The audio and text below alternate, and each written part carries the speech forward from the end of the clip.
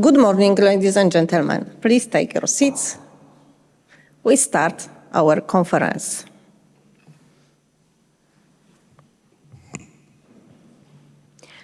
At the beginning, I would like to extend a very warm welcome to you at today's conference of the EnerGizerS project. Before I talk briefly about the project, I wanted to introduce and welcome our partners, whom we are hosting here today at AGH University. The EnerGizerS project is implemented by a Polish-Norwegian consortium consisting of two Norwegian institutions, SINTEF Energy and Norwegian University of Science and Technology, and three Polish institutions, AGH University of Krakow, Mineral and Energy Economy Research Institute, Polish Academy of Science, and EnerGizerS, company from Gliwice. Our Norwegian partners came to us from Trondheim. From SINTEF came to us Trond Andersen and Jakob Stang. I welcome you here in Krakow. And from NTNU came to us Bjorn Frengstad. Welcome, Bjorn. So a very welcome to our guest from Norway. Among Polish partners, I would like to welcome representatives of the Polish Academy of Science, led in the project by Maciej Miecznik. Of course, the project would not have happened without the participation of our industrial partners, EnerGizerS, which came to us from Gliwice. They will be here in a few moments. The leader of the project is AGH University, represented here by members of several faculties. Welcome, all of you. First of all, it's my faculty, Faculty of Geology, Geophysics, and Environmental Protection. My name is Anna Sowiszczał, and I have the pleasure to be the EnerGizerS project manager. I am a geologist who for many years has been working on the subject of the use of geothermal energy in Poland. And last but not least, I welcome all the guests who have came to our final EnerGizerS conference. I hope that today's session will bring new and interesting information and provide a basis for further research.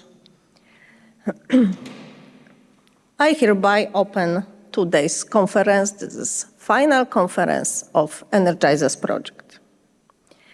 At the beginning, a few words about the projects.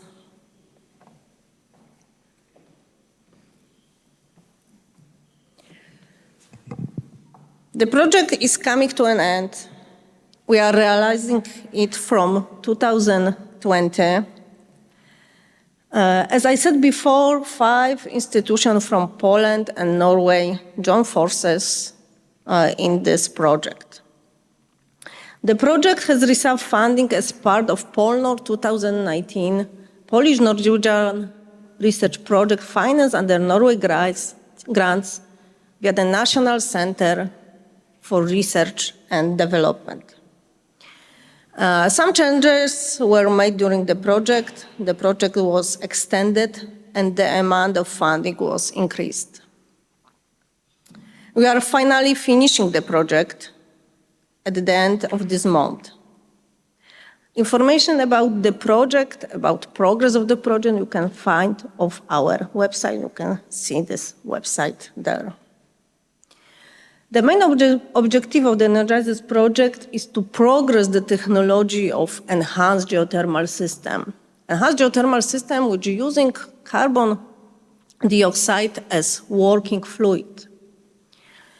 This is done by analyzing test fields. This test field is located in Poland and in Norway. A very important aspect of this kind of project is also enhance our cooperation between Polish and Norwegian partners. First of all, the few words about enhanced geothermal system.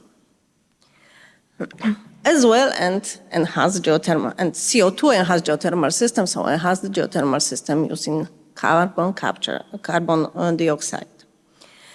These systems allow the use of energy from hot, dry rocks. This is done by artificially increasing the hydraulic capacity of geothermal reservoir.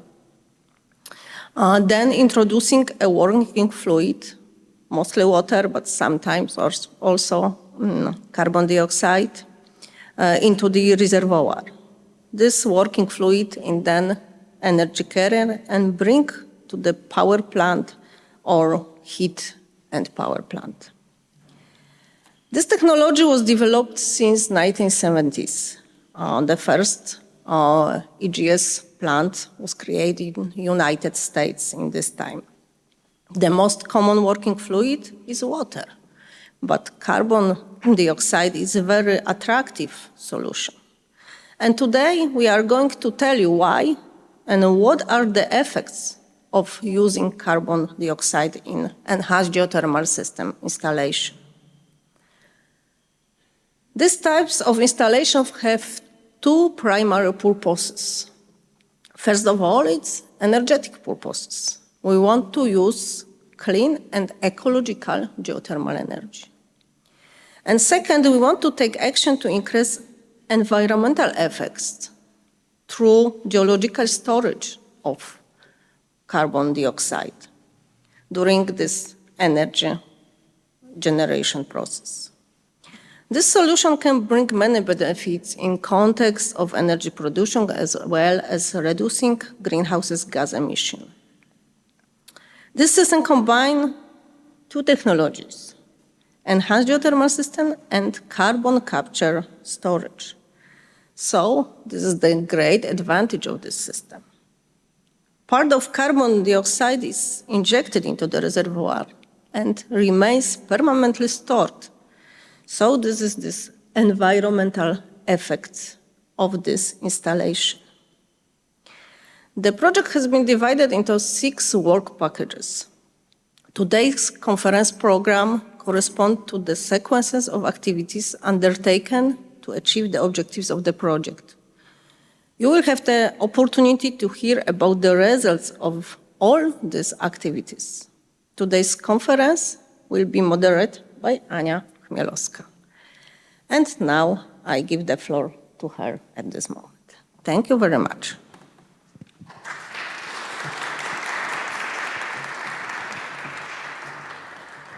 Thank you, Anna.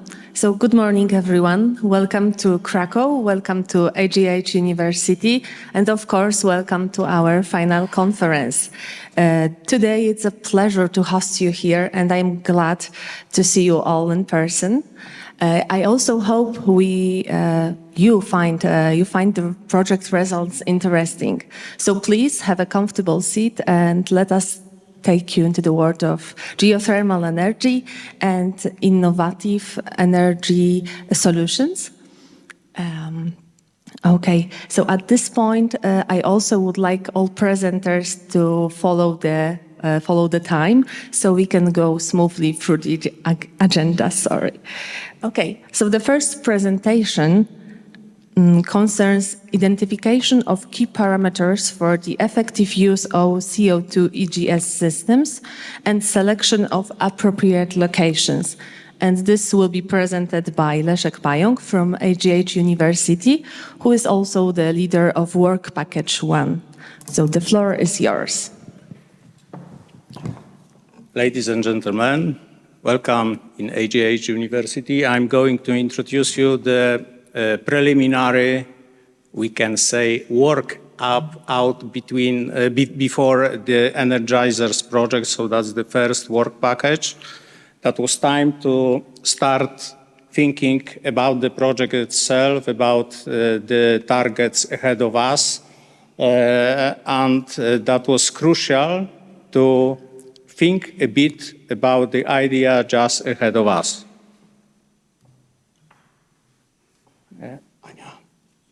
Ania, nie pokazuje się.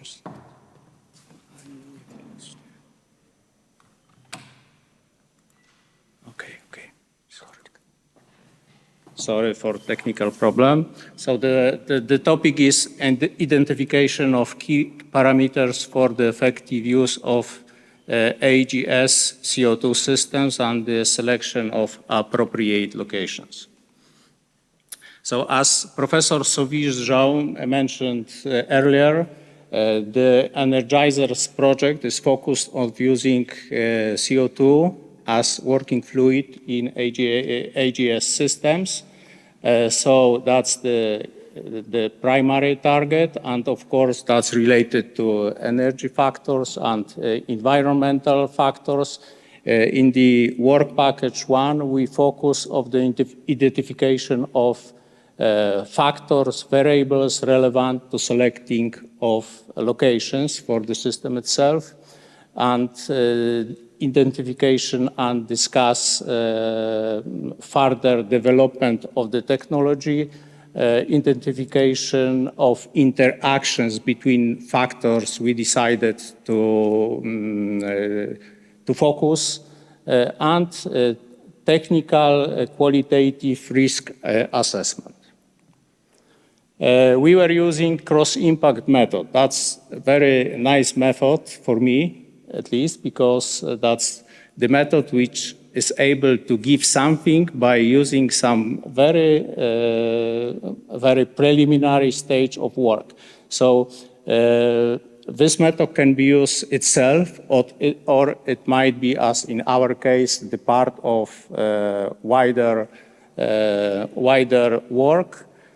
So this method can indicate some factors very important for technology development, for locations of some facilities. That's key factors. So all factors are located on the surface of influence, dependence, and as you can see, the key factors, that's those factors which has high influence to others, but also is very strong dependent on others.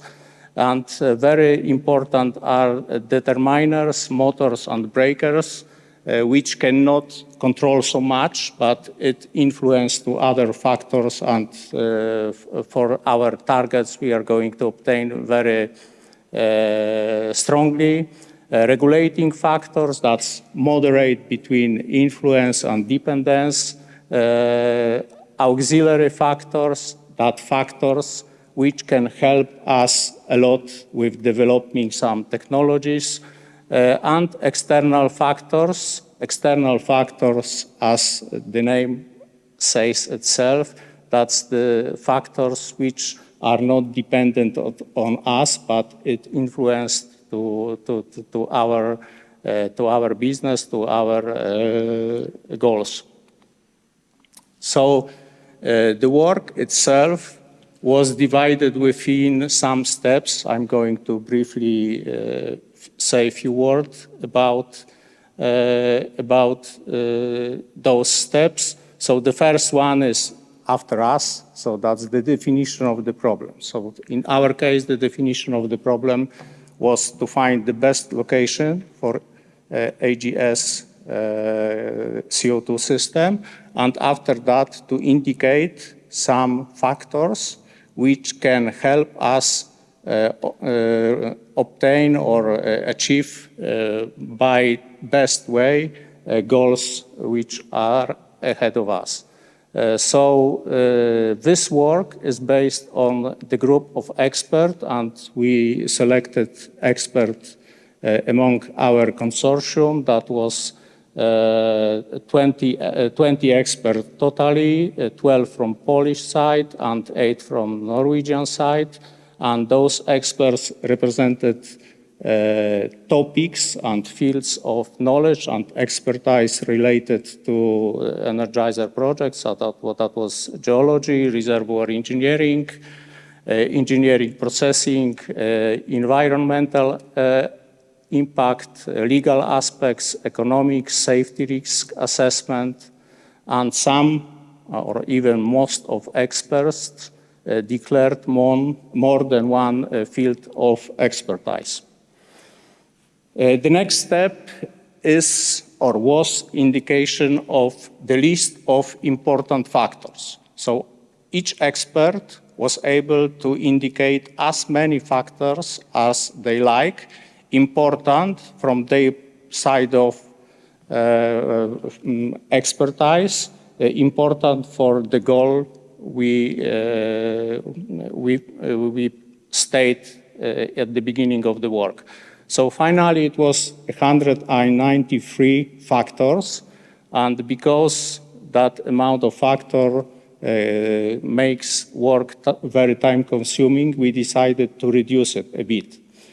So firstly, we throw out logical repetitions. So some factors tells the same, but a bit different way. So that factor was linked together, or some factors were decided to be not as important as expert suggested. So that was some time, that was the discussion, that wasn't just the work for one person which decided to throw out or leave some variables. So finally, we obtained 46 variables, and after some discussion in the group of experts, we decided to extend it within 2 additional factors. That was the factor related to the situation of Norway and Poland. So we observed that in case of Norway, they are focused mainly on offshore systems.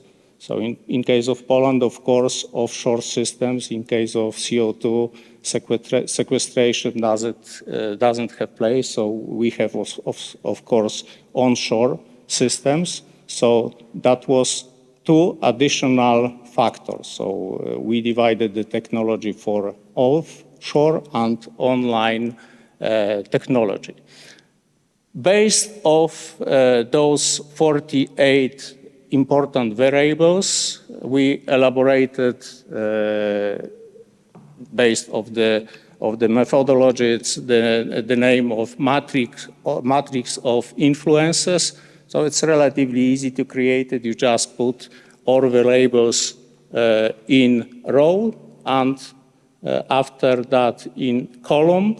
And the next step was to fill the matrix of influences by experts. So each expert filled the matrix of influences. How it works?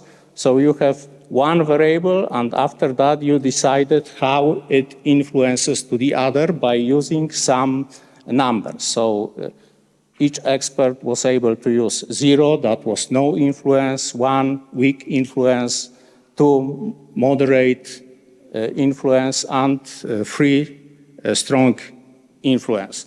So after that, the matrix was reprocessing, so that was relatively simple reprocessing. That was mean value, just mean value. And that's the example how each variable was described. So we had long label, for example, formal constraint related to local nature protected area, short label that was easier to manage with short names, and full description and some additional explanation what we mean by some variable. And after that, we link the variables to themes. So that's, for example, environmental, technical, legal, economical. So that was also the decision of the group of experts. So that's the example of matrix of influences. Now we see why we decided to make a list of variables a bit shorter, because that's the really time-consuming work for each expert, and it's easy to make some errors when the matrix is too big. And after that, by using some freely available software prepared by Lipsor University, the name is MICMAC, we reprocess that matrix of influences, and we obtain results. So that's the result you can see here. That's the result of EnerGizerS project. And when you back to the beginning of my presentation, you can see some very typical places, so key factors, targets, results, auxiliary factors, and so on and so forth. And as you can see, most factors are located in the place when influence and dependence is low or moderate. Only some of them are located in the areas typical for key factors, determiners, targets, and results. And finally, we were able to indicate factors linked to those groups of factors. Of course, factors in each group has some feature of character. They are able to describe future by certain way. Now, that, of course, that's the part of this method. Maybe that it's really time-consuming to describe everything here. If something is interesting for you, you may just follow the publications I'm presenting now or publication related to the method itself. This method is also able to indicate links and influences between variables. So that's the example. For example, we can see that variable 3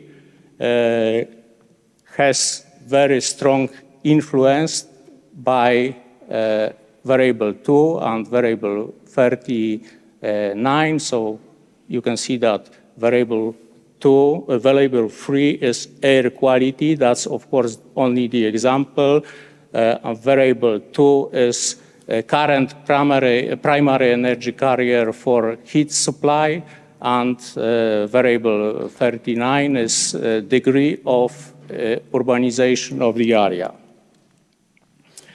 So based off this methodology, we were able to determine, indicate determiners, motors and breakers. So that was this additional variable we introduced after cutting off the list of variables. So in this place of determiners, motors and breakers, that's the technology. So the factor which is able to divide technology between offshore and onshore. In case of auxiliary factors, that's formal constraints, availability of CO2 source, geological recognition level, the distance of CO2 AGS system from thermal energy user and electricity grid. External factors, that's existing well and other infrastructure we are going to use or which gives us some additional information about the system, the depth of AGS system, water depth in case of offshore system, physical parameters of rocks, and reservoir temperature. Key factors, that's the level of readiness of the technology itself, and long-term safety for exploitation of the system. So that's the key factor. So that's really important for technology development. Results, of course, that's the cost of drilling. So we can think that when this technology became more familiar or it started to be using with the large number, it influences to cost of drilling, the cost of energy obtaining based off CO2 AGS system, and also in this group of factors is local regulations for utilization of geothermal energy, local regulation for CO2 storage, and local and social acceptance for CO2 AGS systems. So finally, we were able to indicate the crucial parameters. Most of them I indicate before, so that's the only summary. Thank you very much.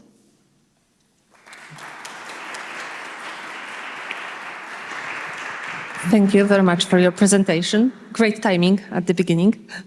So having the knowledge about the selected locations and of course the way they were chosen, we can move forward to geological conditions and of course laboratory tests of rocks, which constitutes the part of work package 2. And I would like Anna Sowiżdżał, the leader of this work package, to give the presentation on geological conditions for geothermal energy utilization in Poland. The floor is yours.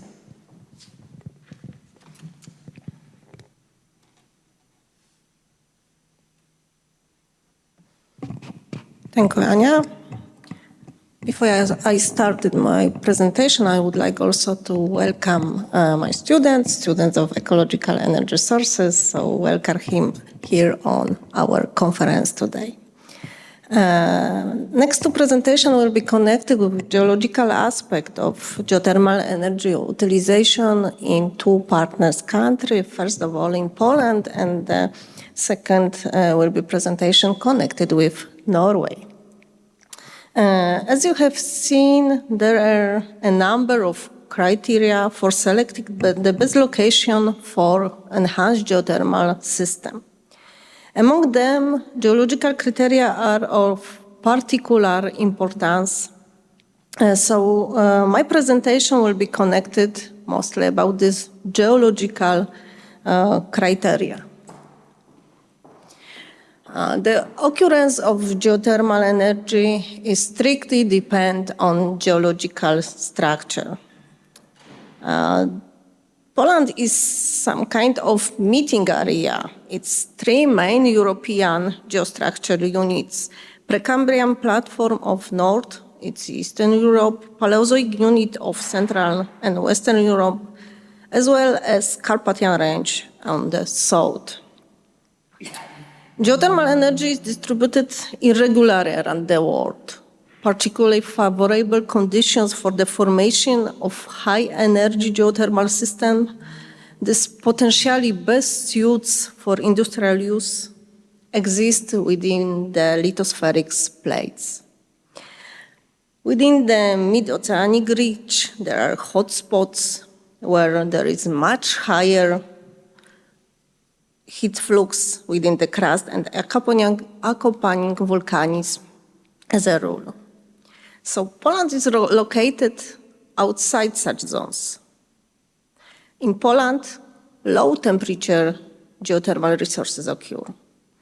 These resources are related mainly to the sedimentary rocks, like sandstones, limestones, dolomites, and very rare it's also crystallinic rock, sometimes volcanic rock.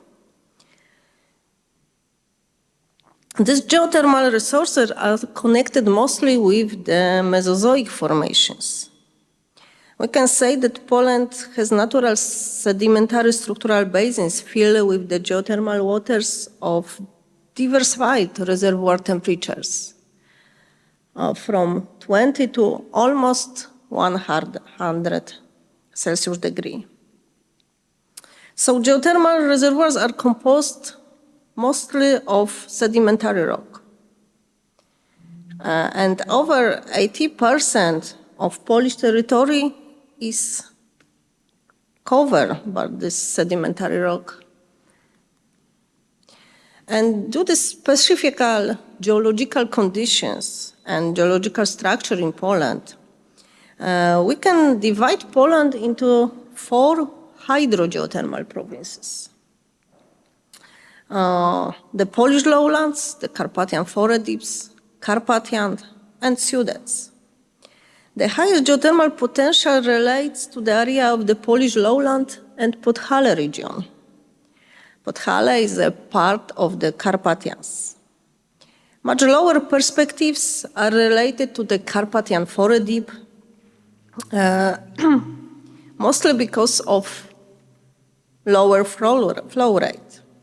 And in Sudets, geothermal waters occur in spots, and geothermal reservoirs are built of fractured crystalline rock. There is favorable thermal conditions.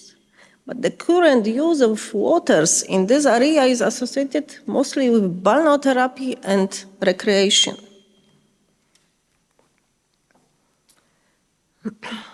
In Polish lowlands, the best geothermal prospects relate to two aquifers, this lower Jurassic and lower Cretaceous aquifers. Mid-Polish Troy is the area with the most favorable geothermal conditions. Water in these reservoirs are characterized by temperature even above 90 Celsius degree. We know about Konin installation, there is a temperature almost 100 Celsius degree. Particularly interesting geothermal conditions are found in the Podhale area. In Podhale, the reservoir rocks are Middle Triassic as well as Eocene aquifers. In this area, geothermal water have been used for over 13 years for heating purposes. There is the oldest and the largest geothermal heating plant in Poland. Geothermal water is characterized by a temperature over 80 Celsius degree and high flow rate. This low temperature hydrogeothermal resources is used in Poland in several localities, mainly for heating, sometimes for balneotherapy, recreation. For other purposes, it was used on semi-industrial scale, for example, in a cascade system. It's for sure a key sector in Poland is heating. Currently in Poland, 7 space heating systems are in operating, and the next one are in progress. So we'll be sure that the new heating plants will be created in the future. We know that, for example, geothermal heat plant in Koło was officially opened, and other heat plants are in various stages of implementation. In recent years, a number of recreation centers using geothermal water are established especially for Podhale region, but also central part in Poland is very favorable for these purposes. Unfortunately, still the share of geothermal energy in final energy consumption in the group of renewable energy sources in Poland is very small and still is less than 1%. We would like to change it. In Poland, since 2016, there have been government priority programs to support geothermal investments. And as a result of implementation of these programs, there is a dynamism in the development of geothermal in Poland. Up to 1,000 new geothermal boreholes may be supported. 15 boreholes with positive opinion in the first call of the program assessing thermal water in Poland, and next 30 boreholes with positive opinion in the second call. Also, some financial support for the implementation of geothermal boreholes in other priority programs. First of all, there are funds for municipalities to drill the first well, but there are also support systems for the developing of existing geothermal plants.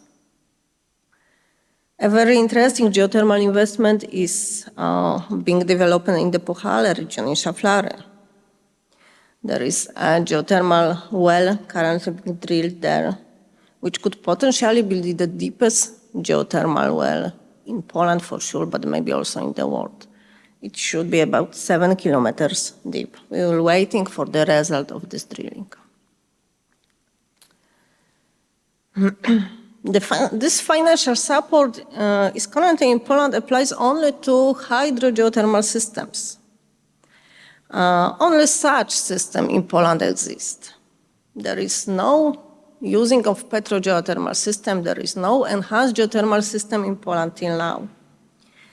But as today conference, you can see, and this conference, it confirms that research work in this area is being carried out.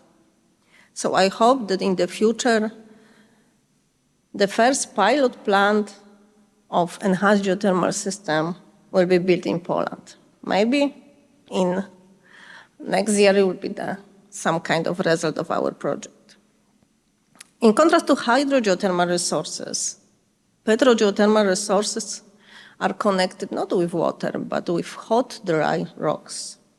As I said before, the energy is located in rock, so we need some working fluid to bring this energy to the power plants or heating plants. So what is the most important? That the thermal parameters are of particular importance in this area. So if we look at this heat flow map, we can see that the highest values of the heat flow in Poland are observed in the western part of Poland. This is the part of Paleozoic platform. Low values are observed in the eastern part, where is the Precambrian platform occur. So taking into account some geological criteria, including this thermal and petrophysical parameters of the rock, 5 potential regions for enhanced geothermal system using carbon dioxide were identified. We also take into consideration the result of previous work which were created in Poland. So considering the specifics of this kind of installations, these are further analyzed to identify the most promising area for this technology in Poland.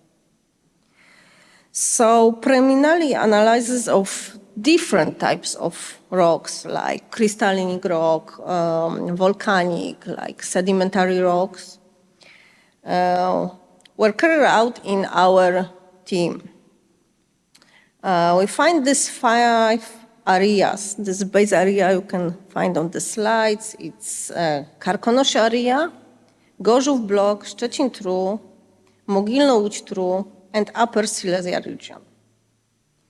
This is an area with different geological structure and also different degrees of geological recognition, which is really important in connection with our analysis. So in this area, we know that the different kind of reservoir is also located, some kind of crystalline rock, sometimes volcanic rock, and sometimes sedimentary rock. In the case of sedimentary rock, there is the 3 area located in Szczecin, Tru, Mogilno-Łódź-Tru, and Upper Silesian region. And of course, in addition to these geological parameters, other parameters was considered, as Leszek said before. It was legal, environmental aspects. Very important is also availability of carbon dioxide. And we use this method, which Leszek presents, to systematize them. And this Mi'kmaq forecasting method was used. 19 wells were identified for this 5 selected area. And among the geological criteria, first of all, the following criteria was taken into consideration. It was thermal, petrophysical, thickness, depth, structure, and data availability. Data availability is really important because if we have no data, no analysis could be performed. And based on this methodology, finally 3 locations in Poland was identified, connected also with wells. First of all, it was Gorzów Block. Well Ośno AG2 was identified as the most promising. Second area, it was central part, it's a part of Mogilno-Łódź-Trój, it was Kutno 2 well. And the third area, it was connected also with Gorzów Block, but the well, it's identified like Strzelce Krajeńskie AG1. Of course, Sude's region, Karkonosze, is also very attractive for hot dry rock and has geothermal system. There was a problem with the data availability. It's still a problem also in Upper Silesian region. There is no deep wells in this part. So this lack of data drilling data for the depths exceeding 2 kilometers is a problem with the further analysis. So finally, after series of analyses using this method matrix of influence, the Gorzów Block was identified as the most promising area for this technology of enhanced geothermal system using carbon dioxide as working fluid. And Ośno AG2 was selected as the report representative well because of core samples existing from this well and other geological aspects.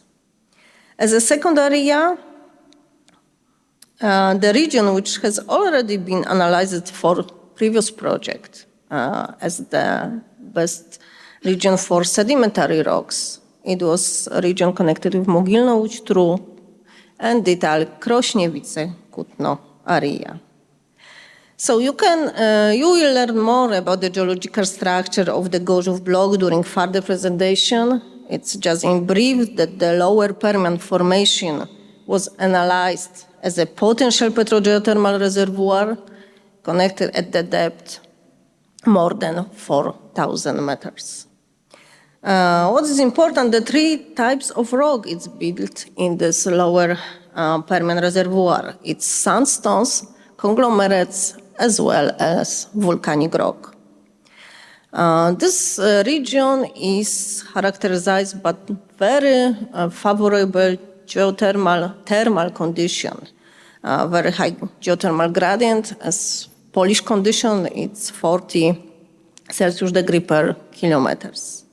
So the temperature is also favorable and suitable for enhanced geothermal system in this area.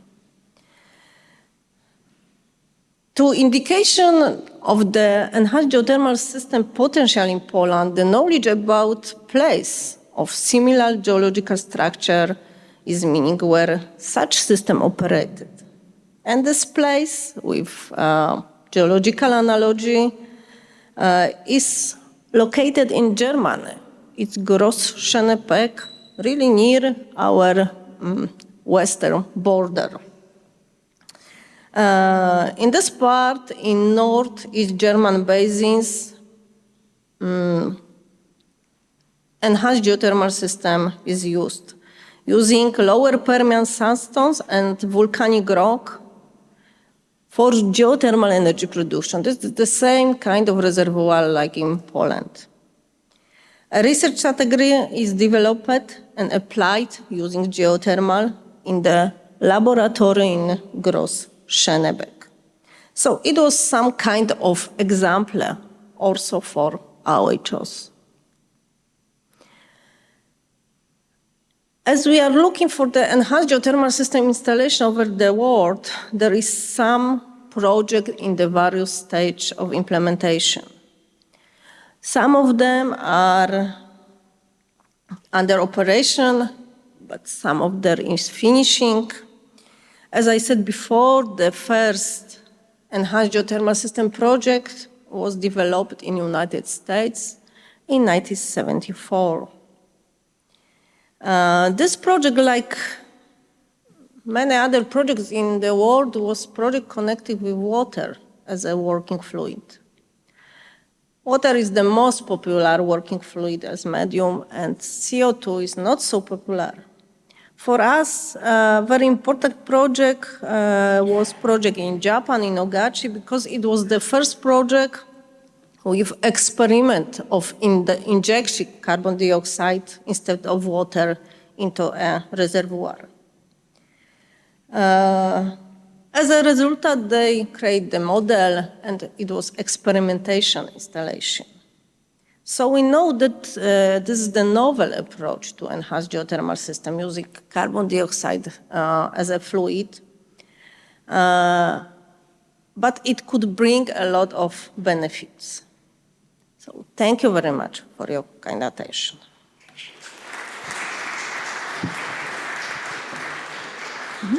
Thank you very much for your presentation. Now it's time to move to Norway and take a look at the geothermal settings for geothermal purposes there. And I would like to invite Bjørn Frengstad from Norwegian University of Science and Technology to present geological conditions for geothermal energy utilization in Norway. The floor is yours. Yes, thank you very much. It's very good to be here in Krakow, my first time. And my companion, Lars Åberg-Stenvik, asked me to pass on his best wishes to all of you. So, Norway is a bit different from Poland in many aspects, also in geology. And our offshore sector has brought us much wealth and richness. But also when it comes to power, we are very blessed on hydropower, which the production there equals the electricity demand in a normal year. And also we have a large potential for wind power along the coast and also onshore and offshore. We don't have much coal in Norway. Then we have to go to our Arctic archipelago up in Svalbard. So that's the only place where there has been a coal-fired power plant, but it's now going to be closed down very soon. And so far we have had no deep geothermal energy plants in Norway. So, but as Anna Soversal also mentioned, shallow systems is coming up, and in fact, 4% of the national demand for heating is now covered by heat pump-driven ground systems. Oil and gas is still the most important export product, almost half of the total export. But this is not the future anymore. So, briefly about the geology of Norway. We have had ice ages, which has effectively removed all we had of younger sedimentary rocks. So what is left, it's almost entirely crystalline rocks of Precambrian and Paleozoic age. And the primary porosity is close to zero. On top of that, the glaciers left some quaternary and consolidated sediments. But all of the rocks were then moved into the continental shelf by the glaciers, and also previously. So we have thick sedimentary sequences from Carboniferous age and upwards. And also on Svalbard, up north in the Arctic, we have sedimentary rocks from Devonian time to Tertiary age, 4 to 6 kilometers thickness.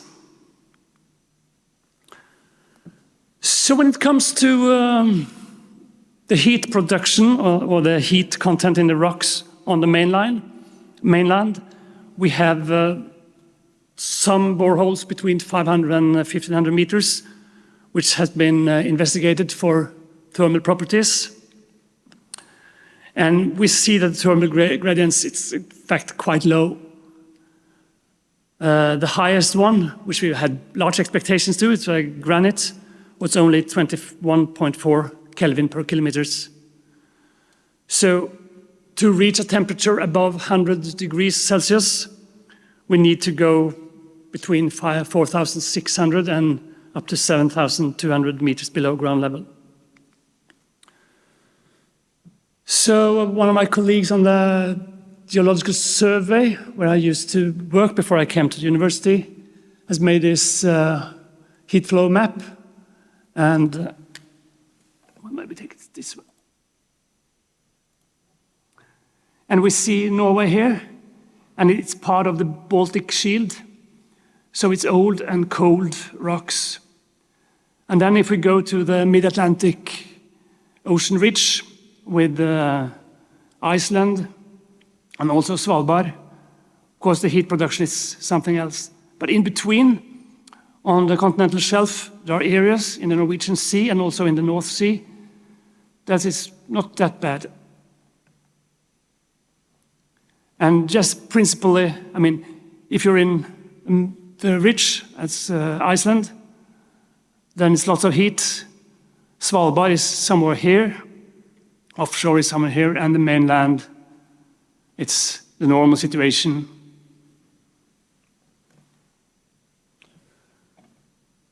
So we are in a political situation where the interest in carbon capture and storage is quite high, because we want to keep up our oil and gas production, and we need to do something with the CO2.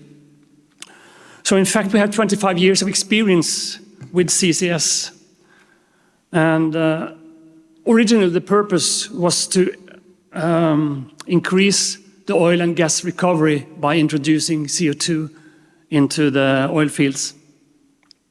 But when it comes to geothermal energy, the political interest is quite low, maybe except Svalbard.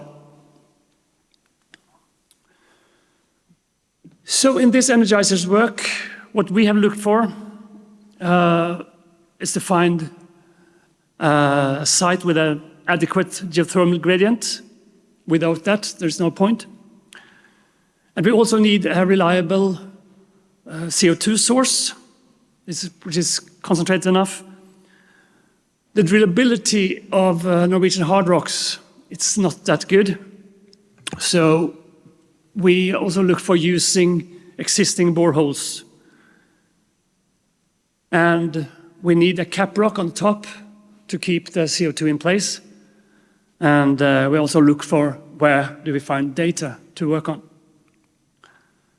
And then most criteria had pointed towards the offshore installations, alternatively towards the Arctic archipelago of Svalbard.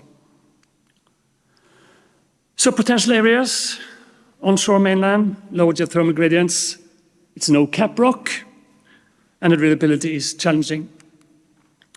Offshore, the geothermal gradients, it's significantly higher, and we have a reliable CO2 source in the oil and gas platforms.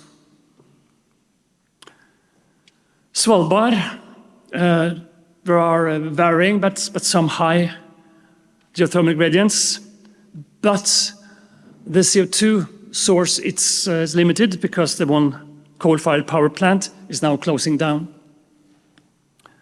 And Svalbard is far away from Europe.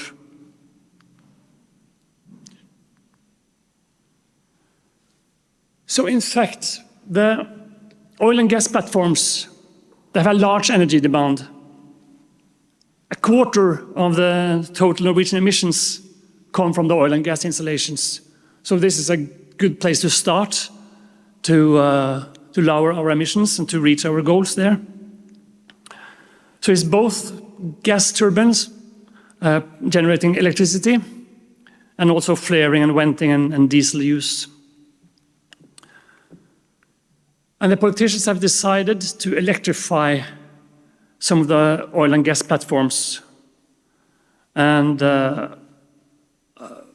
it can be a good idea for continuing the oil production. But of course, we also need electricity on land, because when you're stopping using fossil fuels for transport systems, we need more electricity than we have today. So when we went further on to the potential offshore formations, we needed to find places where the temperature was higher than 100 degrees, so we could use damp turbines for electricity production. The seawater depth shouldn't be too high, too deep, because we then lose a lot of heat in the cold water. And the formation should also contain hydrocarbons, because this is a very good indication that the cap rock has been effective during geological times. So we were lucky to have a lot of data from the Norwegian Petroleum Directorate, which is freely available, and we could find formations with different depths below seabed, and link that to the geothermal gradient, either 4 Kelvin per 100 meters or 3 Kelvin per 100 meters. So we have 21 formations that meet criteria for reliable geothermal gradients. And then seawater depth would also be crucial. So we put a cutoff at 400 meter sea level, and then still 21 formations are with us. So in rated order, we looked at the temperature and the depth in low seabed, and then the sea water depth. And we also needed these formations to be within reach for oil and gas platforms that still are in use. So then we came down to 6 formations that could be promising, both up in the Norwegian Sea and more in the North Sea, the Norwegian part of the North Sea. So both places there are quite favorable geothermal gradients.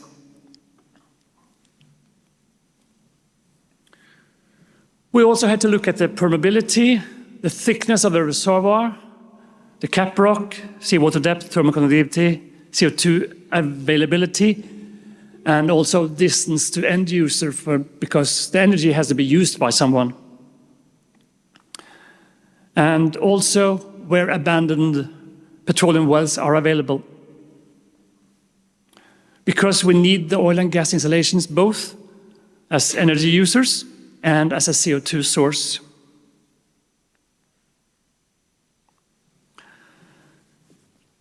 So if we think about this as in a long-term perspective, why should we have geothermal electricity production? Even if we close down the oil and gas production, we could use these sites for CO2 storage sites in the future, and we need power supply to run them. And there are numerous formations that have been identified as possible CO2 storage reservoirs on the Norwegian continental shelf. And these may serve as hubs for European emissions. And in fact, there are 2 saline aquifers that has been used for more than 15 and 20 years for carbon capture and storage. Our recommendation, water formation in the Norwegian Sea, its temperatures above 150 degrees Celsius. It is enhanced heat flow in the area, so there is a heat production. And the formation is between 300 and 500 meters deep. And there are multiple large oil and gas fields within 15 kilometers, which have emissions of CO2 that can be used as our medium. The seawater is unfortunately relatively deep, so we have to look at ways to insulate the pipes, or eventually to increase the mass flow of the CO2 to limit the heat loss. Alternatively, we have the Ula Formation, which is closer to the European continent, so it's better for being a hub for future CO2 storage. And also we have the Skagerrak Formation, which is quite close to the Sleipner field, where CCS has been carried out for many years. We have the experience, so that could also count positively. But when it comes to temperatures, the Ora Formation is the best one.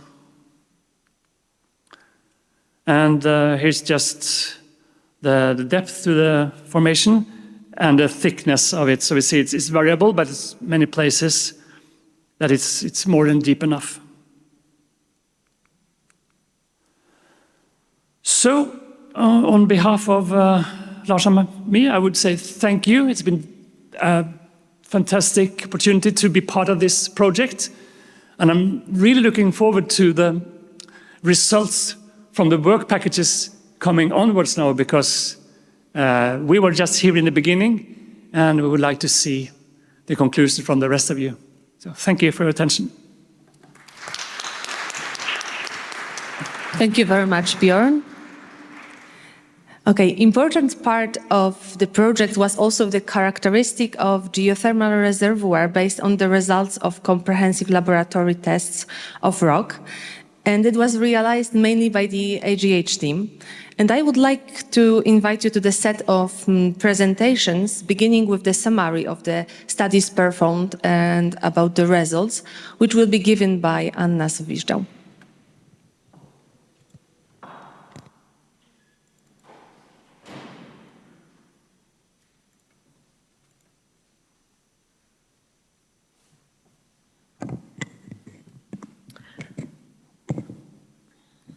Will be presented the result of work package 2 of our project, connected with the characteristic of the geothermal reservoir, based on the result of comprehensive laboratory test of rocks. It will be 3 presentations. My presentation will be at the beginning, and after that I got the floor to my colleague. As we already know, the installation of enhanced geothermal system using carbon dioxide have 2 primary purposes. First of all is energetic purpose, and second of all is environmental purpose connected with sequestration. This installation combines 2 very important technologies related to the extraction of energy from geothermal resources. So this additional aspect is the aspect of sequestration carbon dioxide in the reservoir. So it's really important to know the characteristic of the reservoir because of this needed of, on the one hand, energy extraction, and on the other hand, about geological storage of carbon dioxide. In order to perform the characterization of the geothermal reservoirs suitable for this kind of systems, we prepare, first of all, database containing archival petrophysical and mechanical data, as well as we collected core samples of interesting rock formation. And as a result of these activities, 42 core samples were collected from the Ośno AG2 well from the depth interval 3212 to 3659 meters. It's connected also with Polish location, with Gorzów block area. And 10 core samples were taken from Mesozoic reservoirs from Norway. It was Skagerrak, Ula, and Are formation. this core samples was provided by our Norwegian partners. So thank you, Bjorn, to supporting this work. The lower parent profile in the Ośno IG2 well located in the Gorzów block was selected for testing.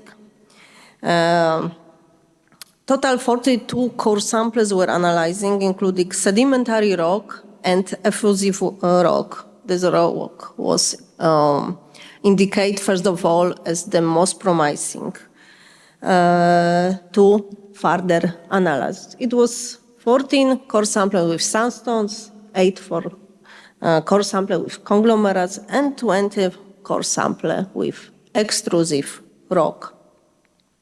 In case of Norwegian samples, 10 core samples from Mesozoic reservoir formation were used in our laboratory rock. In the end, I can say that the other formation was selected as the most interesting, but we also analyzes core samples from Skagerrak and Ula formations. In order to characterize the petrogeothermal reservoir in Norway, also this detailed laboratory studies were carried out here on AGH University. For these core samples, we did some laboratory tests like petrophysical, mechanical, thermal, as well as mineralogical. And of course, the aim of the study was to determine the relevance of selected formation as the geothermal reservoir for enhanced geothermal system using carbon dioxide as working fluid. This diagram shows the relation between porosity and permeability, and you can find soon in the next presentation the detail of the analysis. But it's the really short sum up. We can say that in case of Polish samples, the highest porosity values are found in effusive rocks, while the highest permeability values are found in sandstones. So we can say that we can use this reservoir as petrogeothermal, enhanced geothermal system. In Norway samples, the situation was different. There was the significant split in this Norwegian sample, and some of them was classified as EGS petrothermal, some of them are classified as EGS hydrothermal, and other was classified as hydrogeothermal. So this is the main conclusion after our analysis. But now I think that the best will be that other person involved in this research will present the way of the analysis was done. So I can invite here Professor Krzyżak, and please show the result of your analysis.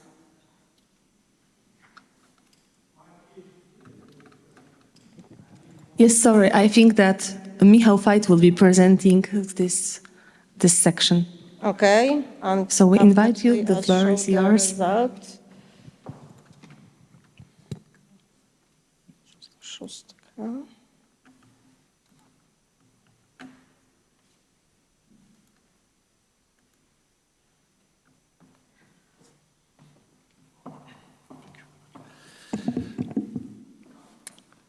Good morning, everyone.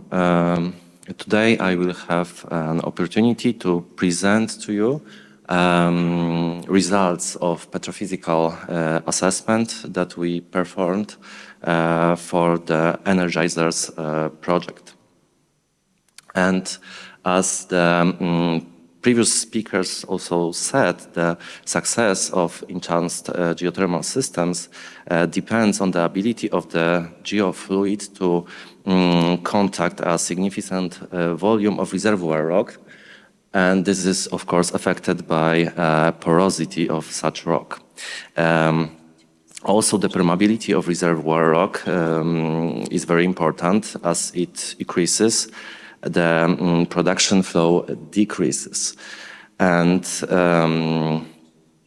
And that's because higher permeability values enhance effect of CO2 sequestration while diminishing energy production due to lower flow resistance. And therefore, our main goal was to accurately determine permeability and porosity parameters, not only because they are very important in context of fracturing operations, but also because the window for these parameters for application of IGS system is very narrow.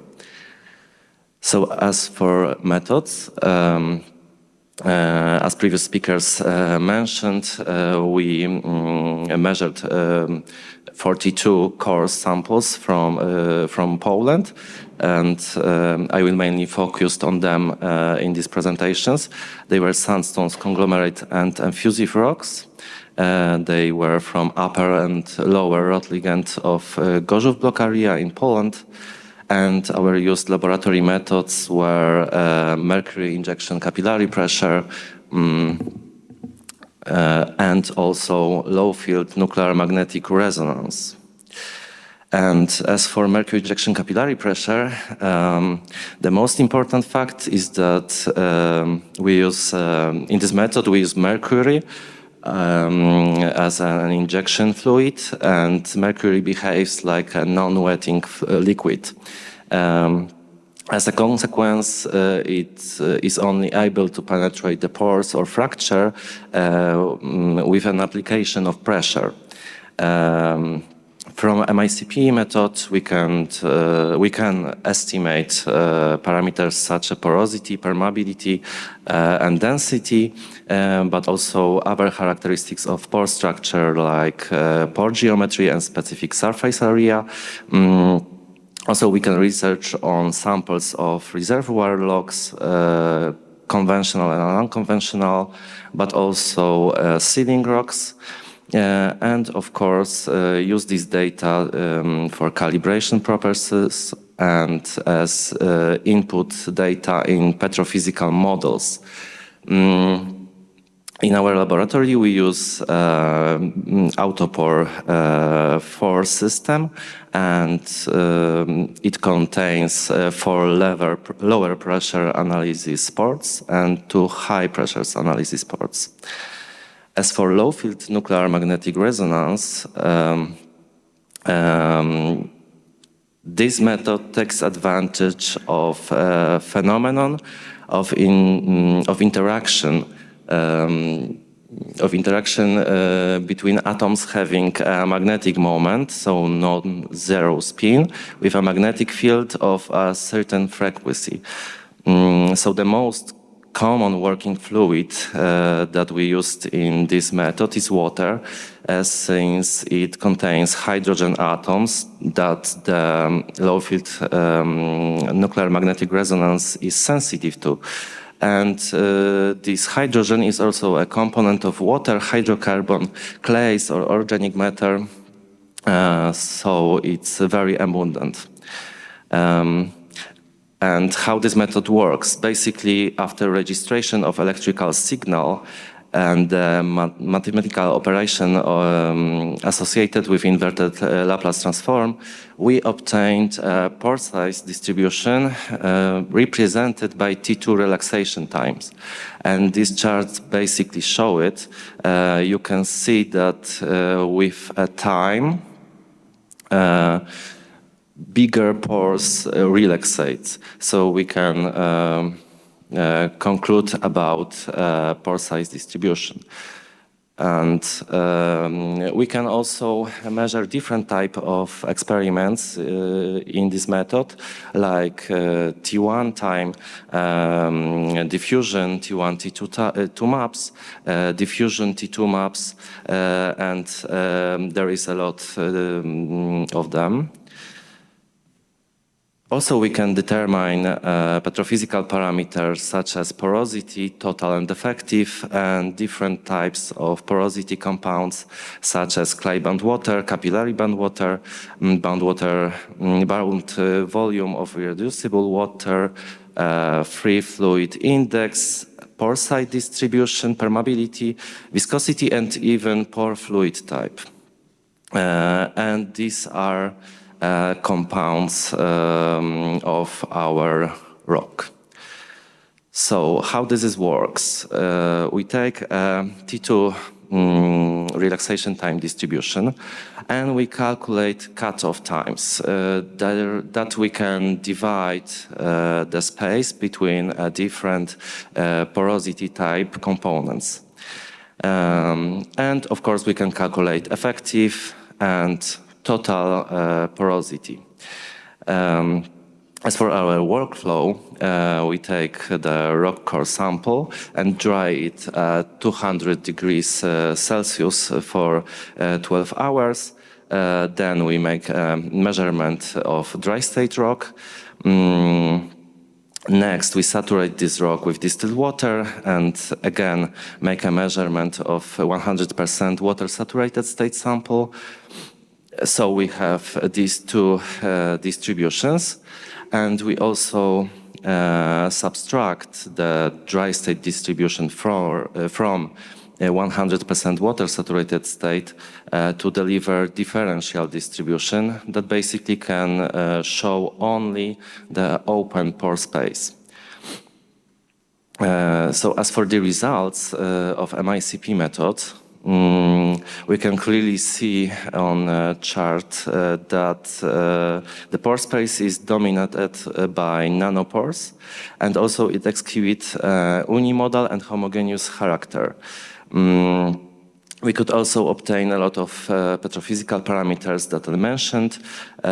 For example, the fusive rocks were characterized by highest porosity, sandstones by largest median pore diameters, and conglomerates were characterized by highest permeability. But we have to remember about the limitations of MICP method, and that's as I mentioned, the mercury is not wetting fluid, therefore we cannot penetrate the capillary pore space that is abundant in tight rocks as well as shales. The dominant pore size distributions that we measured, the lowest one of them were equal to 16 and 27 nanometers, and these are very close to the border of MICP possibilities, that is 3.5 nanometers. Therefore, we can see incomplete pore size distributions in this method. And also MICP is destructive form of measurement, so we can lost part of pore space information during this experiment. Low field NMR generally can bypass that limitations. This is not a destructive method, and we are not restricted on any PSD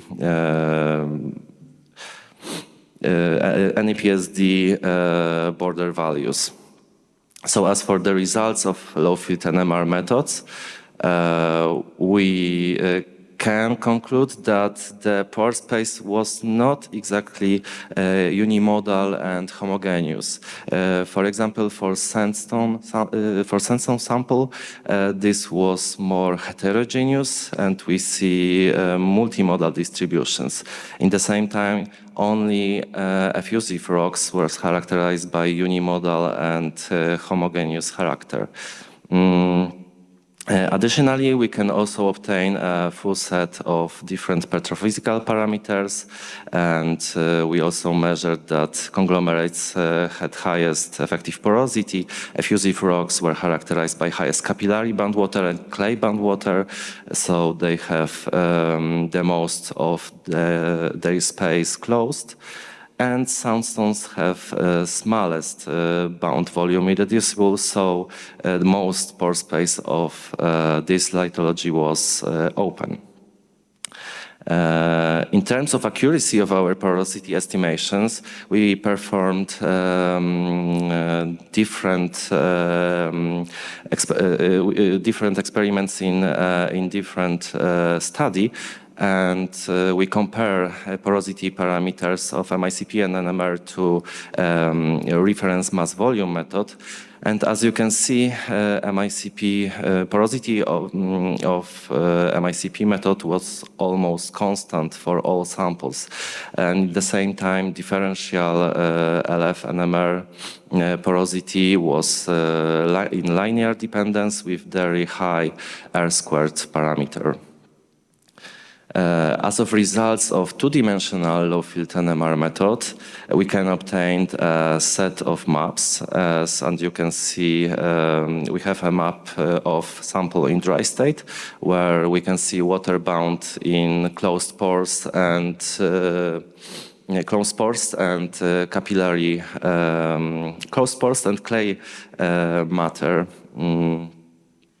On B, we see 100% water-saturated sample, and it shows not only water in open pore space, but also all these signatures from a dry state sample. Therefore, we deliver our differential state, where only water in open pore space is visible.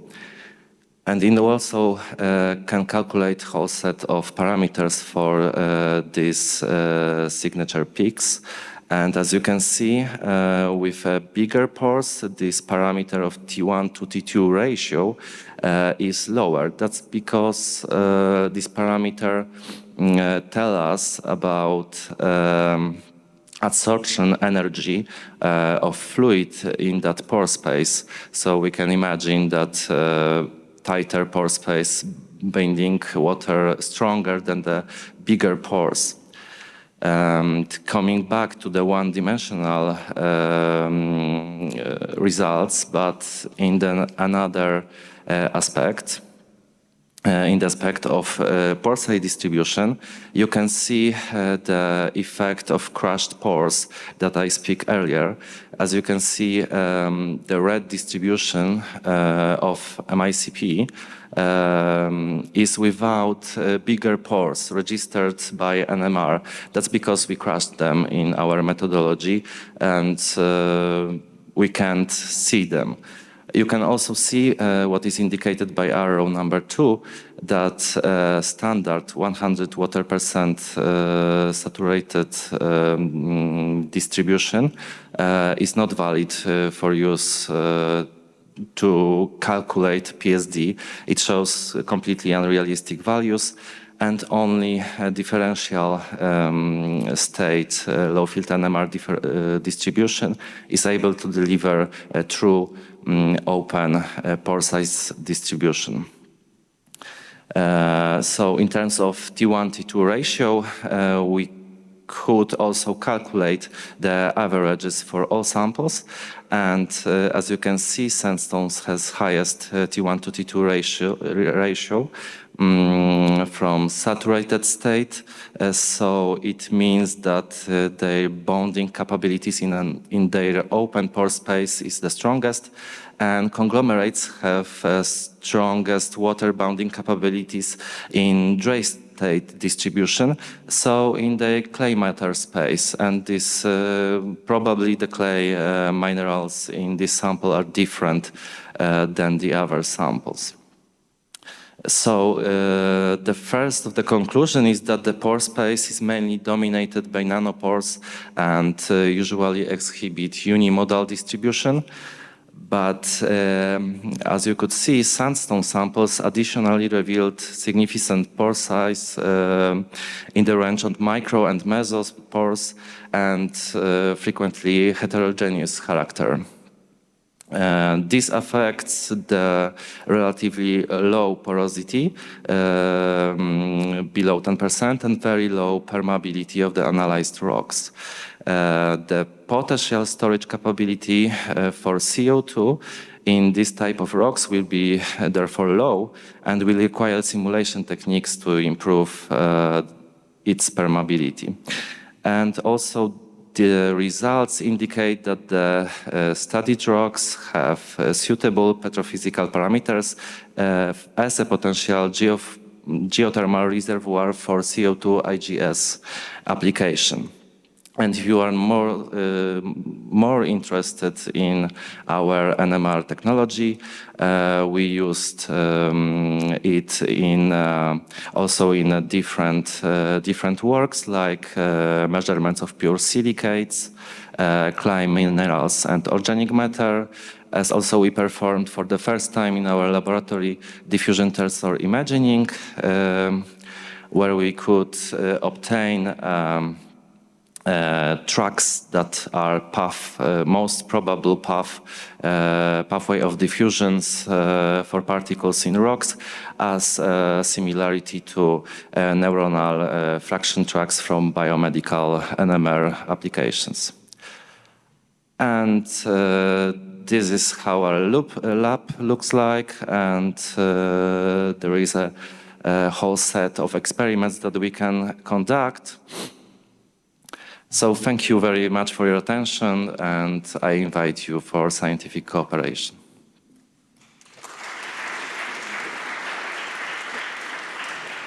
Thank you very much, Michał. And now I would like to invite Edyta Puskarczyk from AGH University to present thermal and mechanical testing results.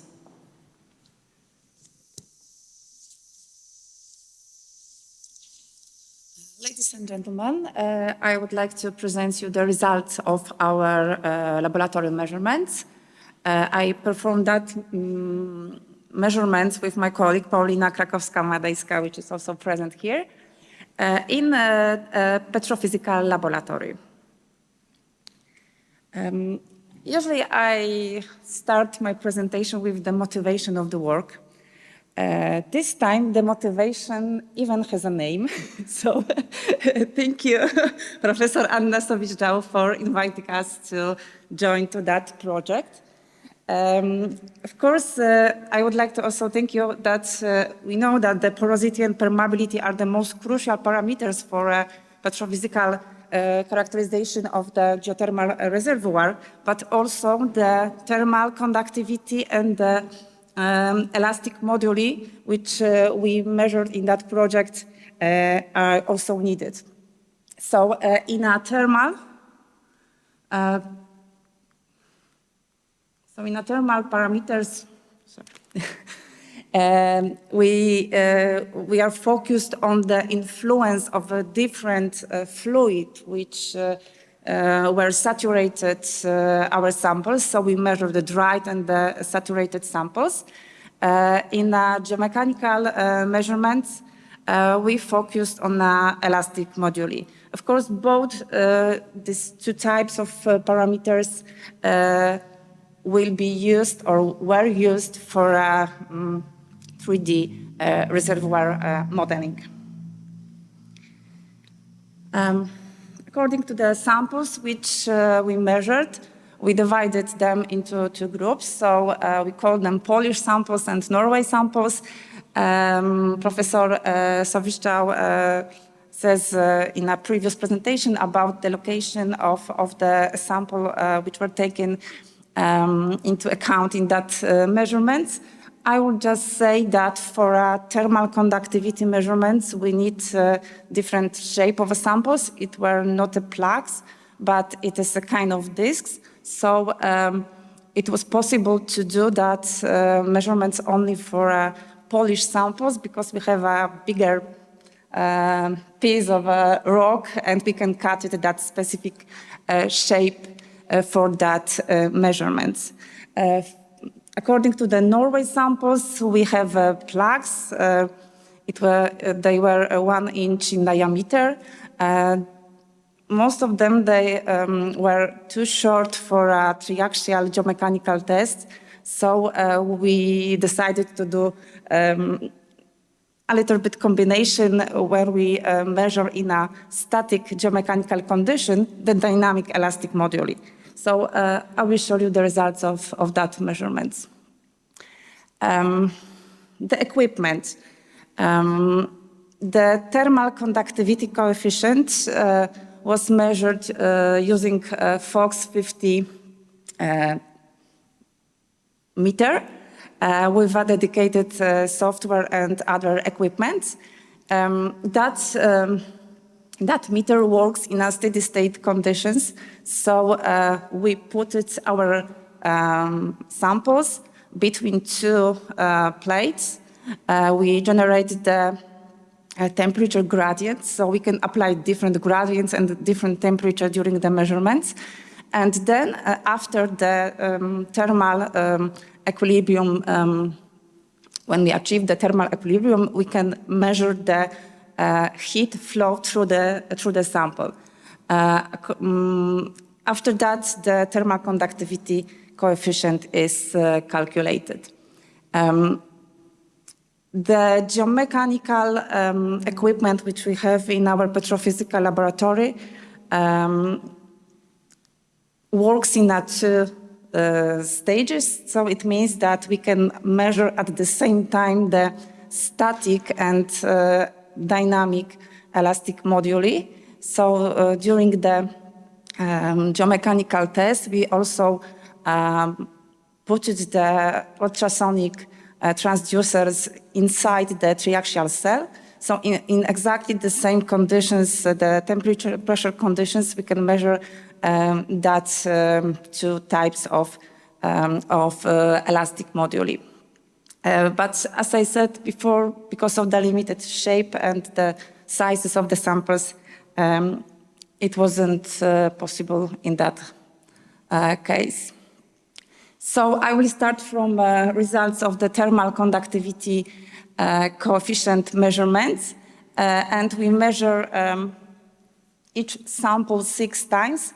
So the 4 measurements was for a dried samples. So we've dried the samples, and then we measured the thermal conductivity using different temperature of the plates. So we measured the thermal conductivity in different temperature. The temperature of the in situ temperature measured from a well in that Ośno well was about 100. So we also apply in a third stage that temperature for a measurement. We also apply the 20, 50, and 150 Celsius degree. After that, we fully saturated samples. So first of all, we saturated the sample using the formation water, so the brine. And after that, we saturated the samples using the mixture of water and CO2 to check if there is an impact of that type of fluid into the result of thermal conductivity measurements. And here I present the results for all measured samples. What is important here, what we observe here is that for a dried sample, if we measure the thermal conductivity in different temperature, there is a small impact of that temperature. Of course, we observe a small decreasing of thermal conductivity with increasing the temperature of the measurements, but it's not so significant. But the thermal conductivity value is increasing when we change the type of fluid in which we saturated the samples. The interesting results was observed for sandstone examples. For some samples, when we saturated the samples using the mixture of water and CO2, there was a high increase of thermal conductivity. And here we have some statistics, some average values for measured parameters. Here we have the statistics for all measured samples. We can observe that for a mixture of water and CO2, we observe the average highest value of thermal conductivity, but we also observe the greatest variability of that results. But if we divide that data set into different lithologies which we had, so we had 8 samples of sandstones, 15 of volcanic rock, only 2 conglomerates, so that, of course, statistics are not the best for that, but we put it just for a comparison. So if we divided the data set into that 3 groups, we observed that the highest average thermal conductivity coefficient value was observed for a sandstone samples, but still the variability, the dispersion of the data was also high in that case.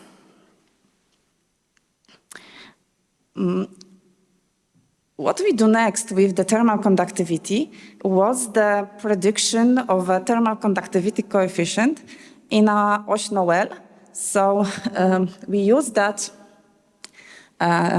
results which we measure in a laboratory as a learning set for an artificial neural network, and we try to build, to create the continuous, let's say, log of thermal conductivity coefficient. We also check if the simple multiple regression also give us a similar result. So we apply first the multiple regression methods using the 4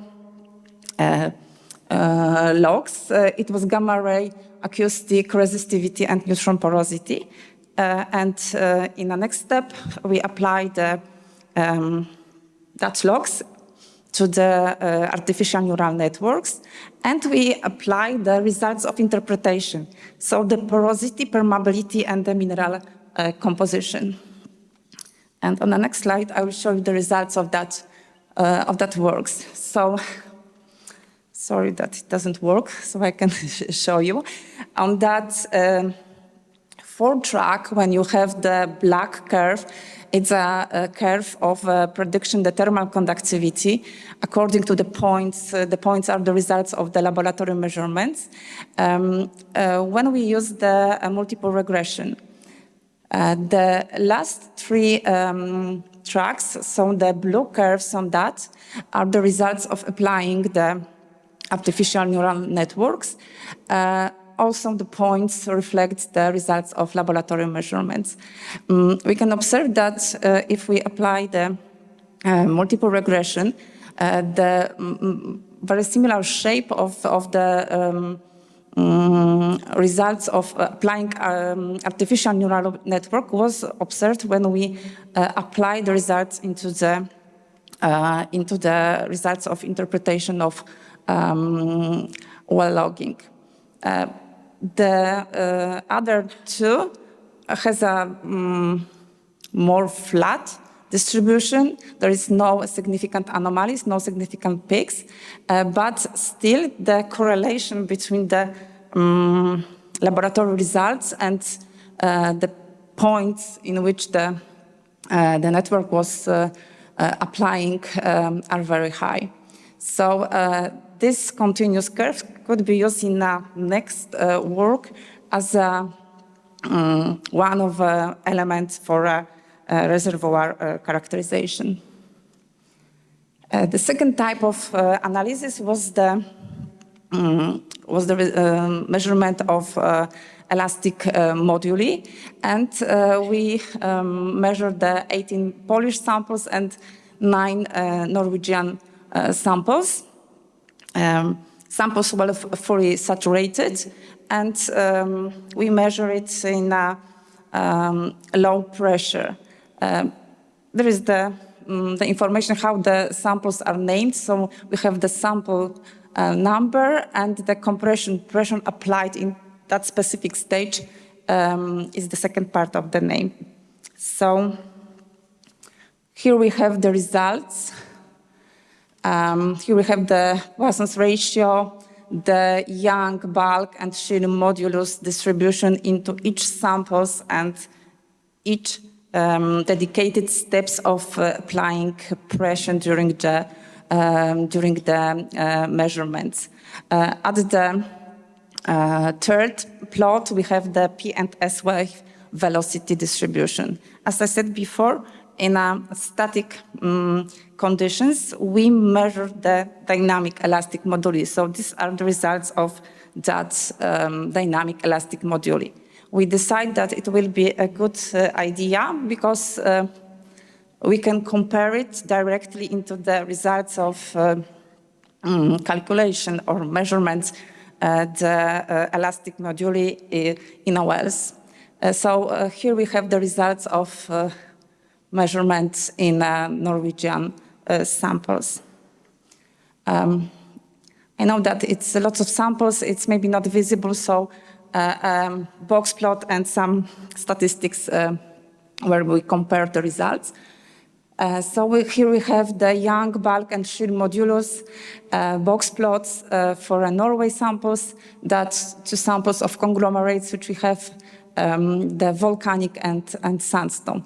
We can see that the parameters for sandstone, volcanic, and Norway are, in average, are very similar. And some statistics at the end where we just check if there is a correlation between the obtained parameters, the geomechanical parameters, and the P and S wave velocities measured for all samples. We observed a very good correlation for almost all parameters. The exception is the Poisson's ratio where the results are not so, the correlation are not so high. So in a conclusion, I would like to say that the values of the thermal conductivity coefficient were obtained in a range of typical values for this kind of lithological types which we measured. On average, the highest values were obtained for samples saturated with a mixture of water and CO2, slightly lower for samples saturated with water, and the lowest for dry samples. The geomechanical tests were carried out for different compression pressure.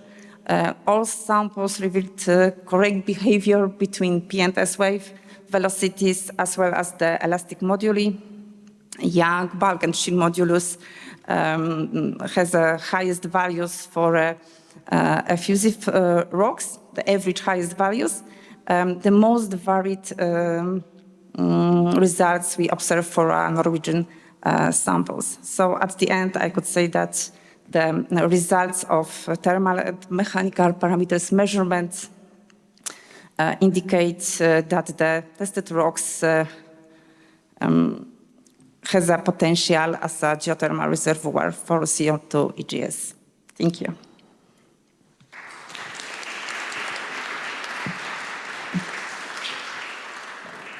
Thank you for this interesting presentation. I'd like to invite Anna Sobieżał to give us a few words of summary of work undertaken within the work package 2.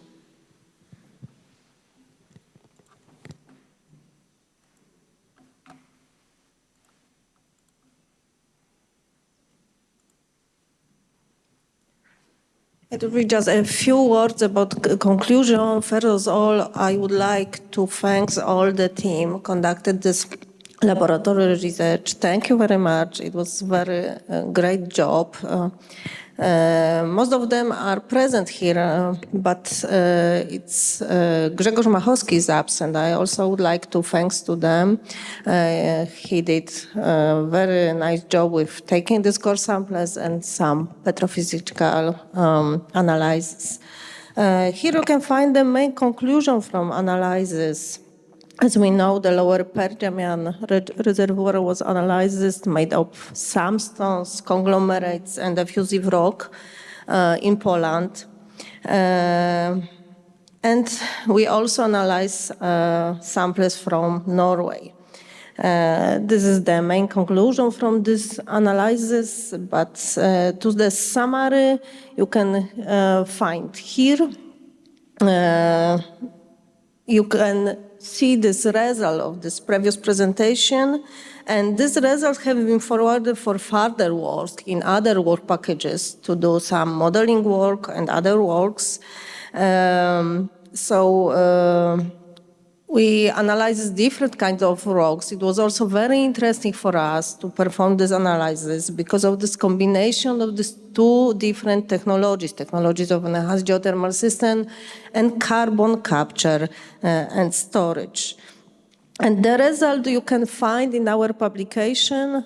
We prepared publication connecting with the result of Polish samples. It has been published Journal of Cleaner Production, but now we're still working on the second publication, and I hope that it will be finished soon, and also the publication connected with the result of the analysis conducted with the Norwegian samples will be published.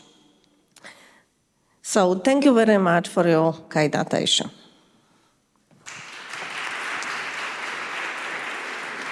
Okay, thank you. So, dear guests, colleagues, and students, before we have a coffee break, fully deserved coffee break, I would like to invite you for a group photo here in the center of the auditory. And then, of course, please enjoy the coffee and some snacks in the hall. And we will meet here again at 11:40, not 30, but 40. Thank you. Okay, so welcome once again. And now it's high time to head the subject of experimental part of the EnerGizerS project, Work Package 3, focused on the experimental determination of properties and behavior of carbon dioxide. And I would like to invite Jakob Stang from SINTEF to present the VP3 results. Jakob, the scene is yours. Thank you. Yes, the title is maybe a little bit ambitious because it's determination of the phase equilibrium of CO2 and water, which is kind of a relevant fluid for this type of CO2 energy recovery systems. So my presentation will look at the experimental facility that was built up before and during the project. So it's a high pressure or complex phase equilibrium measurements that we have set up with a phase equilibrium cell, with temperature control, volume control, addition of fluids, and measurement of pressure and concentrations. And you can see like the cell which are in here. And yeah, this is the full rig, so it's like several cubic meter while we are measuring 100 milliliters, like a small cup of coffee. The rig is designed for pressure up to 1000 bar. I thought that was a high pressure, but I saw earlier today like 4,000 and 5,000 bars, so it's more moderate pressure in geological terms, but for us it's kind of a high pressure. And the temperature range is from -60 to 200, and we are aiming for like a high accuracy for pressure, temperature, and composition. And it's also built for, mainly for CO2, water, and salts, but also for hydrogen and other sulfuric or corrosive systems. So it can be used for kind of many of the fluids that you will probably find in a reservoir. The PNID is quite complex. So you can see that there will always be some leaks and always be some heat leak, which will disturb the measurements, but So mainly the left-hand side kind of is an injection system for injection of CO2, water, or other impurities, and a system for keeping the pressure in the cell to kind of have a constant pressure while you are taking samples from the cell, because taking out gas from the equilibrium cell will decrease the pressure, but then we compensate with that bellow. And then we have the measurement cell itself with the bellow, as I mentioned. Different sampling lines from the top of the cell, middle of the cell, and bottom of the cell, so you can take liquid or kind of an intermediate phase or a gas phase. Of course, a steerer, so you can kind of get on good equilibrium, and it is submerged in a thermostatic bath, so the kind of surroundings is well controlled. And on the right-hand side is a measurement system for pressure. We have a range of pressure transducers, so we kind of have good accuracy over the full range of pressures. We have temperature measurements with like 1 or 2 temperature sensors in the walls of the cell. And we are taking samples which are depressurized into kind of a sample cylinder and analyze it with a gas chromatograph.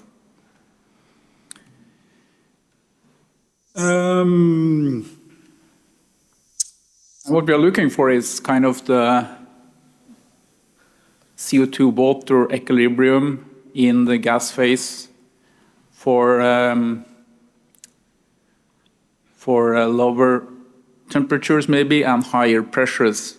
So if you look at the current data situation in 2017, the vapor phase is like these red plus signs, and it's mostly in higher temperature and very scarce data here in this high pressure and temperature between 300 and 400 degrees Kelvin.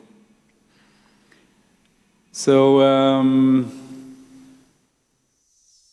in this project, we have then measured these 50-degree isotherm, mainly for kind of verifying that the experimental apparatus is kind of reproducing existing data.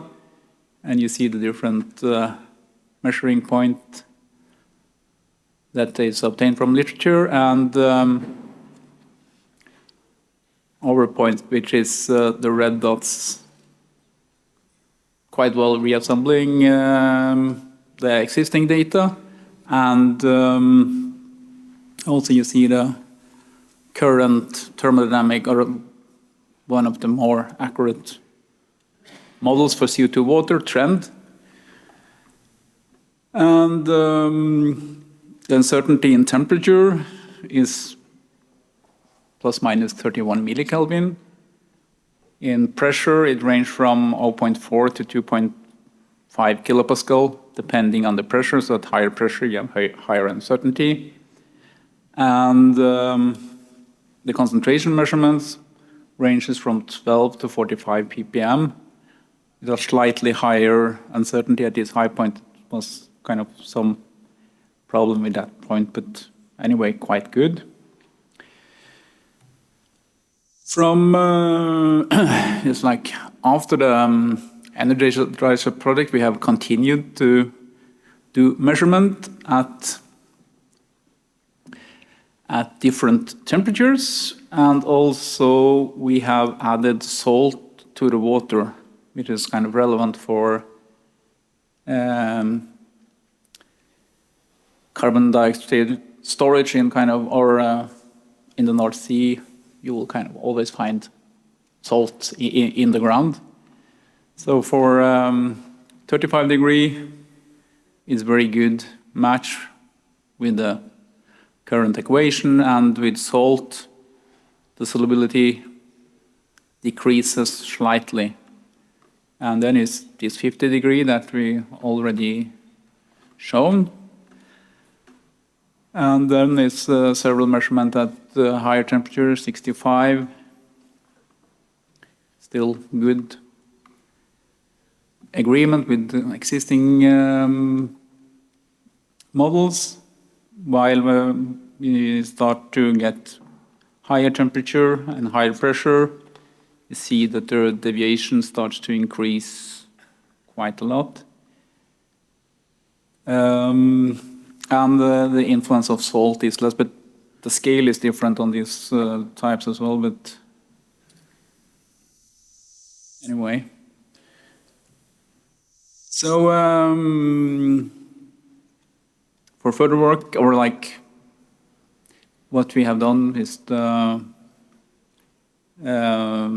measurement should then be analyzed further. This is the slide, the further slide, former the slide before here. It's like it's not fully analyzed and kind of quality assured. The measurement was finished in the middle of February. But this data will be analyzed and we will put it into our Thermopack internal software for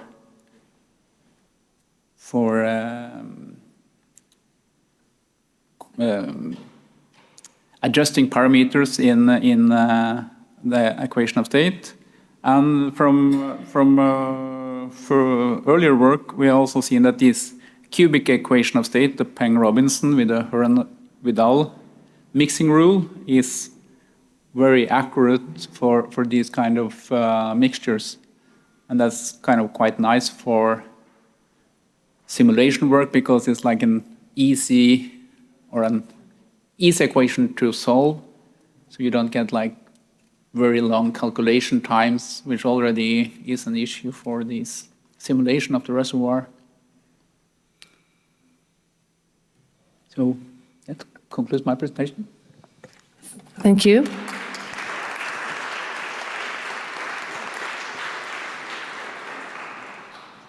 Okay. As it's generally known, Norway Grants encourages young scientists to develop and widen their horizons in the science. That also took place within the EnerGizerS project. Maciej Szymanek from AGH University will share his experience gained during the internship at SINTEF. Maciek, the scene is yours.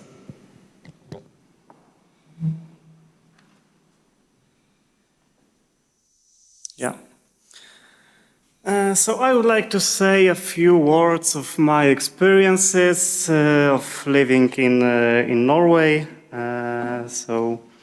Let's start. My research stay started in January, ended in June, and a good cooperation between both sides and willingness of both sides made us to continue the research. And I received 2 grants granted by excellent initiative Research University. And I had 2 more internships from August to September and from January to March. My first impression was how snowy Norway is. How much snow there were. Of course, in Poland we also have snow, but there in Norway, it was amazing amount of snow. The next impression was how low the sun shines even at the noon, especially in winter. It was really dark at 9 a.m. and 4 a.m. In Poland, it is bright, but in Norway, it's dark. I remember the first day in Norway, the sun rised at 11 o'clock. It was amazing. It was amazing, and the sun was going just above the horizon all the time, all the winter. What impressed me the most was the air quality. We know that in Krakow the air quality is poor, but comparing to the Norway, it was amazing. Just like the 4K resolution to, I don't know, maybe 360p. Something like this, just amazing. And driving and drivers in Norway, they are very polite, much more than in Poland. And public transport is very well organized. If you go to the bus, the driver will say hello, and you also say hello. In Poland, it is not so obvious. You just go to the bus and nothing happens. You just go from the point A to point B. In Norway, everyone smiles. It's totally different. And I didn't know how Norwegian English is. I remember my first day when we had a meeting, and I thought that Norwegians were speaking Norwegian to me. It was, how I will manage the 6 months, the next 6 months with this Norwegian. But I got used to it, and I really love it. And I didn't know how, what was the influence of the Norwegian language to the English language. It is also just amazing. Yeah. I received help on every step from my masters, from Sigurd, from Anders, from Jakob, from Trond, from other people. I was introduced to health, safety, and environment rules, and I went to the lab course because it was the first step into when you are going to the lab, you have to pass the lab course. And I received a lot of help in adaptation to the lab work, in calibrations, temperature calibration, pressure calibration, in preparation of gas mixtures. And I also received a lot of help on works on HPC P facility, high pressure and complex phase equilibrium, and also at results analysis. Yeah, as I mentioned, HSE during lab works is very important. Your safety in lab is more important than results of experiment. Here, as you can see on this picture, I had to wear a breathing mask with fresh air supply and hazardous material suit and safety gloves. And because during the temperature calibration, we worked the really hot silicon oil. The highest temperature of the oil was 240 degrees, and above 150 degrees, silicon oil formed aldehydes and some smokes. And after one day, I caused one false fire alarm 10 minutes before the end of the shift. So everyone in Sintef was not happy with it. But you learned from your mistakes. And it is the best way to learn. It is better if other makes mistakes, but sometimes you have to make mistake. So yeah, experimental campaign in Sintef, what I have done was the temperature calibration, pressure calibration, preparation of gas mixtures, GC calibration, and other works on HPC PE facility, such as hydraulic works, electrical works, insulating works, some mechanical works, and others. The first data point at room temperature and low pressure was generated, and then we did some measurements at isotherm of 50 degrees at pressures of 3.5, 7, 6, 7.3, 7.8, and so on, at stopping at 17.5 megapascals. And as a result of this work, we have a paper under review right now.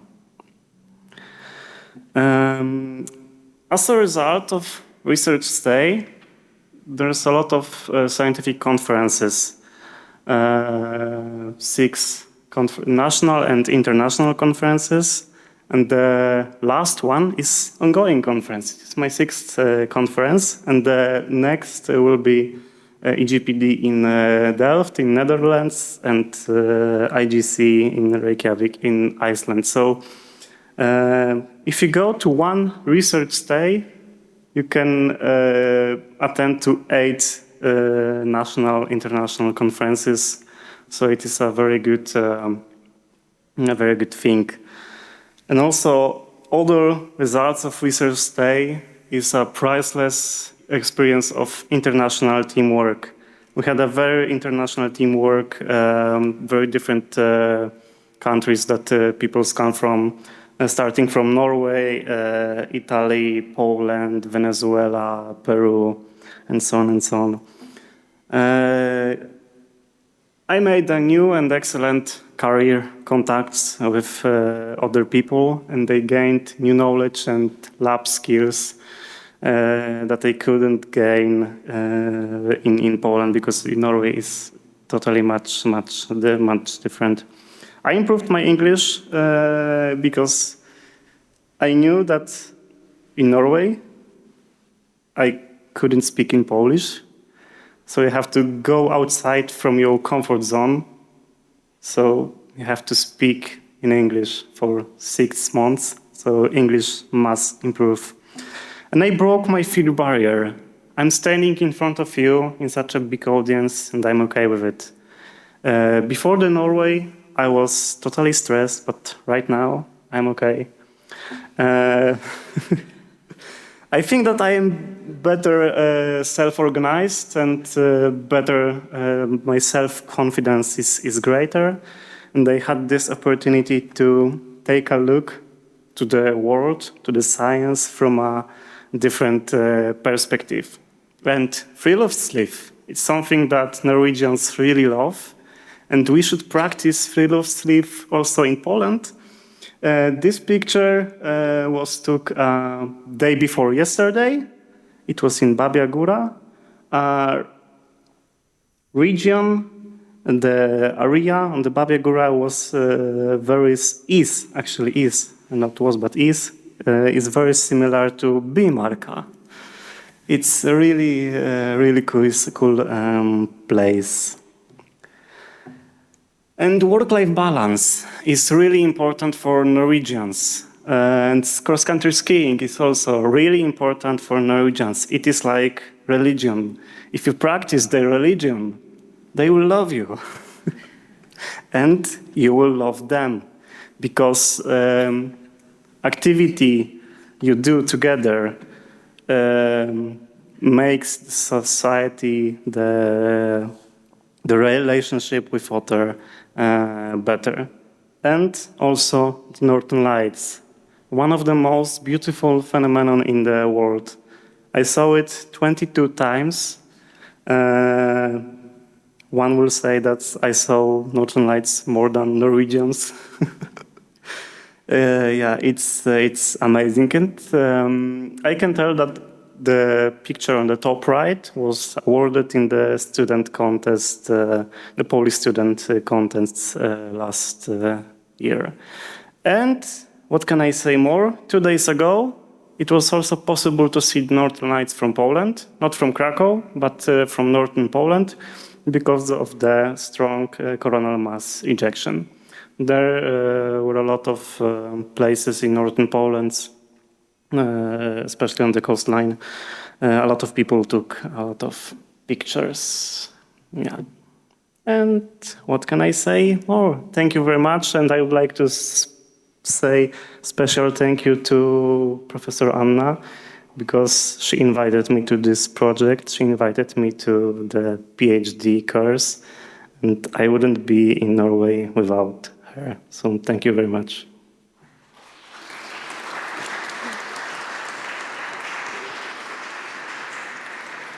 Thank you, Maciek, for such a good presentation, and I think a great advertisement for our students to learn more and join, for example, Erasmus.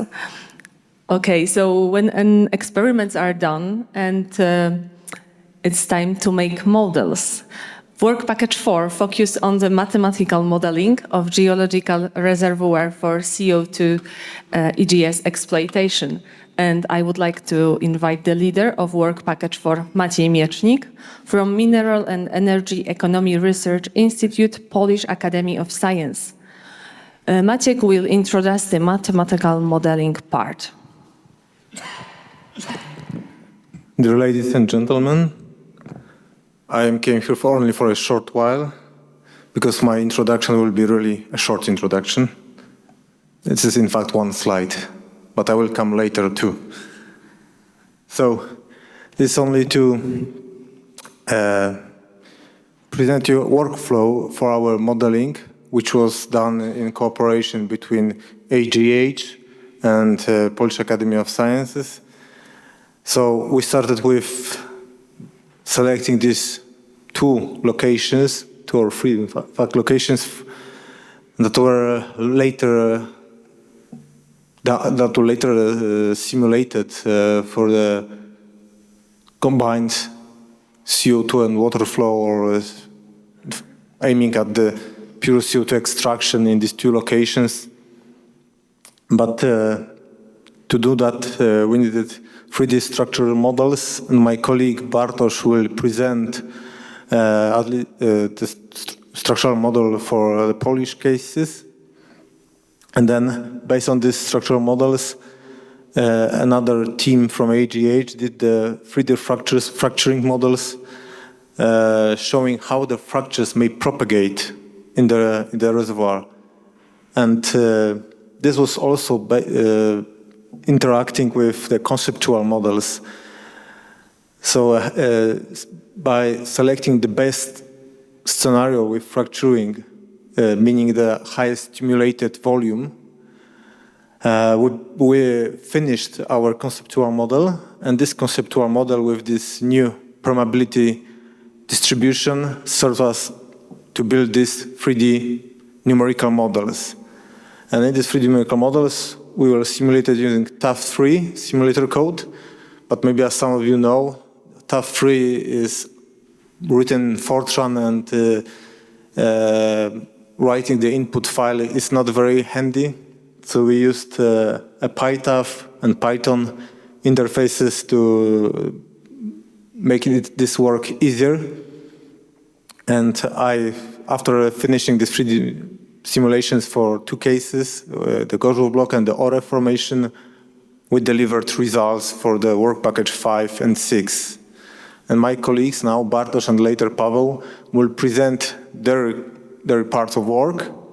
And after them, I will come again to show you the full workflow for these numerical models. Thank you very much. Thank you for this introduction. And I would like to invite Bartosz Papiernik from AGH University to give a presentation on construction of the 3D structural models for the investigated areas with a numerical distribution of reservoir parameters. Dziękuję.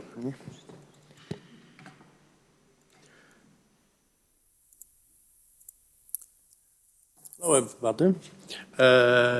We can talk about modeling a lot or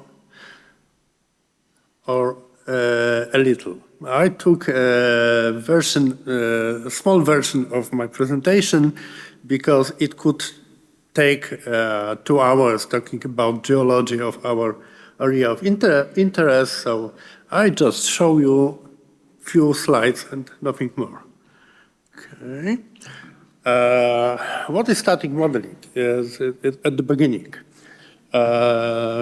static modeling is just gathering all possible data in one place, in one digital environment, then building structural model of geological location, then trying to build facies modeling if it is possible. If it's not possible, you can, thank you. If it is not possible, you can build more sophisticated geological model, which will give you very unique solutions for stratigraphy and lithology. So facies modeling in some cases can be omitted. But the most important for geothermal solution is building petrophysical model or physical parameters model. So building model of porosity, permeability, density of rocks, temperature, first of all, temperature. And finally, also building models of geomechanical parameters. It is important for fracking, for instance. Of course, these static models can be passed into series of different other models. For instance, geomechanical models for reservoir engineering modeling, and in our case, we used just fracking modeling. Yes, so colleagues will tell you more about this, about results. This is a kind of example of data integration. When you start working with modeling, you have a great mess in your screen because you integrate thousands of data. They are linear. They are surface. These are surface data. These are point data, log data, and so on, so on. So when we start modeling,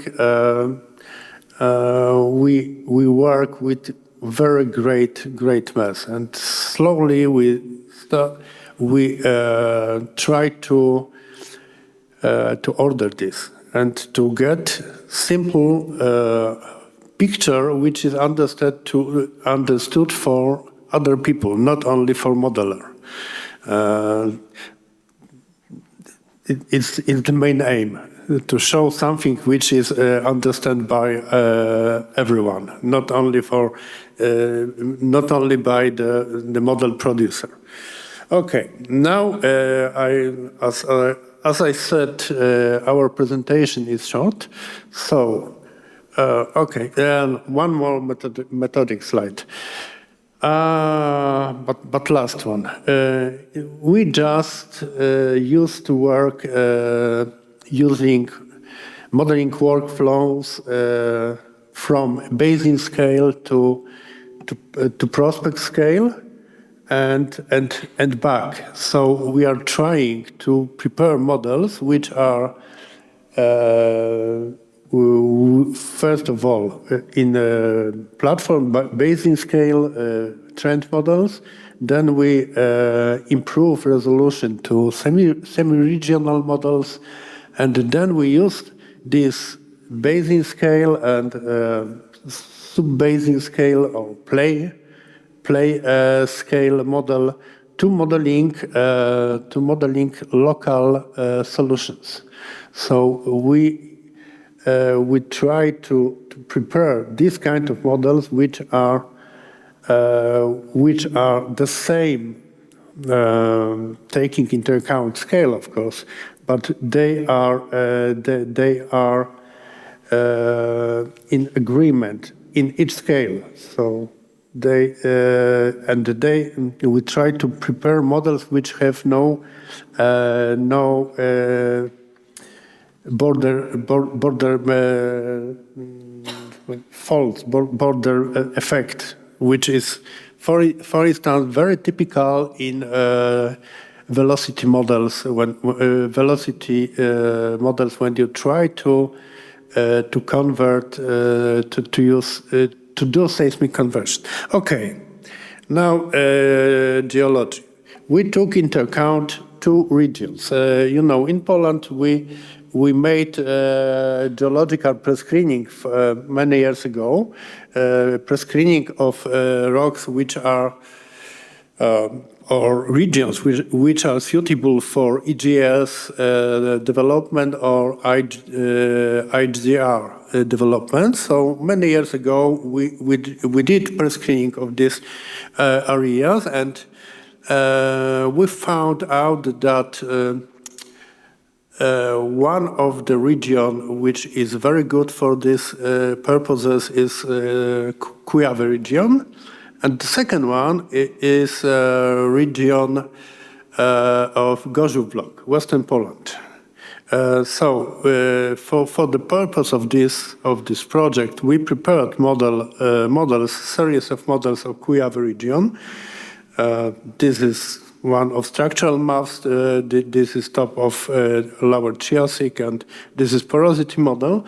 But in course of the project, this area was rejected. Maybe it's good fortune for us, because Kujawy region is very interesting person for building CCS sites, large CCS sites or even hubs. So fracking in this region would be not very lucky for the more general view of CCS development. The second area is Gorzów block, and you can see this pink rock, this pink field on this map. This is an area of volcanic covers in Poland. In this area, we can expect volcanic covers, and when we do thickness map of lower Autunian, these covers are of lower Permian age. So when we did map of volcanic rocks thickness, the thickness in the close to the German border is overcome 1,000 meters. So it's very interesting area. Also, it's the region of very high temperature. Okay. The first step of our modeling was preparing structural model of Paleozoic strata. The first of them was it was regional model covering Szczecin Trough and Gorzów block. You can see this color. This is area of a regional model, semi-regional model. This is this red polygon, and finally we can see. Okay.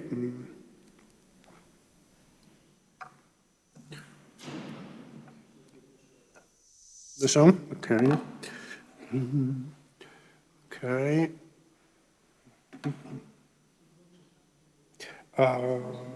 Tutaj. Okay.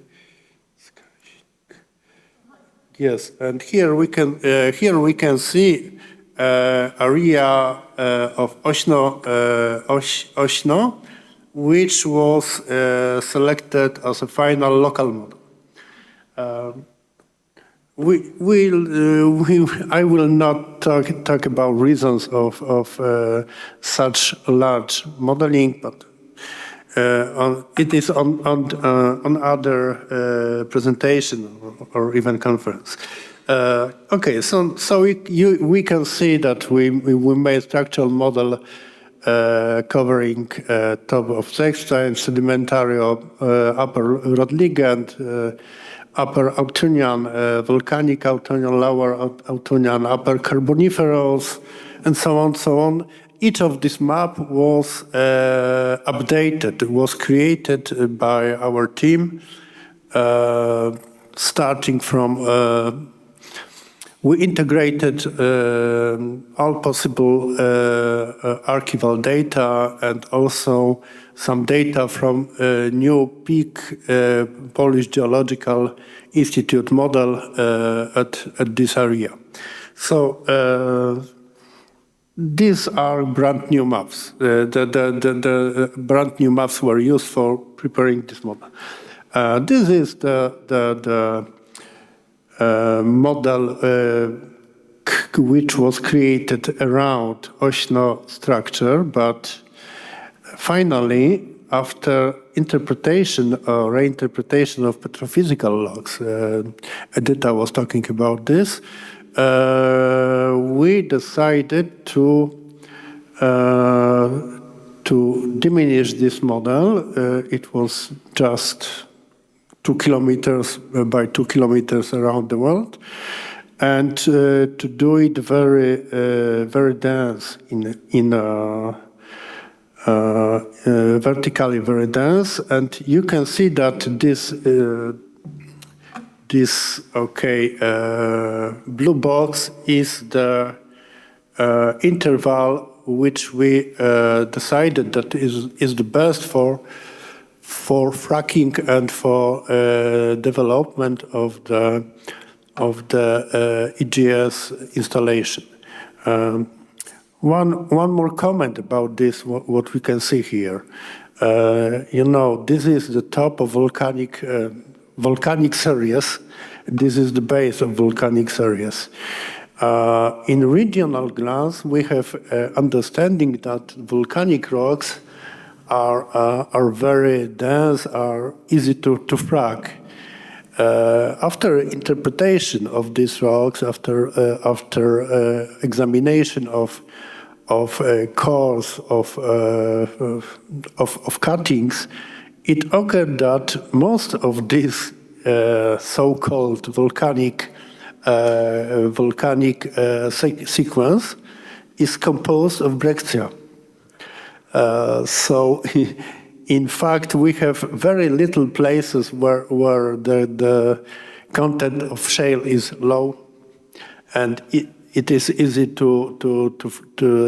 the rock is easy to frack. So 1,000 meters of volcanic rocks, in fact, is not volcanic rocks. This is mixture of very different rocks. In this case, in Ośno. Okay, am I right? Yes.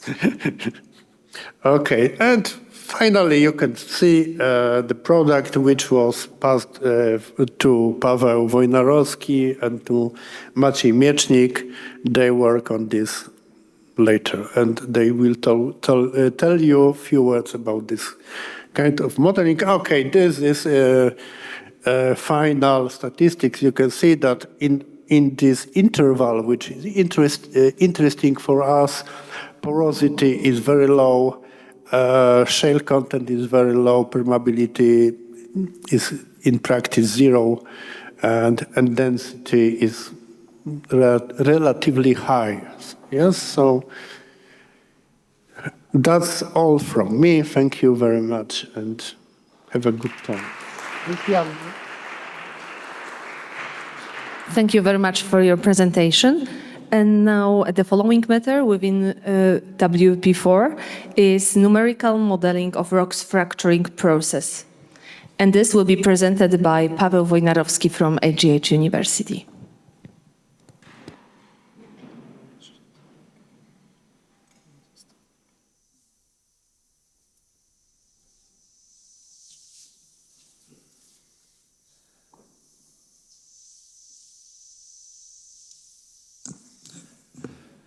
Let me introduce myself. I'm Paweł Wojnarowski from Petroleum Engineering Department at Faculty of Drilling, Oil and Gas, AGH, of course. As you can see on the screen, the topic of my presentation is numerical modeling of the rocks fracturing process for the selected EGS reservoir.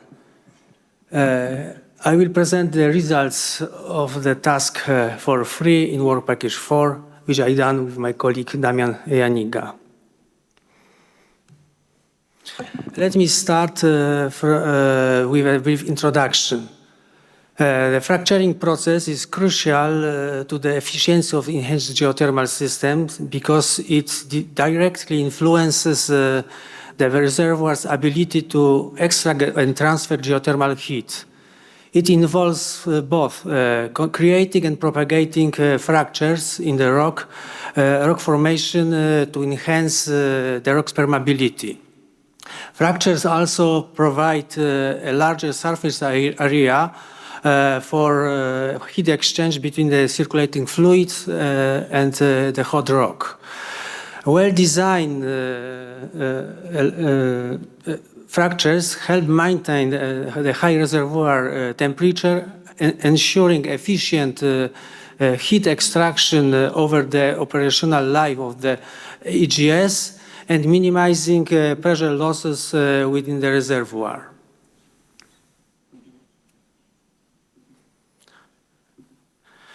Many works is devoted to the analysis of the impact of the parameters of the fracture network on the system's operations. Three approaches can be used to describe the fracture system.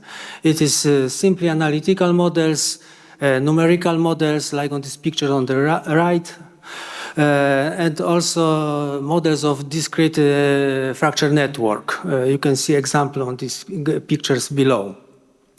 All of these solutions describe the defined state of fractured rock without describing the process of its creation or influence of technological parameters on the treatment effectiveness. There is a noticeable gap in research regarding to the full-scale enhanced geothermal system fracturing process itself. Different approaches can also be used in fracturing modeling, from simple analytical models to complex three-dimensional numerical models. In this work, we use a planar three-dimensional numerical model. On the figure, you can see example of this kind of model and its implementation into reservoir simulation model below. This model combines the effect of fluid and solid flow, heat transfer, and rock deformation. Model account for change in pore pressure and deformation due to hydraulic stimulation. For this work, an integrated geomechanical fracture simulator based on the three-dimensional planar fracture propagation model was used for analysis. It was Gopher software.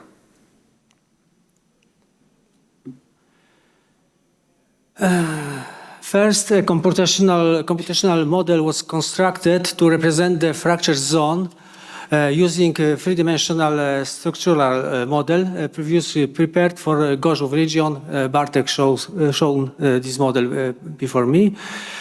The hydraulic fracturing domain was built on the basis of a preliminary static geological model created in petrel environment and was transformed to the Gopher environment.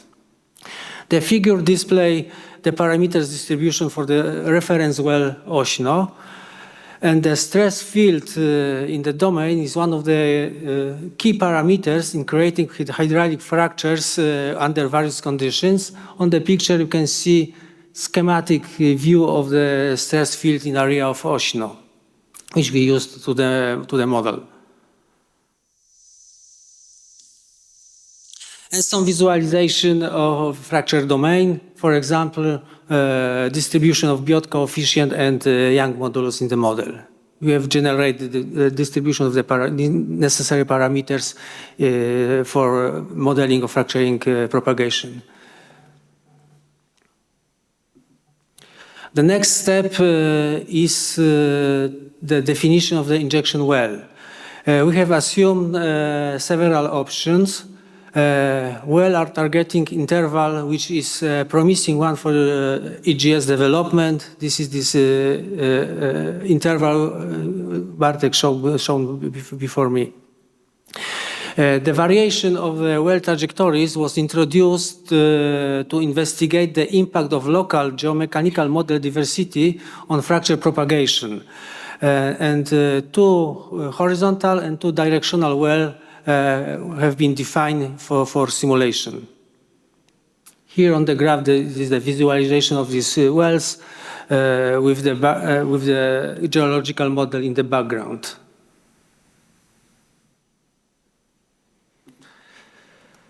Here are the horizontal wells with the total stress distribution in the background. 600 and 1,000 meter long wells were defined. As you can see on the pictures, the second well enters a highly stressed zone on the end of the well. So we are going to have a large stress variation in the well. Here are deviated wells with the total stress distribution in the background also. The wells differ in the location location of the directional section in the geological zone. Both wells run along the strata, but the first well is in the zone with high stress variation here, while the second well is in the area of higher but uniform stress.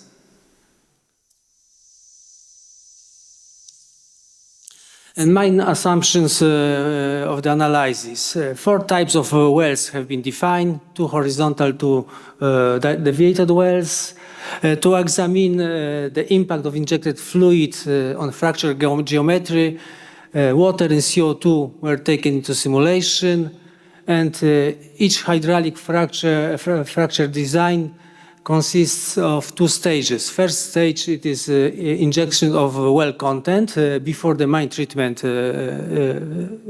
fluids, and second treatment, it is mine treatment fluid injection.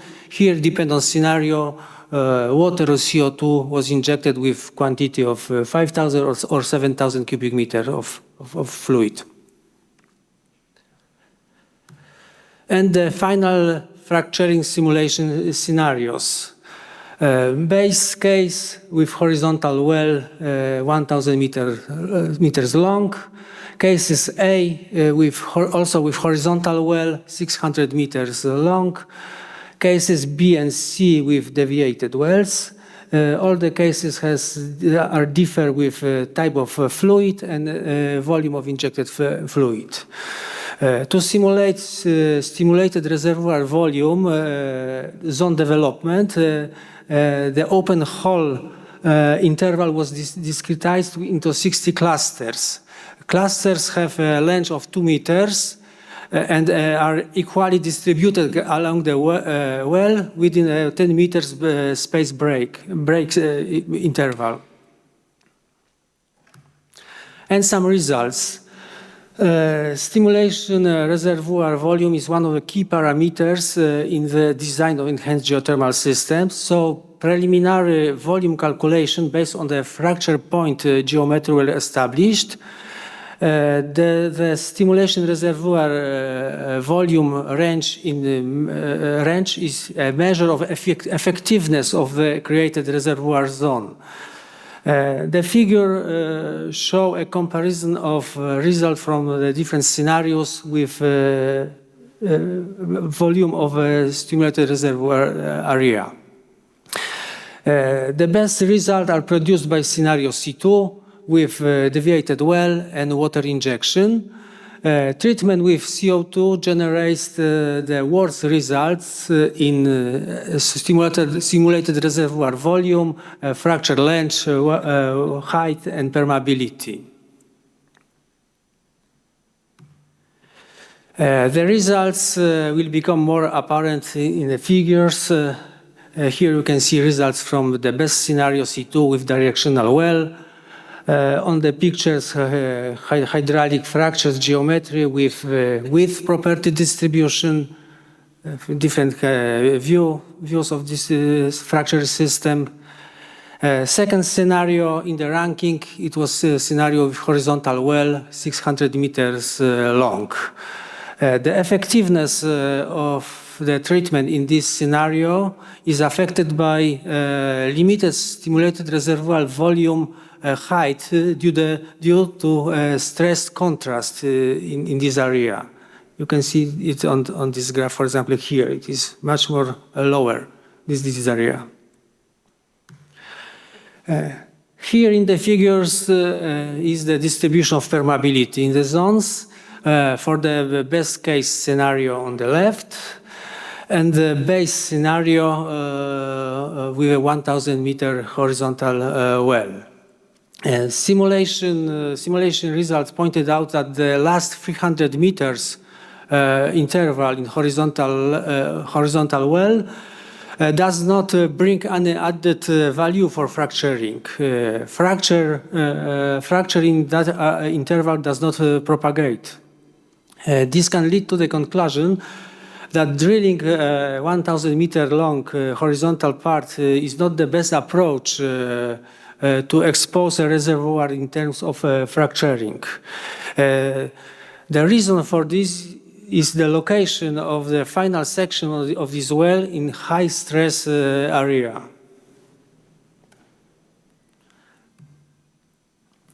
And some conclusions. The use of numerical modeling in the hydraulic fracturing process makes it possible to properly select the technological parameters of the treatment to ensure a creation an effective fracture zone in enhanced geothermal system, hot dry rock systems. The key parameter determining the effectiveness of the fracturing treatment is in enhanced geothermal systems is the volume of the fracture zone generated. The best results is shown in variant C2, in which a deviated well and water as a treatment fluid were used.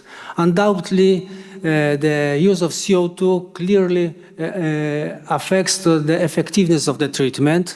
So if CO2 is planned to be used as a working fluid during the operation of the enhanced geothermal system, it will be necessary to smoothly switch from pumping of fracturing fluid, in this case water, to the operational fluid CO2. Thank you for your attention.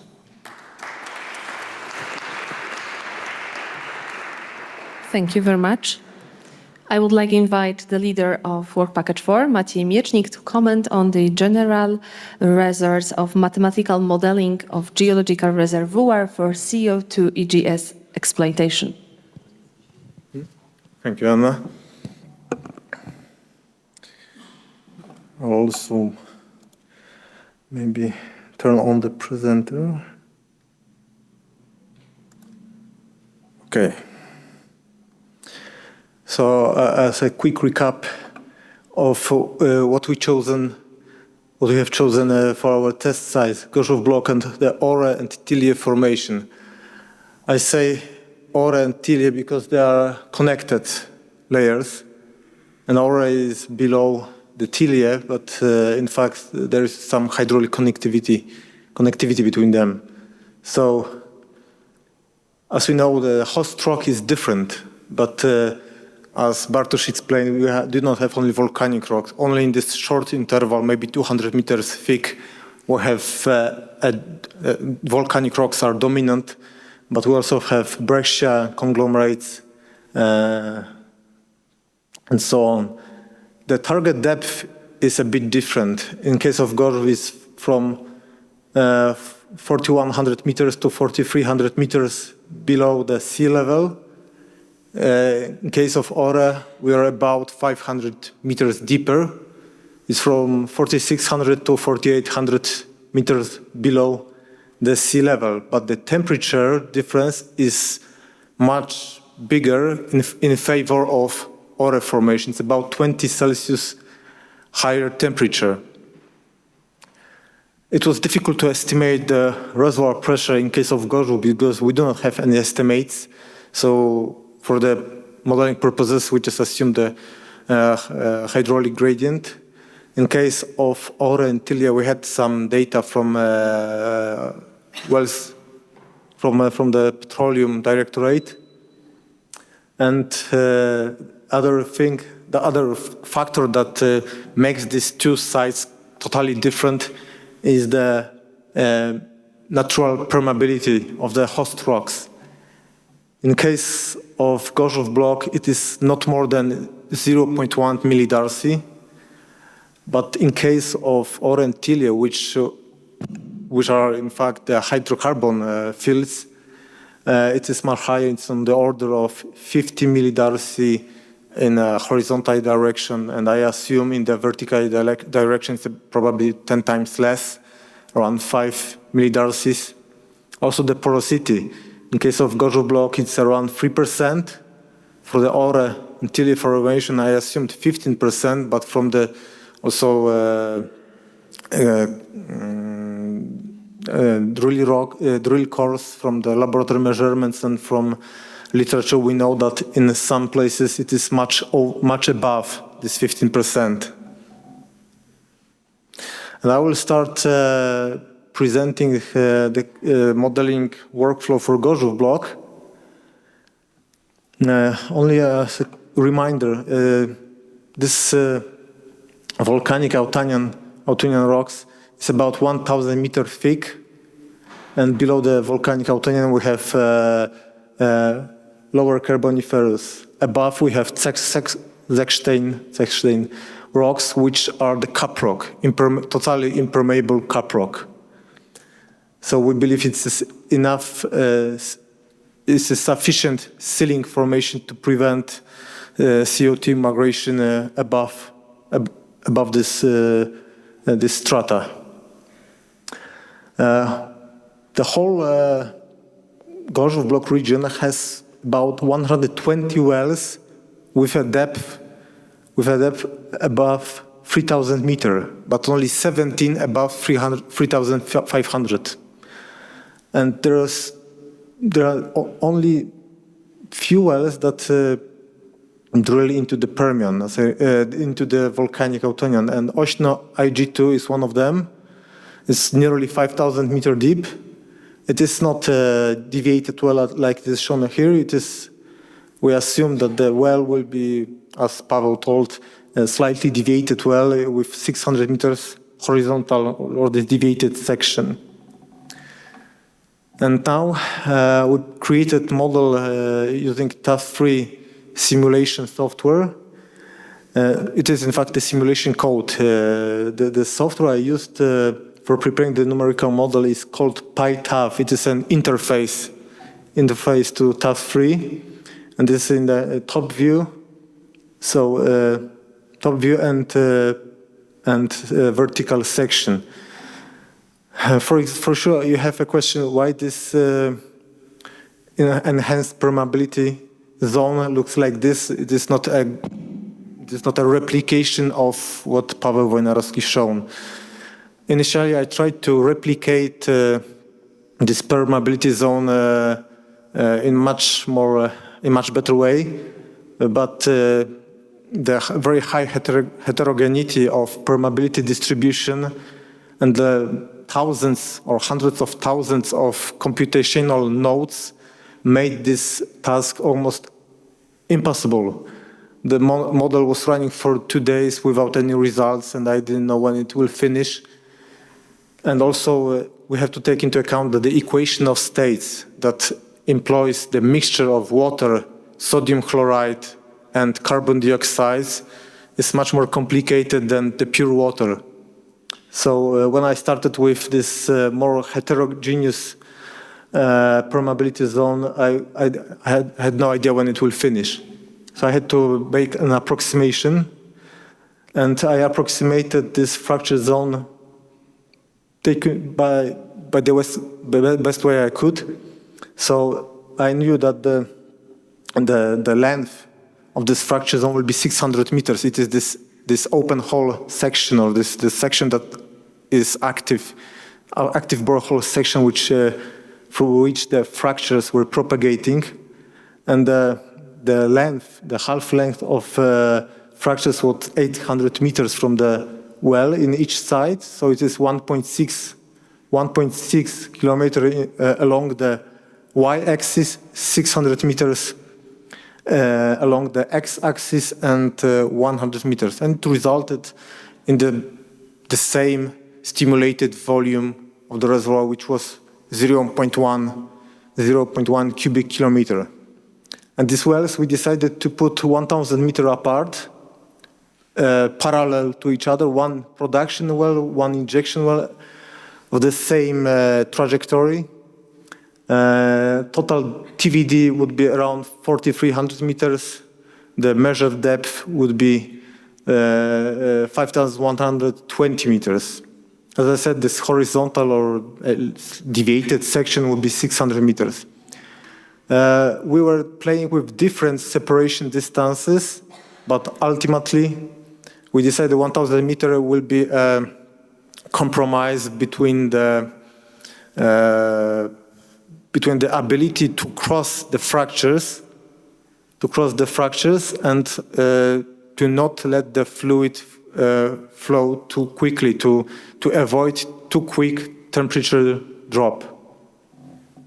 And one thing also we had to keep in mind is that we had to keep the pressure in the fracture zone above 64 megapascals to prevent fractures to collapse.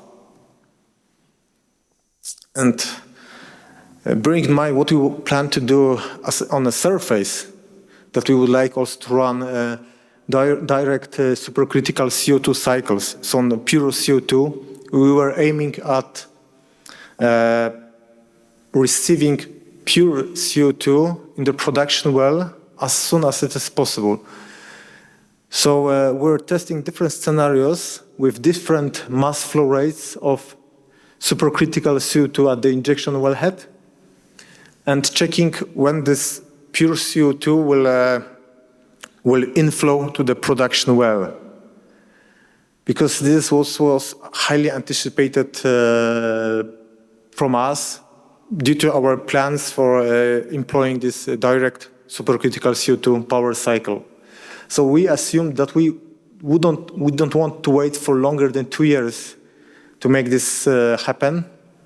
So this involved applying very high mass flow rates of CO2, but we're starting with much smaller mass flow rates of 50, from 50 to 100, 150, up to 400 kilograms per second.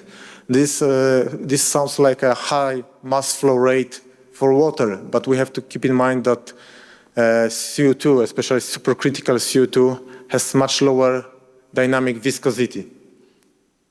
And the temperature at the injection depth was nearly close to the reservoir temperature. At the wellhead, it is colder, it's lower temperature, it's about, 110, maybe 110 Celsius degrees, but due to Joule-Thomson effects, due to compression, it gains temperature.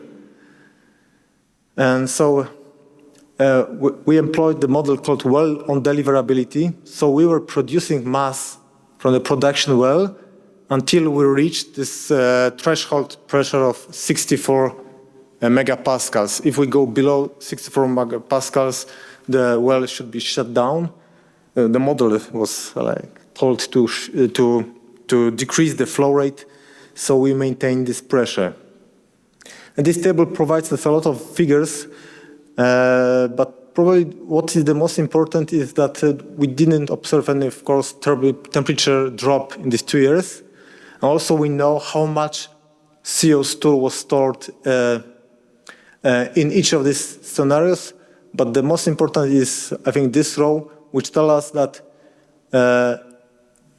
if we employ either 350 or 400 kilograms per second of CO2, we may expect that this will happen. This will make the CO2 as the only component in the production well, in flowing to the production well.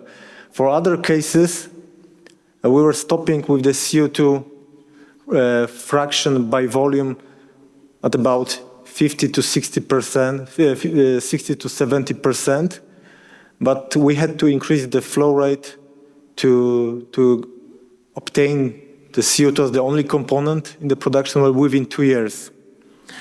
So and we did not observe any temperature drop in these 2 years, which is, of course, obvious, bearing in mind the temperature we had. So we decided to, this phase one will be the scenario that is injecting 400 kilograms per second of CO2. At the end of the simulation, we took the output from the phase one and set it as an initial conditions for running phase 2. And this phase 2, we had 9 scenarios. The injection rate was either 50, 100, or 150 kilograms per second at 3 different temperatures, 45, 60, and 75 Celsius. And this temperature is the temperature at the injection depth of around 4,300 meters. On the surface, it's much lower temperature, but due to the compression, due to the Joule-Thomson effects, it results in heating. So we run in total 9 scenarios that later could be extrapolated to more general mathematical model, and our colleagues could play with some extrapolated or interpolated data. And I will show now on graphs what's the temperature distribution with time, what's the pressure distribution, and so on. Maybe the interesting fact is the cumulative CO2 storage ratio after the end of phase 2, so after 52 years. And we see that depending on the mass flow rate, mainly on the mass flow rate, not so much on the injection temperature, we may store around 10-11% of the CO2 we injected will be stored permanently. In case of lower injection rates, like 50 kilograms per second, it can be even up to 27%. And this shows us the results for phase 2 in case of Gorzów block. The temperature distribution with time is very highly sensitive to the injection rate, not so much to the injection temperature. And we observe that if we want to maintain a relatively stable temperature in the production well, we rather should keep this lower injection rate, regardless of the injection temperature. But if we play with higher injection rates, we may observe very fast temperature decline, which is something we want to avoid because the power cycle is also designed for some specific parameters. And what is interesting fact is also that most of the CO2 that is stored comes from the phase 1. In the phase 2, as the structure zones becomes filled with CO2, almost whole CO2 that we inject in phase 2 is extracted because the model has some lateral boundaries of impermeable rocks. This EGS zone is permeable, becomes more permeable, but everything that is outside is intact rock, and the storage potential is very low. So basically, what we store in the systems comes from the phase 1, these 2 years. And now, as my time is running, I will give also similar results of the ore and tilly formations. So we also decided to employ similar scheme of wells. Both of them have also 600 meters long active interval through which the fracturing would occur. And we have ore formation in the blue color, tilly formation in the yellow color, and the cap rock, the roar formation. This roar formation acts as a sealing formation. And from the hydrocarbon exploration, we know that this is a good sealing formation. I will not focus on geology now, but I may only tell that this is located in the Åsgard field, hydrocarbon fields on the Norwegian Sea. There is quite a lot of wells, hydrocarbon wells, but none of them penetrate through the whole ore formation. So we didn't have good data regarding the thickness of the ore formations. But from the CO2 storage atlas on the Norwegian Sea, based on this publication, we assume that this thickness of the ore formation is around 300 meters, which is rather a conservative value. But as this is the numerical model at 10 by 10 kilometers. We assume that the fracturing will be different in this case because in the sedimentary rocks, mainly sandstones, we assumed that the fractures will not be able to propagate to so far away distances. So we assume that this fracturing will be done separately from two wells, which are 1,000 meters apart from each other, but the half length of fractures will be 200 meters. So the width of this section is 400 meters, here is 400 meters, and in between them is the natural reservoir, which has a horizontal permeability, as I said, around 50 millidarcy. And the stimulated volume of the reservoir is the same as in Gorzów, it's around 0.1 cubic kilometer. And there is also a set of results that I will maybe talk more about, I will show on graphs, but what I would like to point your attention. In case of Gorzów, first of all, we cannot reach the full saturation with CO2 only in the production well. And this is I think the most important outcome from this simulation. The Åsgard, the Ore and Tille formation are too permeable to bound this CO2 within some limits. We inject CO2 and it propagates laterally to the lateral margins of our model. So we cannot keep CO2 in some limited volume. So we are not able to reach CO2 as the only component in the production well, so the full saturation was never reached. And in fact, because of the very high volume of the reservoir, both this combined EGS with the natural reservoir rocks, we could inject much higher flow rates of CO2, even up to 300 kilograms per second at different temperatures, either 35 or 50 Celsius degrees at the bottom. And the temperature drop, as I will show on the graph, was much smaller than in case of Gorzów.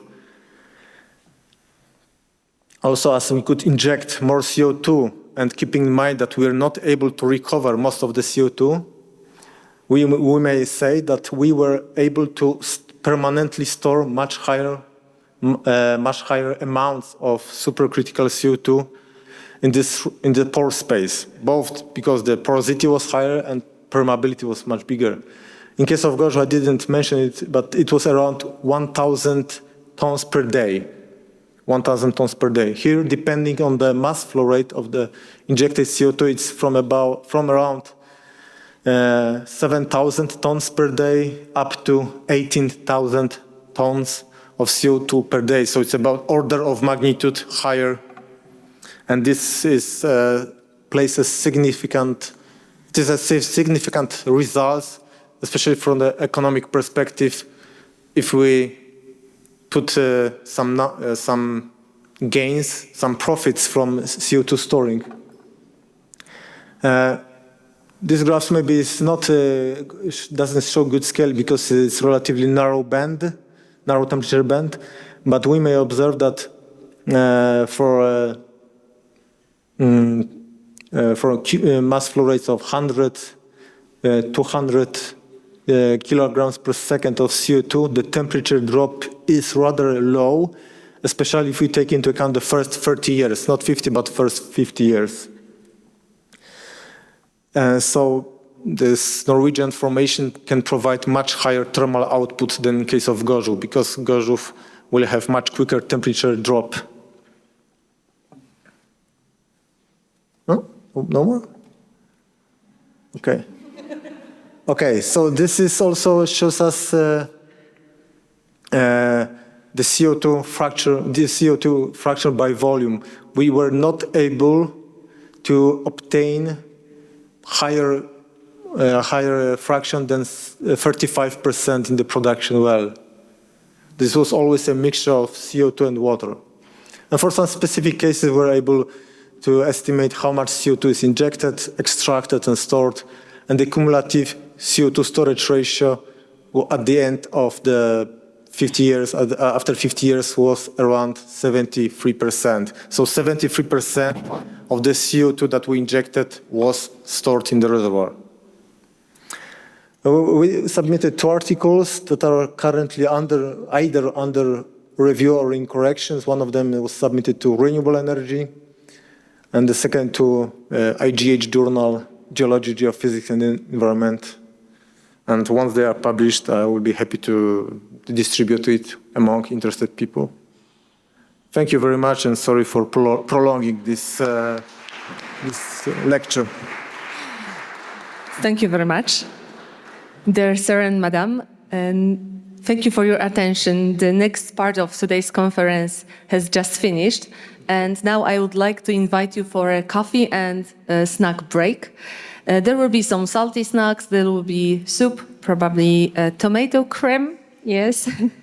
But the proper lunch will be after the conference. It will take place in the room up floor, and others set in the agenda. So bon appetit, and see you here in 30 minutes? 20 minutes, sorry. Welcome after the break. It's time to start our next session.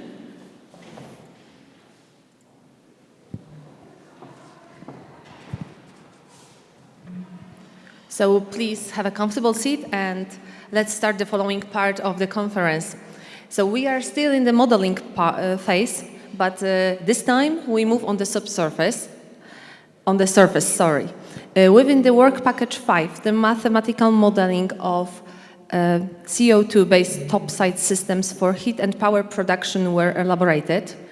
And now I would like to invite the leader of work package 5, Trond Andresen from SINTEF, to present the obtained results, as well as Paweł Gładysz and Leszek Pająk from AGH University, who will follow the leader. So, Trond, the floor is yours. Thank you so much. So, if I manage to get the laser pointer. Okay, thank you very much. So, inspired by the topic of this whole project, we have decided to do the DP5 presentation a bit fragmented, like EGS style. So first I will say some general introduction about what has this part of the project been about, what was our initial approach, how has it been, let's say, evolved through the project, and then we will see some trying to summarize the findings with respect to these Norwegian scenarios and with respect to the Polish scenarios, and try to, let's say, be explicit on what we learned in total from that project.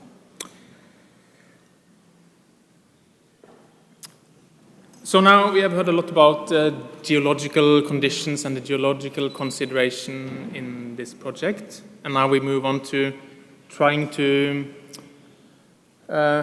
extract the exergy that lives below the surface in some way, and to make something useful out of it. And it is the topside system that is trying to extract the usefulness out of this energy, and that is what we just use one simple term for that, and that's topside systems. Yeah. So we have 3 subtasks, and it kind of follows the logical development of how we have worked. The first task is to look at different ways of designing topside system that could be profitable and suitable for what we're trying to do. We will talk about modeling again, but we will mainly land on what we now know about topside performance and on total system performance, let's say. Yeah. So when you write an application for a project, you try to envision on very little data how the collaboration is going to work and what you will know when you come to this stage of the project. And our approach was to get a lot of input from other parts of the project. So it's not just the location, not just the temperatures we can expect, but also what are the demands, like VP1 discussed, what are the local heat and power demands, stuff like that. But a lot of it is related to the geothermal reservoir performance. So for us, we thought this could be treated as a black box. Like my check showed just before the break, we have some nice, something is coming out. Something is emerging from below the surface in form of a mass flow and a temperature and a composition, and we only have to inject it again at some specific, let's say, state. We will see if that worked or not. Okay, so I already, I think, explained basically the breakdown of this work package and the various elements that it involves.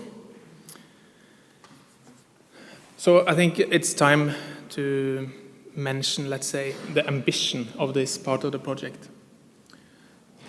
So everything will go down in the final work package will assess the practical maybe, but certainly the economical viability of such a project. But for that we need the cost side they can look at, but the main upside, the main thing we're going to profit from is going to be the produced power and the produced heat. So I guess that is VP5's role, is to try and deliver reasonable and believable projections of how that can be. And my point is, we have to look for the combination of parameters and conditions where this has a possibility, where there is some potential. Because it's very easy to find bad combinations that will never work and will never have any potential. So we know this already. So for that, I think when we look also at the results in the end, we have to maybe use our imaginations a little bit. Not everything is high TRL and ready to be implemented. But again, there are many unknowns. Not everything is readily developed, let's say. So what we do, we base everything on modeling and predicting the thermodynamic potential. And the thermodynamic potential is, it will be the basis of how we calculate the performance of a topside system. But then we add on some realism in form of losses, let's say. So there's some losses that we think of as unavoidable, that you cannot optimize or design your way away from these losses. So, and most of these losses, well, a lot of them are subsurface. It's very hard to optimize your way totally away from pressure loss or temperature degradation or energy balance in the well is hugely important. And on top side, we also add a little bit of pressure loss models, but mainly I think there is a philosophy saying that for compressors, heat exchangers, turbines, you can pay more money to design your way into higher efficiency if you want to. It's probably not economically optimal, but it is possible to design your way into better efficiency. So here we have simpler models, but we added the mechanisms for losses to kind of subtract from this thermodynamic potential. All right, that brings us to our first subtask. Various topside system concepts has been explored. So here is going to be a lot of difference between the Norwegian and Polish scenarios, mainly because the Norwegian scenarios, as we heard, they only have a target for power. But there is no limit to the exotic nature of different combinations of expansions of secondary cycles in form of ORCs and heat extraction on different levels. So there's a lot of things you can do. And we have. And then we come to the second part, which is the establishing some reasonable modeling framework. We need a model in order to calculate the topside performance. And at this point, we know that VP4 is going to focus on the reservoir itself, but we still need, something is going to happen in these wells. Certainly this Joule-Thomson effect that Marcia mentioned, the static pressure difference. So what we thought is we need at least a very simple subsurface model. So at least we introduce some basic pressure loss, energy equations, and the reservoir itself is just a pressure loss until it hits a target temperature provided by VP4. And then you get some pressure temperature diagram like this, and there is not time to... I can, like many of my colleagues in Norway and Poland, I can talk about modeling for hours without even becoming tired. But it is quite interesting to see that this is the injection point, cold, relatively low pressure CO2. And as we go down in the well, it's mainly this potential energy of the static pressure difference of having a huge liquid column or a gas column of CO2. It really adds to the pressure when you come down to the reservoir inlet. But the temperature also glides up. And then we have a pressure loss and a temperature increase through the reservoir. And then on the production well, we can see two things. One is that the pressure loss is less than the pressure we gained in the injection well, so that's good. We come out of it with a positive pressure difference, but the temperature loss is much higher. So this is an example with pure CO2. So I don't think it was really mentioned before, but we talk about this thermosiphon effect. If that's one of the reasons to use CO2, we can have this, if we manage to have a positive pressure difference topside, we have a higher extraction pressure than injection pressure. This should operate and run by itself, and we can even expand the CO2 between these points. But what we see is that we lose a lot of exergy in the well, and we lose, well, the temperature drops a lot, so it's going to be problematic to exploit. Yeah, and at this point, because now I'll show a few plots on the next slide. This is not a behavior model for the reservoir at all. It's just a simple loss model for the pressure. So we don't have a reservoir model yet, but we have an injection and production well model that included in this energy balance is heat loss and heat uptake to the surroundings, stuff like that. Yeah. So we built a topside model in our preferred framework. This is the system that we used for the Norwegian case. And here the extracted CO2 can be expanded, and then later remaining heat can be absorbed by an organic Rankine cycle and produce more power. Before, we need to add the makeup CO2 and inject it, subcool it again, because we really want high density CO2 on the injection to maximize this thermosiphon effect. So in this system, we can have a lot of variables. We can have variables, we could have variables that is geometry variables, such as the well design and the well parameters, but it's mostly operational parameters, pressures, mass flows, stuff like that. And together with this simple subsurface model, we solve this as one numerical problem, so we don't have to iterate between models, it's just one mathematical problem.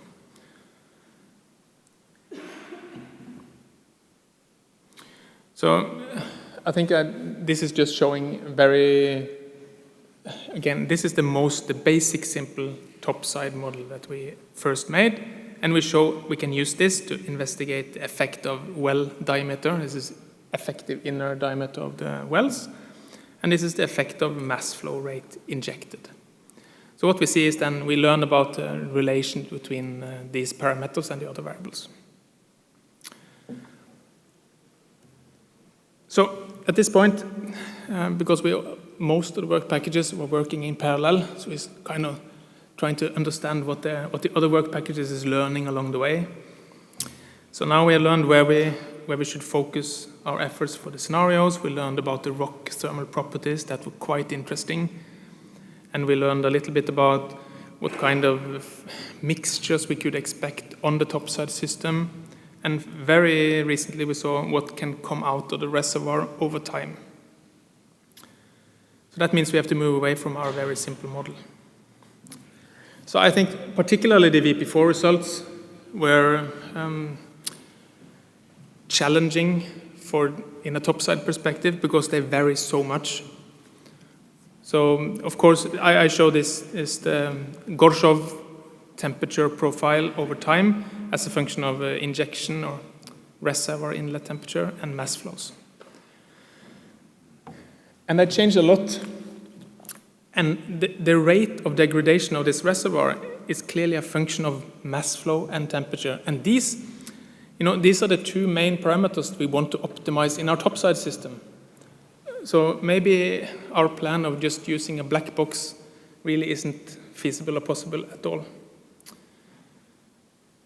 But that's kind of problematic, because we saw 1 hour with discussions on the reservoir modeling. And I am no geologist. I'm a simple process technology guy. I don't know much about the rocks, but it seems quite complicated to replicate this quickly in a model that needs to run fast. Nevertheless, this is where we decided to put our detailed focus of this project for VP5. Instead of looking into individual components, we think that the best approach for us was to try and integrate a reservoir behavior model into the topside system. So what we then want to do, we want to have this response of a reservoir integrated into a topside model. Luckily, we don't have to integrate the VP4 model. We only need to make a model of the results. Yeah. So this is what we did. We basically did some clever parameter fitting of VP4's results. And there's a lot of thinking behind this, again, I think, because we don't want to... These curves are for a constant injection temperature and a constant mass flow. And we want to vary both during one simulation. But I guess this is one of the details we don't have to bore you with today. But it's possible, instead of modeling the value, we model the gradient of change, for instance, for different parameters. So that means that we can vary the mass flow continuously, and the models should still be accurate. And you graciously provided us with some special cases to validate that this is right. So in these 3 plots, you can see the dotted lines is all the data sets from VP4, and our colored lines is our very simple polynomials, not polynomials, but sigmoid functions, basically. That's on top of that. So I think it's quite decent. Okay, so I started adding on, because there's a lot of assumptions, and in modeling, the assumptions are everything in how you're going to evaluate the results. But of course, as I thought about earlier today, we also inherited your assumptions and other assumptions previously in the project. But I think our own assumptions are quite important.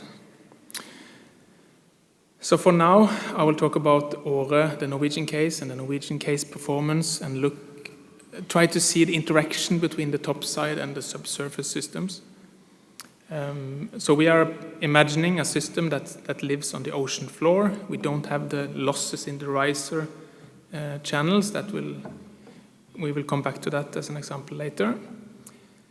Of course, in the Norwegian case, we have really cold cooling water on the bottom of the ocean, probably 0 degrees, so it's no problem to maintain very cold CO2 injection temperature. There's a lot of constant efficiency of the rotary equipment. There's still a lot of variables for the operation of the system, but it's basically a simple thermodynamic system.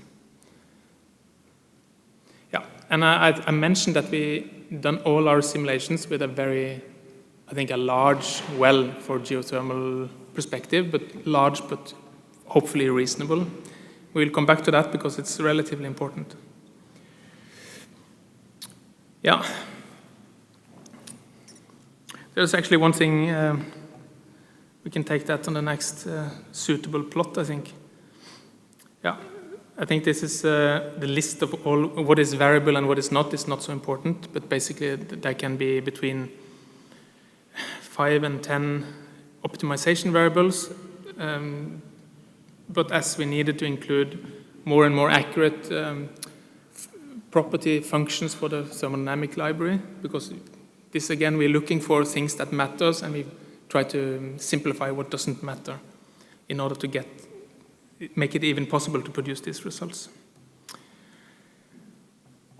So here is the results from our simulations. Now I'm just showing what's coming out of the reservoir again. So this is the pressure drop over the reservoir, and it's the CO2 volume fraction coming out, and the temperature of the fluid coming out. So this is just, again, to validate that Maciek's data set is well preserved, even when it's after it's been implemented into our system model. And our system model is now, it's a quasi-steady state model. It's simulating a time step of 1 year at a time, and then we're updating the reservoir state in between. So it's not a dynamic model, but I think it's more than good enough, considering how slow things are changing. Yeah, so I thought we'd just look at, because now we're looking into what have we actually learned about the system and how it behaves as an overall system, given these assumptions and given these simplifications. And this is some parameters. I know that the font is becoming quite small, but this is just for one case with a constant injection flow rate of 200 kilograms per second. As we can see, the temperature in the reservoir is stable for 30 years before it starts declining. And we can see that the net power produced, and we are only producing power, so electric power output starts off at about 12 megawatts before it drops down a bit. And this is very much linked to the introduction of CO2 vapor fraction. So there's a lot of things we learned here. First of all, we were really concerned about this thermosiphon self-circulation effect. As you already highlighted, the problem with the Åre case is that we have, in the first 5 years, you're only extracting water, which is very dense, and you're injecting CO2, which is not so dense. So how is this system even going to work? And as it turns out, well, here we only show the extraction pressure. So this is the pressure of the fluid we extract topside. It is still 40 bar. It's well below the injection pressure, so we have to compress some fluid back into the system. But luckily for us, we have a very high temperature in the reservoir, and the thermal energy content of 200 kilograms of water at 160 to 150 degrees is a lot of energy. So we are very happy to pay for the compression work when we can get 100 megawatts of heat out of the system. So that's one thing, and we can dig very far into the details in this system, but we're not going to. This is the topside pressure difference. There's a difference between the wellheads of injection and production, and we can see it starts out at minus 40 bar. You have to compress 40 bar. And after about 5 years, it turns to a positive pressure difference when we get enough CO2 into the system. And that's very fortunate for us, because when we start getting CO2 into the system, that's when we have to actually have something to compress, because the water is always extracted from the well stream anyway at the production level. Yeah, and the final curves are basically just net power. We can see that it's basically an ORC system. There is no direct expansion as we would have for the Polish case. It's not meaningful anyway. And we have a lot of cooling water. So we have something like in the order of 1 megawatt of work for just the cooling pumps. And in addition to that, we have the ORC compressor. So that's just one data set, or no, that's just one constant flow rate. So here we can see 5 curves for increasing. I made it so the redder the curve, the higher the flow rate. We can see the injection pressure. Of course, the injection pressure needs to be higher when we have a higher flow rate, very reasonable. We can see when this turning point comes in topside pressure difference. For the very high flow rate, we will always be below 0 on the pressure difference topside. That's quite interesting.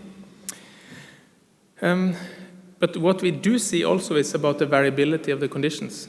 So when we have constant conditions in the reservoir, we feed the reservoir with constant injection temperature and with constant flow rate.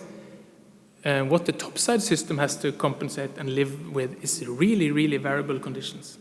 So for a constant mass flow of 300 kilograms per second, it seems here that we can make 16 megawatts of power for 2 years, and then it drops more like to half that.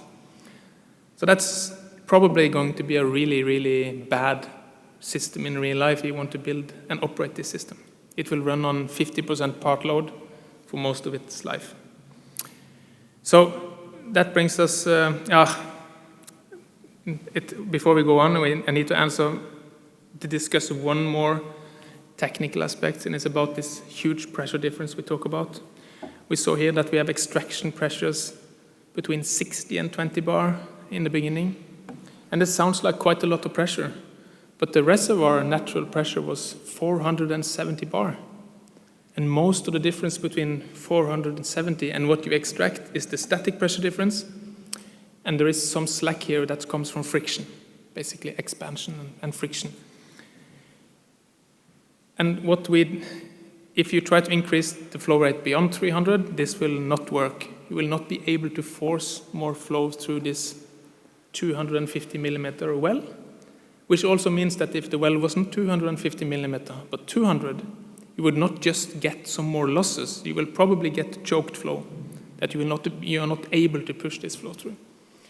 So I think that this is important to note, and perhaps it's not so easy, I don't know, maybe it's not so easy to charge the system even in the Gorsov case with 400 kilograms per second. It's not necessarily easy.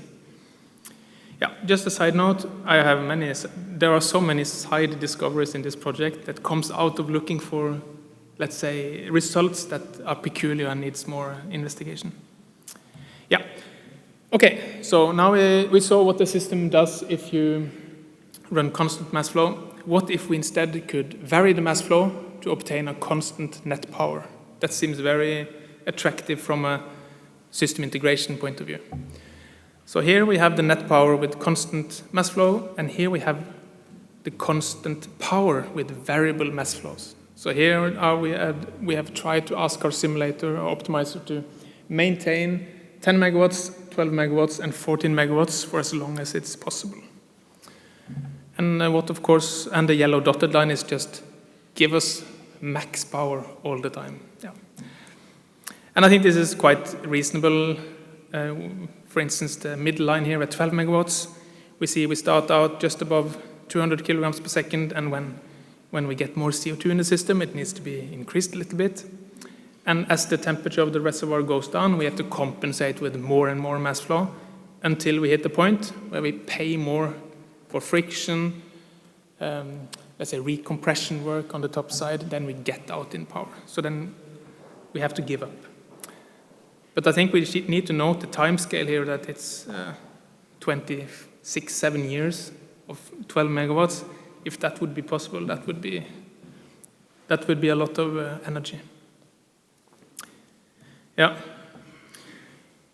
I mentioned side discoveries, and we already heard a little bit about calculation of fluid properties.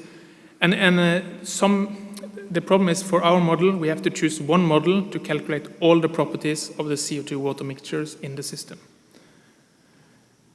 And I think that the most common fluid models that are called Peng-Robinson cubic equations of state are good for most properties. But our system is very dependent on the densities of these mixtures, because the densities was what gives us this thermosiphon effect. It's also what gives us the pressure loss, or the real pressure in the system on the expansion side. And what we did one with let's say, improved Peng-Robinson with a better density model, and that is the dotted lines. And the other line is what we used as a default for all our simulations, which is something called trend, which is the best we have. The problem with trend is it takes 50 times longer to compute. It's very slow.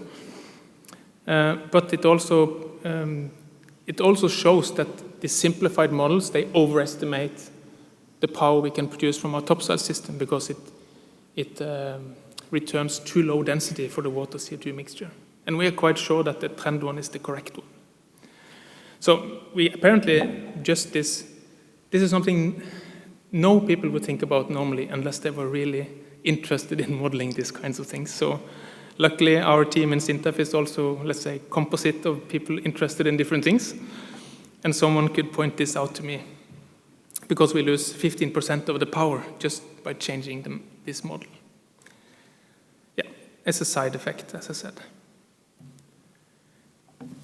So that brings me over to, let's say, these are findings, but they're also kind of reflections based on the investigations of the Norwegian case. We have not yet seen the results of the Górniczo case, but I can reveal that the Norwegian case can have a significant higher electric power production. So it was a lot of concern relating to this high water content, and it's very interesting to see that it's still possible, seems to thermodynamically run such a system for decades even, to produce power. And these results is what feeds into the techno-economic evaluations in them. And then we have, of course, this is the reflections on the results, and then we have the reflections on our approach and on our method. And it's not so easy to work with a total system model, but I think it's quite interesting to see the relation between what you do topside and how the let's say, your energy system responds below the surface. Yeah, we talked about the water CO2 mixture properties. It's not trivial. And then again, about modeling. Again, modeling is like part religion and part philosophy. So everyone has different opinions about that. But in order to, in the end, it has to be practical. So try to simplify things that doesn't matter, I think is probably a good recommendation. So that, I think, summed up the Norwegian case. And I think Pavel Gladish from ADH will take it further on and talk about some Polish scenarios.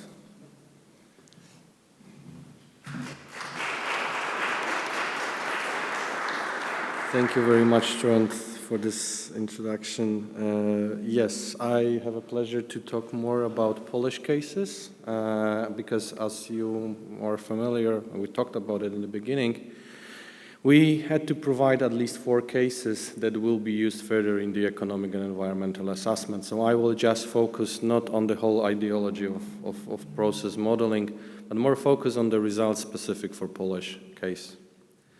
So we had a much easier job in terms of discussing is it feasible or not, because our topside installation is on the ground level and not on the bottom of the sea, which makes it much easier for us, at least at the beginning.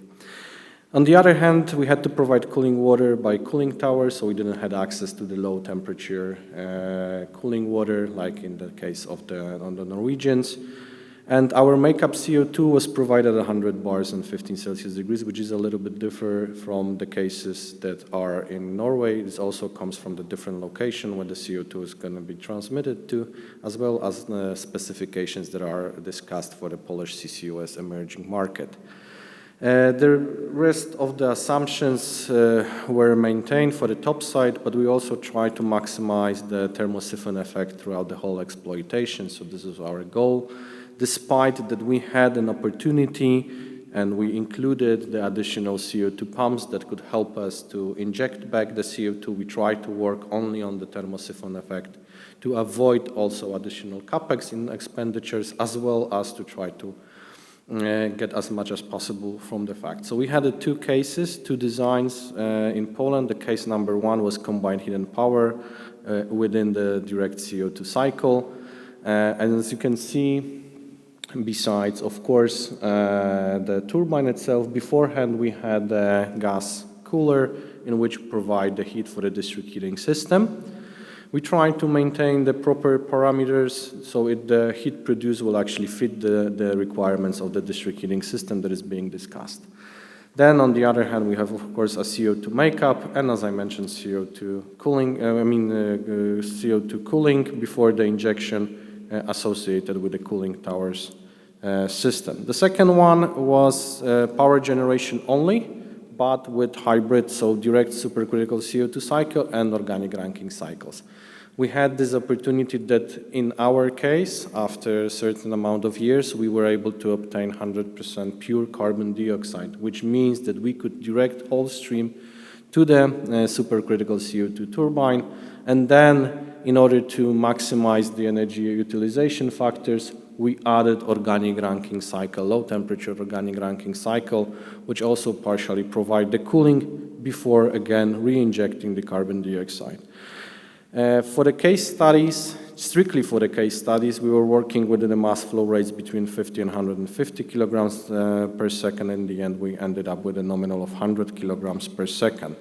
Why is that important? Is that here I am presenting of how the reservoirs with the wells work with, and as you can see, you have the information about the pressure difference in year 0 and in year 30 for different mass flow rates. As you can see, there is a significant decrease in the available pressure difference, so the thermosiphon effect, when we are working with higher mass flows. This directly influences how we can design and operate the topside system itself. There is, of course, a significant change in the production temperature at the entrance to the topside system, which was especially, again, for the cogeneration case of special importance, because the heat that we wanted to produce should meet the requirements of the district heating system and not be something below 70 degrees, like in the case if we would work with the highest mass flow rates. So, in terms of modeling, for our process modeling, we used mainly IPSE-Pro software with low temperature process library, which includes the data sets for the carbon dioxide within the required range of parameters. We use the connections with the Excels and other tools to conduct the time series analysis. And as I mentioned, we work with the pure carbon dioxide as EGS working fluid.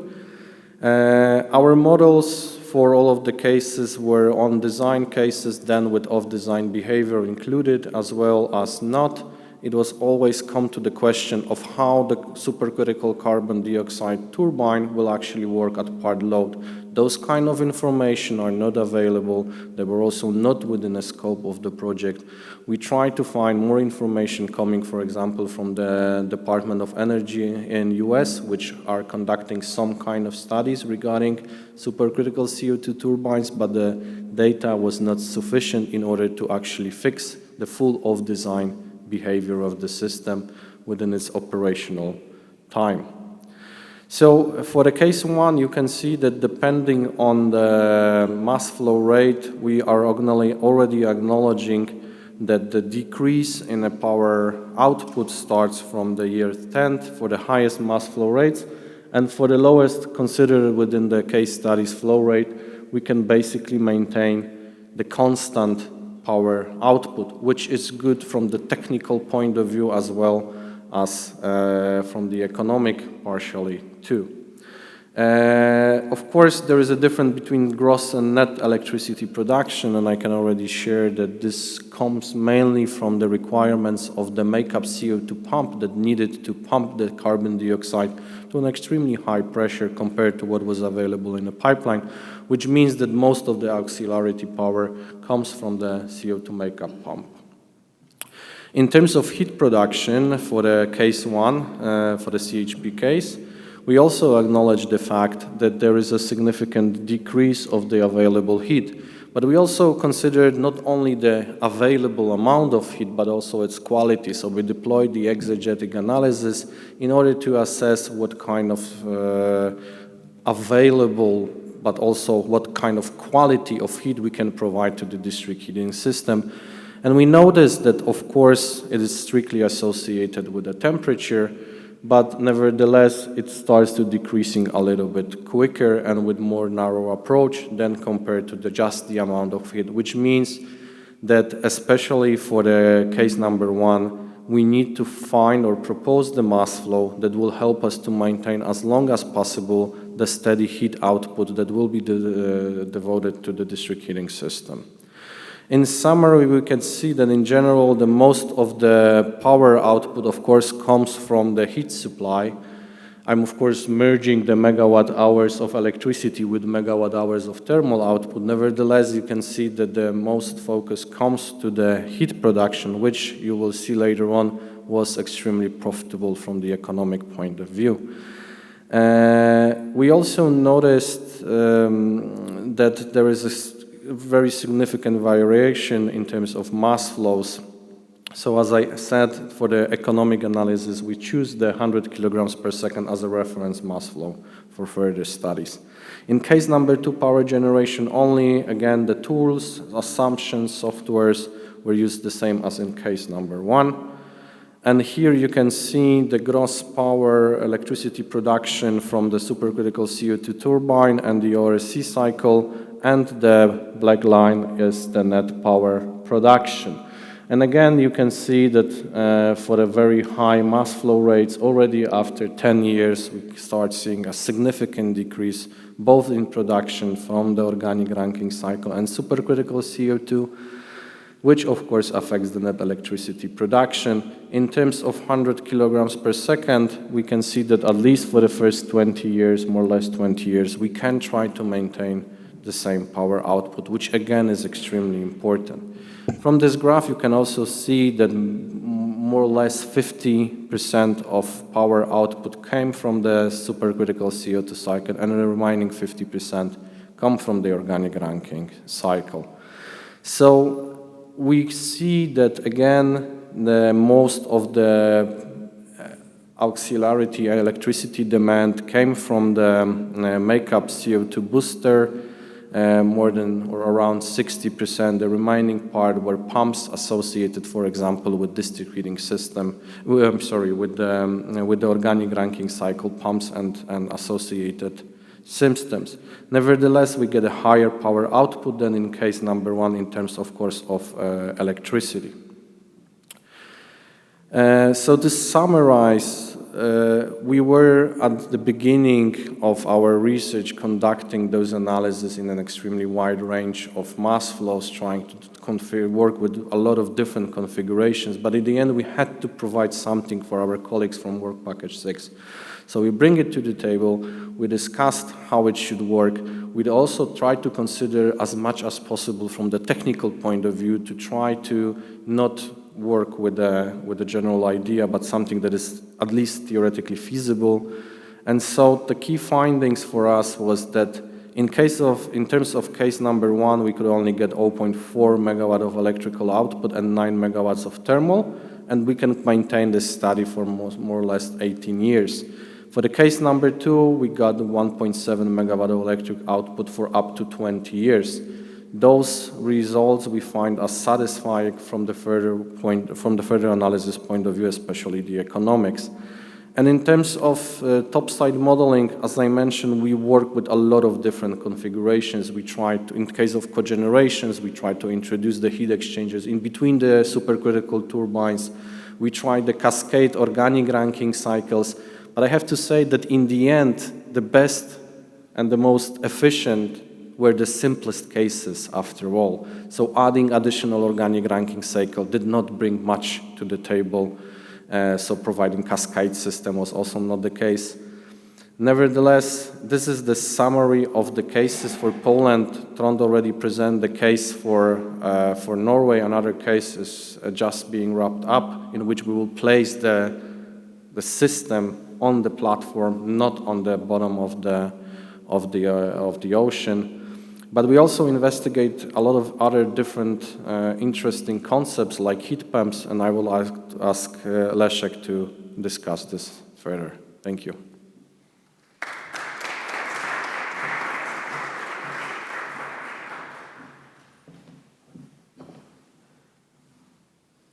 Okay, so there is one thing I would like to point out, that we were using different software to make calculation for topside systems. So Paweł was using commercially available software, Trond was using their own home software, and I were using also my homemade software. I were using CoolProp thermodynamic library, and I discovered that there is the problem with the mixture of CO2 and water, so it isn't maybe surprising, because that's the work which Jakob mentioned to you. So if it will be so easy, there will not be necessary to do it. So because of that, In my case, I assume that on the top side, I have only CO2 without water. So Maciej mentioned at the beginning that there is the big problem to obtain from the very early stage of exploitation pure CO2. So it is necessary. It's impossible because at the beginning we have mainly water, and after that the amount of CO2 increase. So because I assumed that I work only on pure CO2,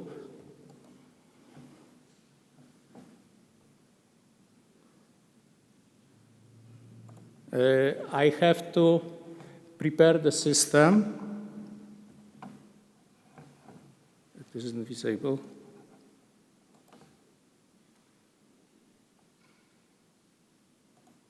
Okay. I assume that I have pure CO2, so with 2 years to very early years of exploitation, we have to fill out the reservoir by CO2. So I suggest the system looks like this. So we have exploitation well, and after that separation, and we obtain water. Water can heat up CO2, which fills up the reservoir. Of course, we will not obtain thermosiphon effect because we heat CO2 up, but we don't cool down the reservoir itself. So the temperature, that's one of the key factors. So to avoid the problem, we use some electricity to fill up the reservoir itself. So that's the scheme of a possible system. And after that, we assume the topside system looks like this very easy picture, but I will try to describe it and prepare more familiar for you. So we have here some key elements that the energy thermal user, I call them U1. There is the additional thermal energy user U2. And after that, we have 2 power generation units. So that's the first one is direct CO2 supercritical turbine, and after that is ORC plant. And there is the assumption when demand for heat occurs, the priority is to cover the heat demand. Is to cover the heat demand. Why? Because we expect that energy production, the power production, will be characterized by a relatively low efficiency. When we are talking about utilization of heat, we can think about efficiency with 80–90%, including losses in the district heating system.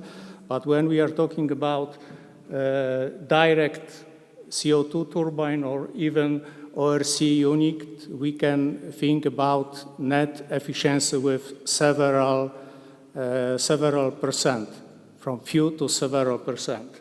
So whenever heat is necessary, so the priority is heat. So this system works like we divide the stream of CO2 between the thermal energy user and electricity production.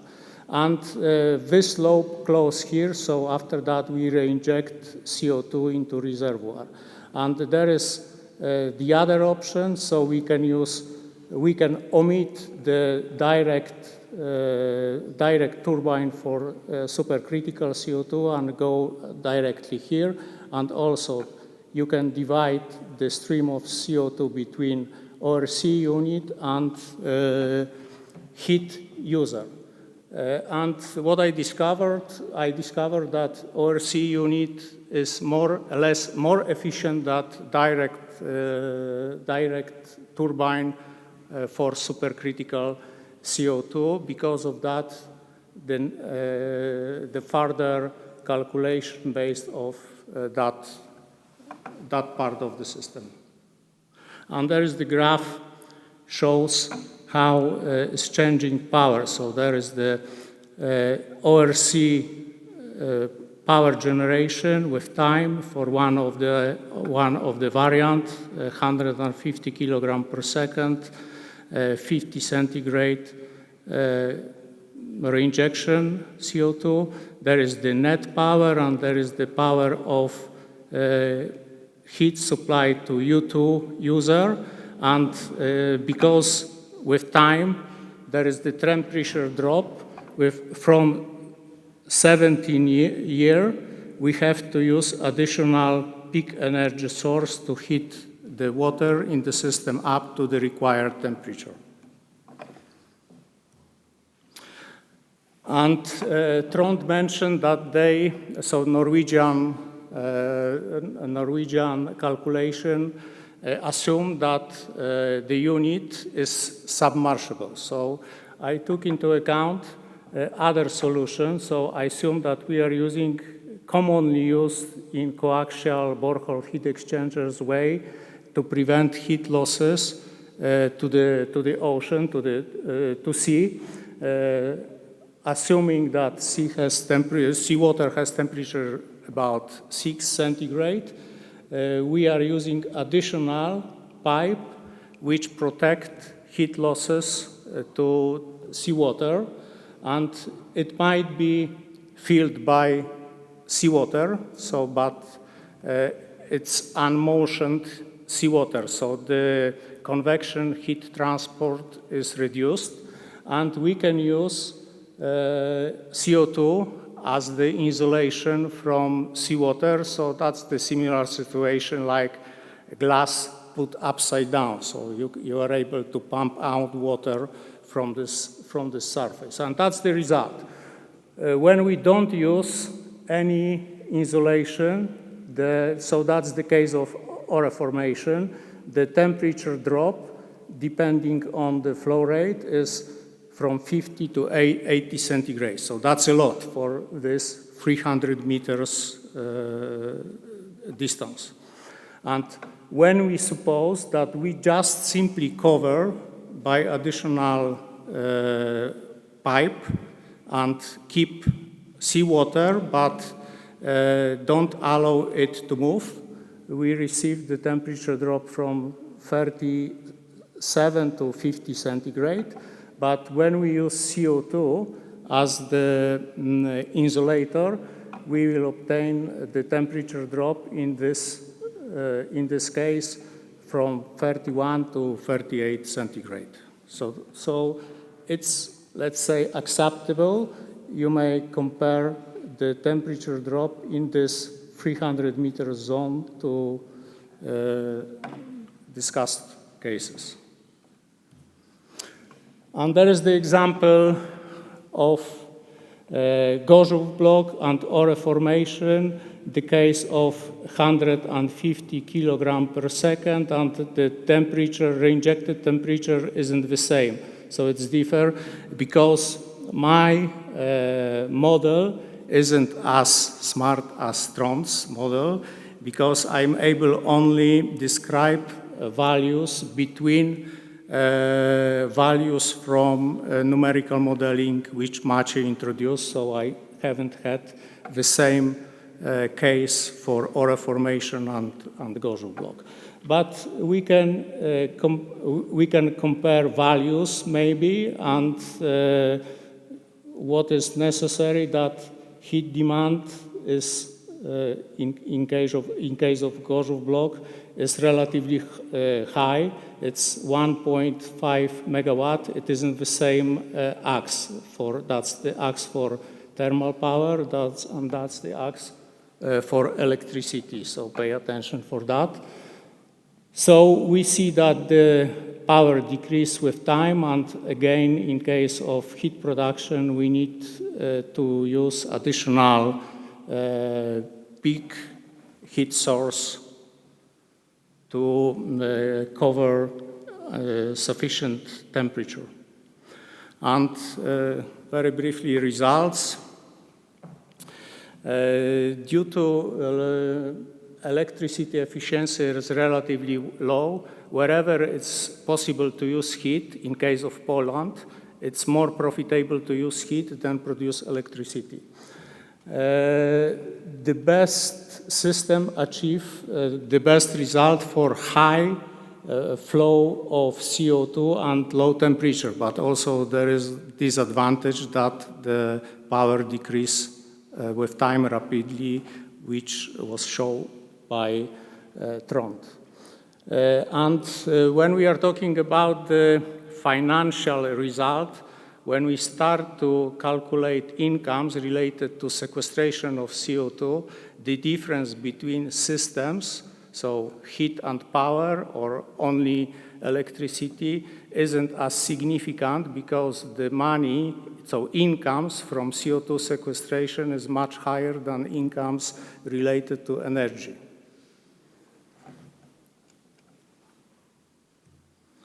And Paweł mentioned about heat pumps. We were considered several cases how we can involve heat pump to that system. So that's one suggestion. So we can link heat pump, compression heat pump, with condenser of or C unit, but it is this solution, of course, it's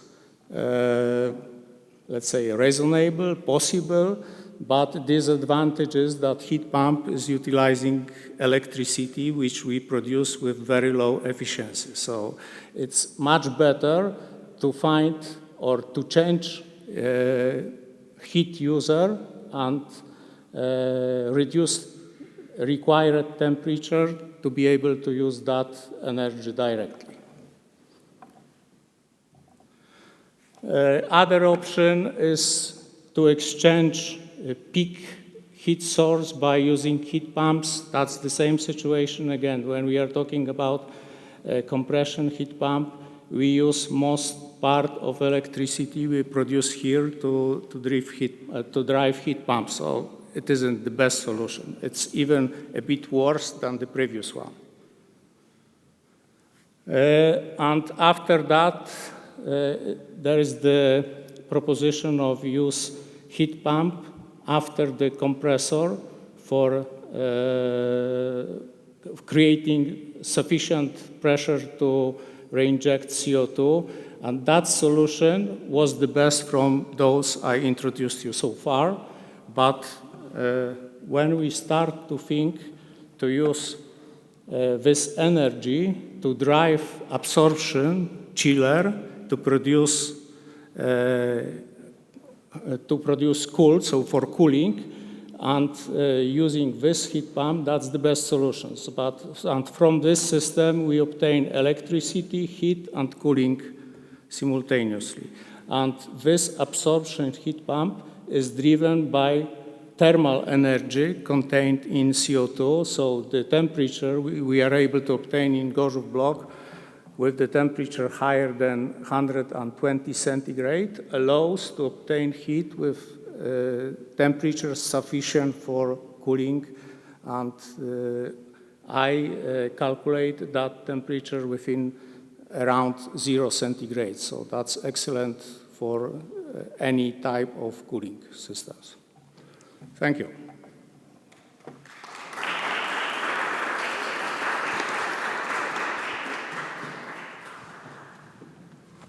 Thank you very much. That's everything from the modeling phase. And let's move forward with agenda. So generally speaking, we can say that no project exists without the proper economic and, of course, environmental side. And these matters were subject to work package 6. And I have a pleasure to invite the leader of this task, Marcin Niszka from Exergon, to open the set of presentation with his speech on techno-economic prefeasibility studies. Thank you very much. At the end of the day, usually it is time to talk about money, and the work package 6 partially was devoted for economic analysis and assessments of these cycles which have already been presented. But not only, obviously, also some elements of environmental impact assessment have been done and also some basic investigation of the regulatory aspects belongs also to Work Package 6. So I will start with some results of the pure economic assessment, then Paweł and Barbara will present the rest of our works within Work Package 6. We have been responsible as commercial company for this economic analysis, and here you can see some core elements of the applied methodology. So we used two approaches. The first was the free cash flow to equity, which poses the assessment from the investor point of view or from the company who is doing this project point of view.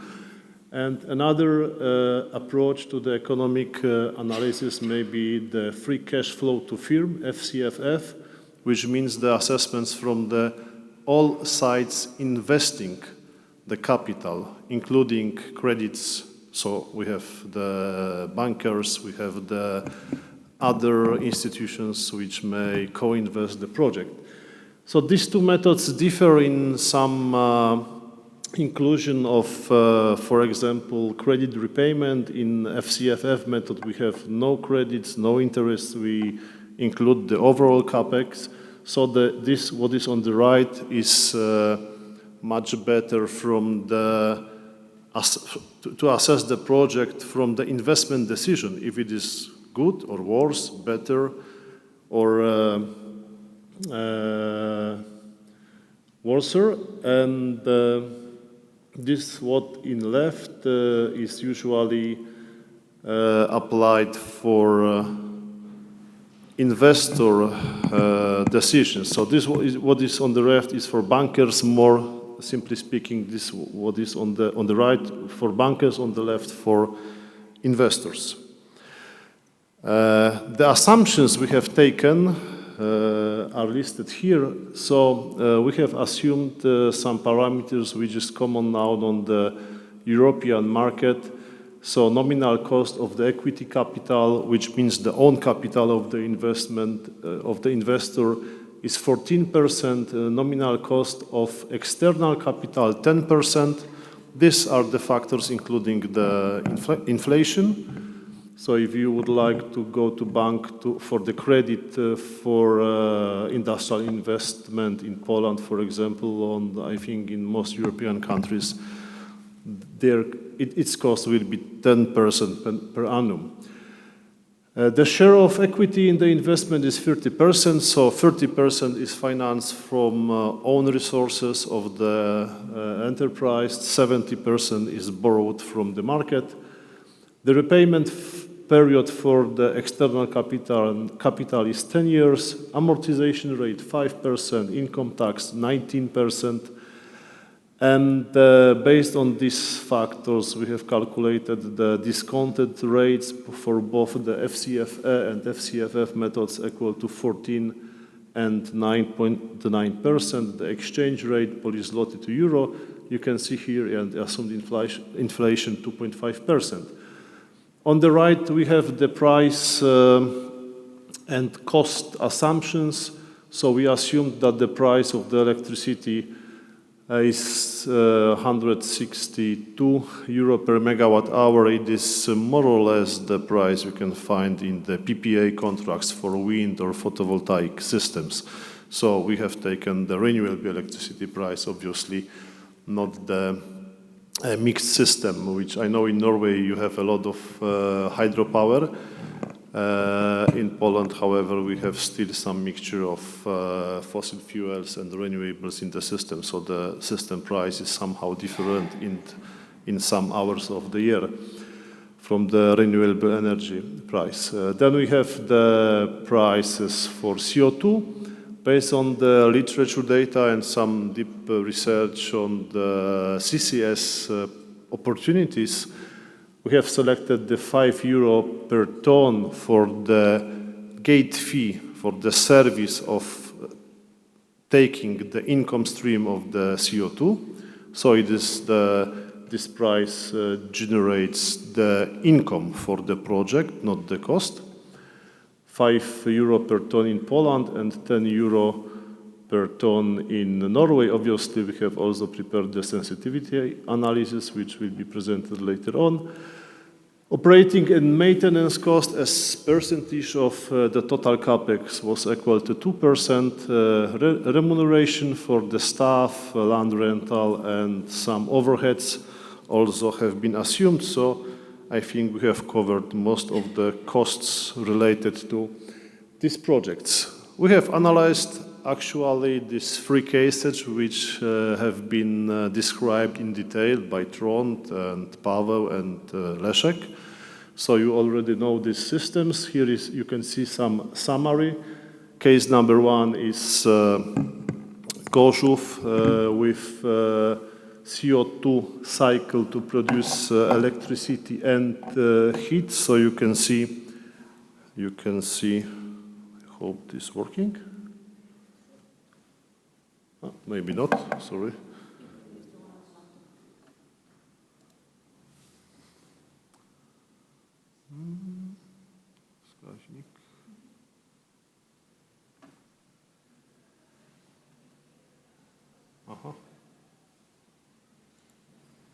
Yes, sorry. So you can see here the power, the electric power, and also the thermal heat power, that is this heat which is sold to the district heating system. And we have evaluated the total capex for this system to close to 56 million euro, where something like 23, if I remember well, was devoted for the drilling activities, while the rest for the topside system, building structures, and all the necessary auxiliary equipment. We have evaluated this based on data on CO2 cycles and also based on data from real public tenders from drilling activities in Poland, and also we have verified this drilling cost with literature. So that is the capex. In this picture, you can see in the years, the following years of the operational phases of the project, how the project is consuming or producing electricity, as within the first 5 years of the operational phase, which is called in our analysis phase 1, we are pumping the CO2 into the drilled wells, and within these 5 years there is no production yet. Then in the 5th year of the operation we start the production, so we have the electricity production, which you can see here in the form of these blue bars. Here it was the electricity consumption for the CO2 pump and other equipment. Here you can see the accumulated CO2 which is stored in the wells, and also the heat produced, which is stable at the beginning and then is decreasing, as gentlemen before me explained in details in terms of reasons of such a behavior. Here you can see the calculated operational incomes and outcomes for this system in division to phase 1. So this is the phase without production of electricity and heat, and phase 2, which is the target phase with production. So this is the first year of the first phase, and the other picture is dealing with first year of the phase number 2. So for the first year, you can see the income, the annual income from the CO2 stored in the wells. This is quoted in 1,000 euros per year, so we have 8.7 million euro per year. Then we have only cost, operating and maintenance, and electricity utilization are the biggest costs in this phase, while for the target operational phase 2, we have the income from CO2 stored per annum, obviously, which is lower than here, but here we have just the makeup CO2 for the operation. The well is already filled with the CO2. And we have the income from heat production and from the electricity production. So you can see that the heat production income is much higher than the electricity production income. Just to mention, let me to go some slides before, that we have here the price of heat equal to 28 euro per gigajoule, which is more or less the typical price for the heat for district heating, for medium-sized district heating systems in Poland now, and may be assumed as somehow socially acceptable price for the heat. We have analyzed many renewable heat projects in Poland for our customers, and we can see that even if the break-even price for the heat should be higher because of introduction of biomass instead of coal, or heat pumps instead of coal to the systems, usually our decision makers, people, are wishing still to keep this price on the lower level just to protect consumers on these monopolized markets against the rapid increase of the price. So this 28 euro per gigajoule, I think, is typical, acceptable by the people price in Poland for renewable heat, for green heat, obviously. So combining this into discounting cash flow economy, calculating these factors I have described before, described or not, I am not sure. Yes, here we have the methodology, but then this methodology tends to calculation of net present value. So here we have the following years of the investment. The net present value expressed in thousands of euros in that case shows at which point this project in terms of profitability is at each year. So if we have the minus value, it means it is still on the negative side from the profitability point of view. If this NPV line crosses the zero level, it means that we have the payback time, and maybe red on this horizontal axis, and then continuing to positive values, we may say that this positive value represents some net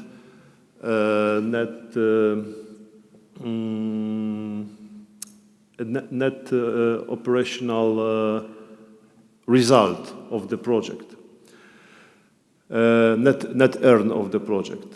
So this orange line represents this free cash flow to firm method. So this is the evaluation from the overall capital point of view, and I will now focus on this. So you can see that this project, case number 1 for Poland, is profitable. The payback time is after 14 years, counting from the 0 year. The overall investment is assumed to be cumulated within the 0 year.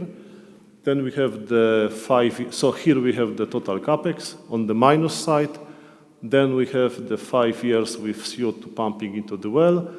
So we are earning on this income from the CO2. And here we start normal operation phase 2, continuing. And after 14 years, we have the profitability, the break-even point for the profitability. And then we are earning. So after 30 years, we may say we have something like 25 million of the profit.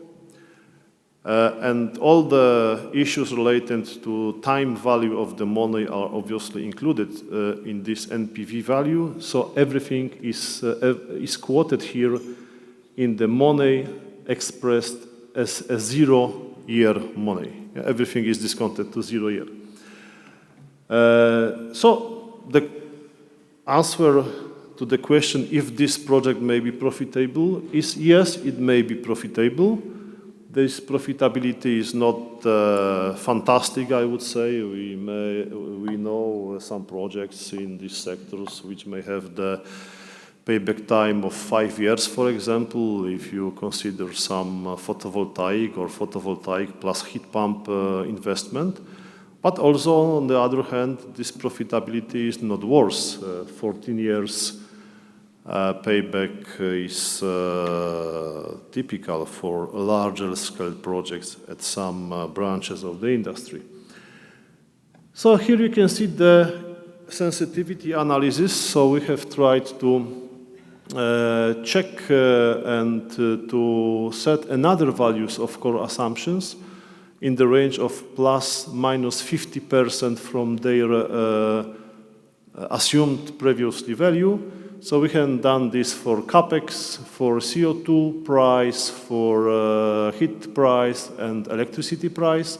And you can see, as we were expecting, that this NPV factor is most sensitive to CapEx value and CO2 price value and heat price. So we have also evaluated the break-even point of the investment. So this means that we have calculated the CapEx for which the NPV is equal to 0. So the project is neutral from the economic point of view. And the answer is that for all CapExes less than 80.4 million, the project is profitable. So we have 55.9. So we have still some reserve. For all CO2 prices higher than 1.8, the project is profitable, and similarly for heat price higher than 13.6. So here also we have some reserve, and for OPEX lower than 3.9. So the result, the conclusion is that actually these three factors are of core importance for the profitability: CapEx, CO2 gate fee, and heat price. Case number 2 is the electricity-only production case based on a hybrid cycle incorporating both the supercritical CO2 turbine and ORC cycle, so we have higher power, and we have higher CapEx, 63.7 million. We have evaluated the ORC system CapEx based on real market data. We have a big experience in such investments, as many customers are investing now in ORC cycles combined with waste heat from industrial facilities. So taking this CapEx, again, we have the phase for the CO2 consumption and electricity consumption, and we have the phase 2 with electricity production. And here again you can see operational cash flows. There is no income from heat production, as for case number 2 there is no heat production.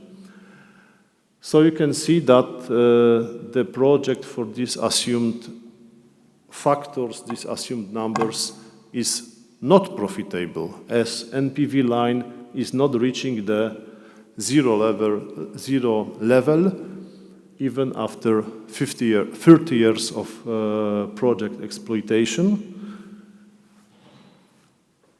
And within the sensitivity analysis, we have calculated that if the CapEx would be decreased to 40.2, the NPV would be zero, so that the break-even point.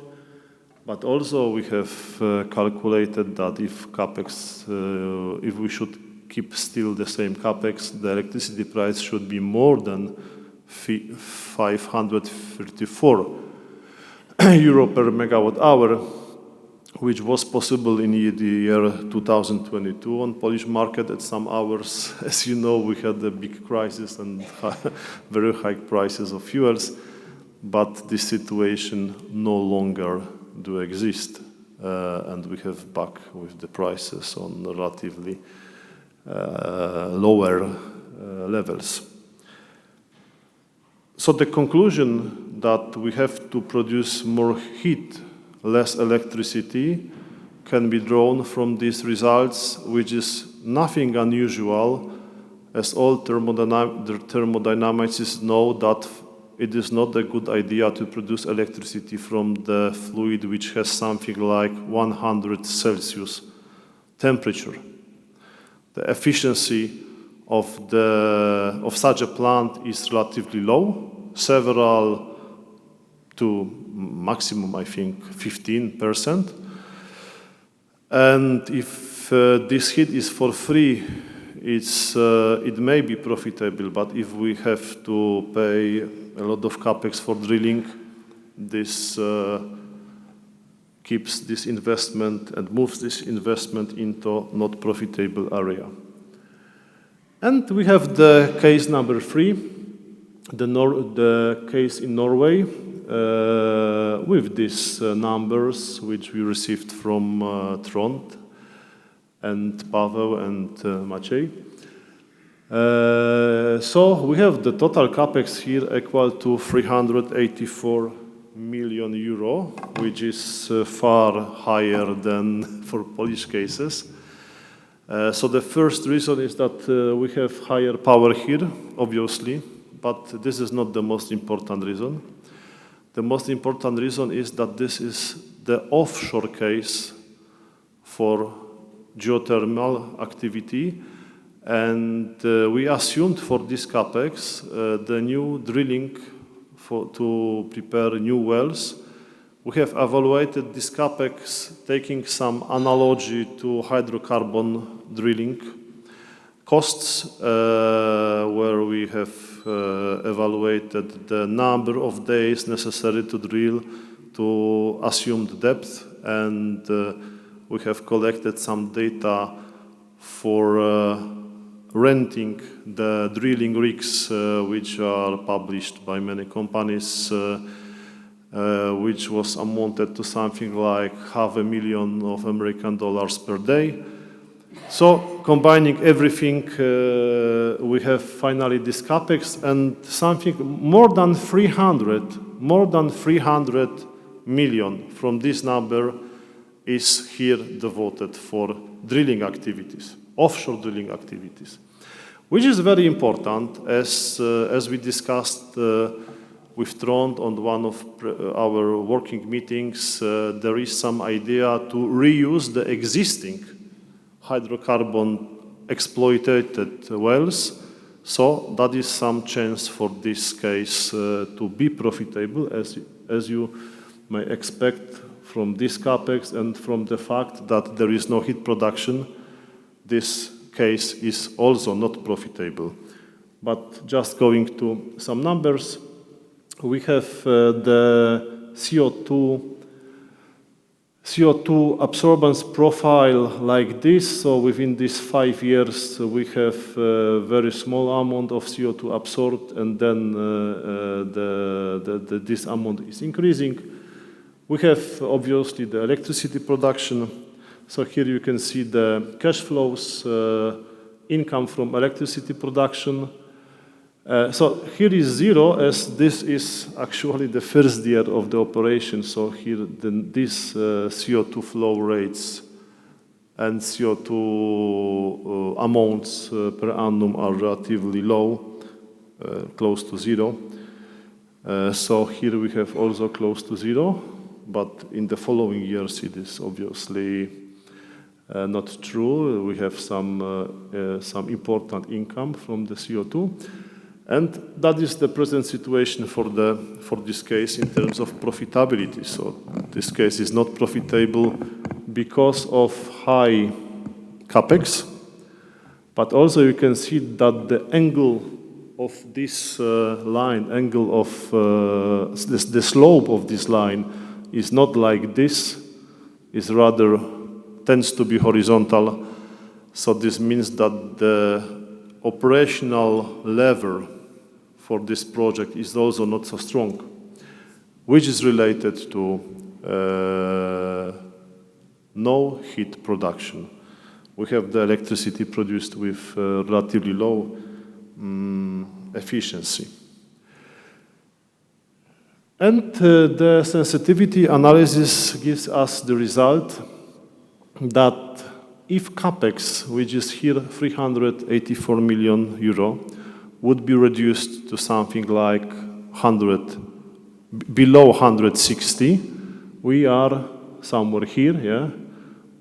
It will be somewhere here. We will be on the zero NPV.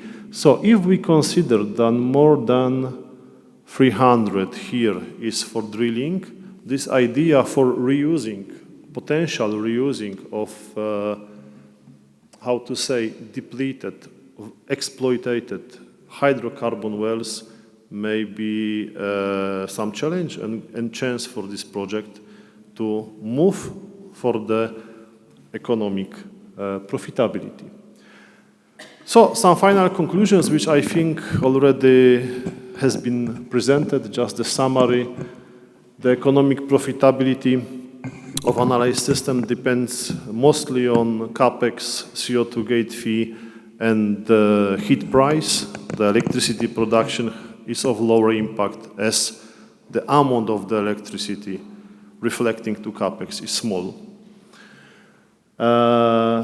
Electricity production from low temperature geothermal heat is not profitable from economic point of view for actually wide range of assumptions we have taken, but not for the all assumptions. This is related, for example, to this idea for reusing of existing exploited hydrocarbon wells. And these systems, at least at onshore cases, should be obviously located in those sites where we have the heat demand for external customers. This may be heat demand for industry, this may be the heat demand for municipality, local district heating systems. I know that these systems should be located from the geological perspective in those locations where we have geological opportunities. But also each of such sites should be evaluated from the existence of heat demand point of view, as if somebody will have to take the investment decision, for sure we'll look on the economic cash flows. And the chance for lowering the CapEx, we can see not only in the reuse of existing exploited hydrocarbon wells for offshore cases, but also I think we are at some point before wider commercialization of CO2 cycles, as in general the equipment for the power system are somehow familiar with those where we have thermodynamic cycles, both right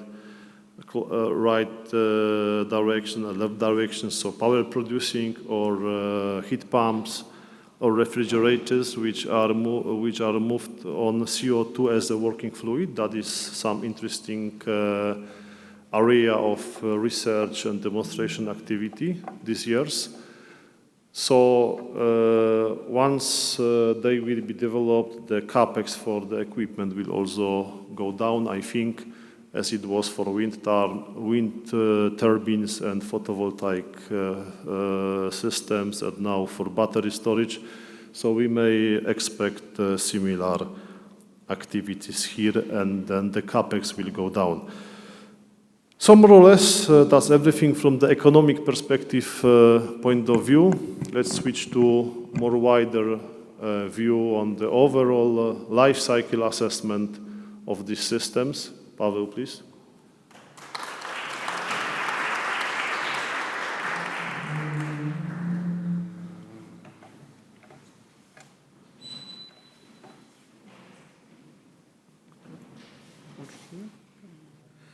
Okay, so as Marcin already mentioned, within the work package 6, we also conducted life cycle assessment.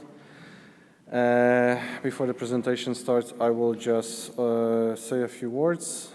Oh, no, actually, it's already on. Yeah, okay, thank you very much. So the environmental impact assessment was done within a work package 6, and of course we started with a careful review of the methodology. You would think that the LCA itself is already so well recognized that there will be no challenges in applying this approach to the CO2 EGS systems, but unfortunately, taking into account the issues of allocations, we have basically 3 products here in some of the systems because we have CO2. If we consider the revenue sources, we have the CO2 stored, then we have the electricity and heat. So the issues of allocation of environmental impacts were already challenging. Then there is a requirement for a lot of information about the requirements for steel, cement in the investment phase, and then of course for the investment phase in terms of CO2 cycles, which are again not something that is commonly available right now. So we did a lot of exercises at the beginning trying to fit the framework of the LCA to what we are going to be dealing with, but we of course rely always to the standards set up by the ISO norms. Then we of course try to look exactly how our system looks like. So we of course have the construction phase in which we consider the exploitation drilling, the stimulation of the reservoir for the Polish cases, and the plant construction, meaning the top side of the system.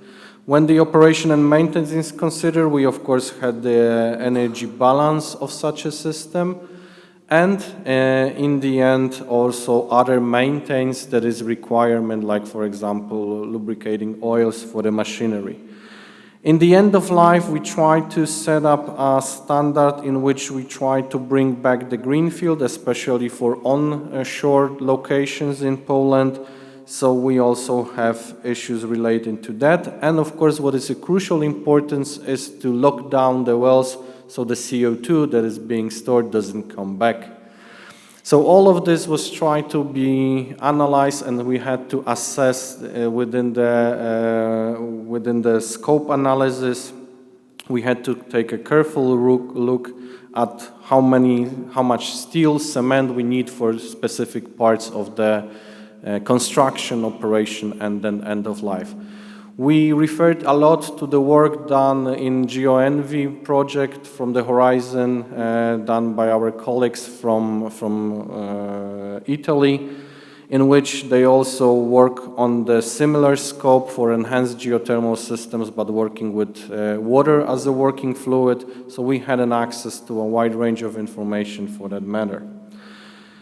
As I mentioned, in all of those phases, we try to be as accurate as possible, but in the end, we can only go as far as the available data is, which means that from the principle, we try to take all of those things that are listed into consideration, but in some of the cases, we had to make a simplification assumptions or just neglect some of the values.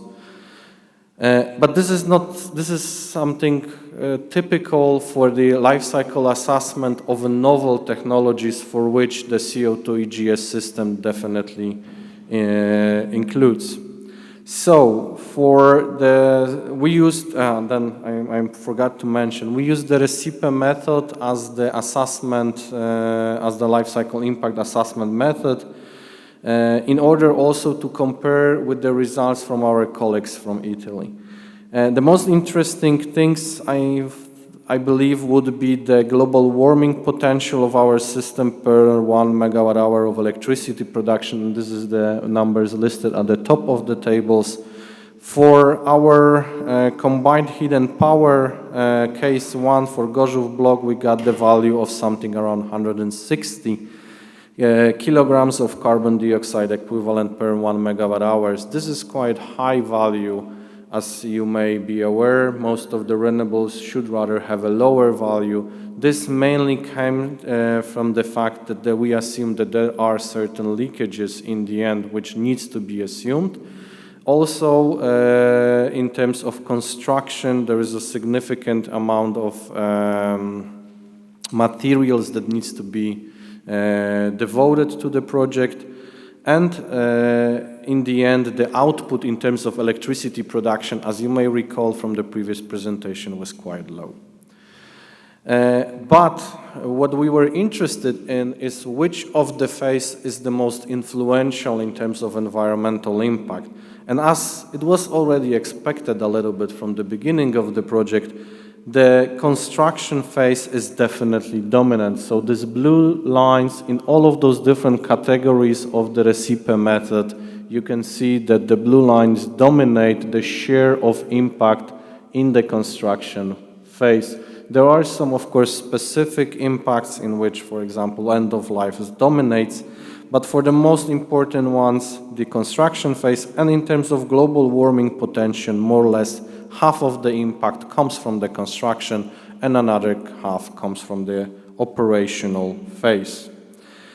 When we look at the impact at the different levels, so we're looking at a little bit of aggregations from those specific ones to the aggregated results, the highest impacts are for human health, in which the global warming potential is, of course, included.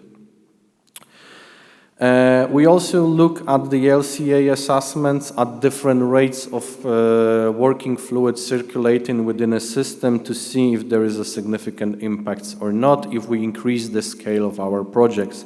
And for the very small mass flow rates, we can definitely see that the impacts were much, much higher in overall than in the case of systems with the higher mass flow rates. But then adding and increasing the scale did not have such a big impact.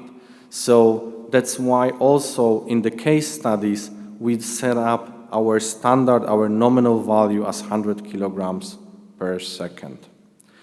For the second case, the power generation only, we got much lower global warming potential of 52 kilograms of CO2 equivalent per 1 megawatt hour.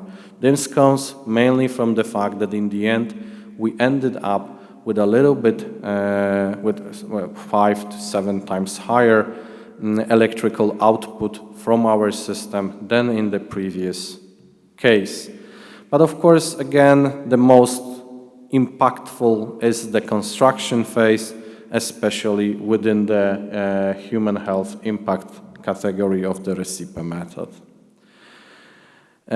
When we looked more deeper into the construction phase, we also are acknowledging that the well drilling has the highest impact. And this is a very similar as it was in the case of economics. The well drilling itself brings the burden to the projects. And again, if we can, in a way, utilize the existing wells in any way, this will definitely not only improve the economic profitability, but also lower the overall environmental impacts.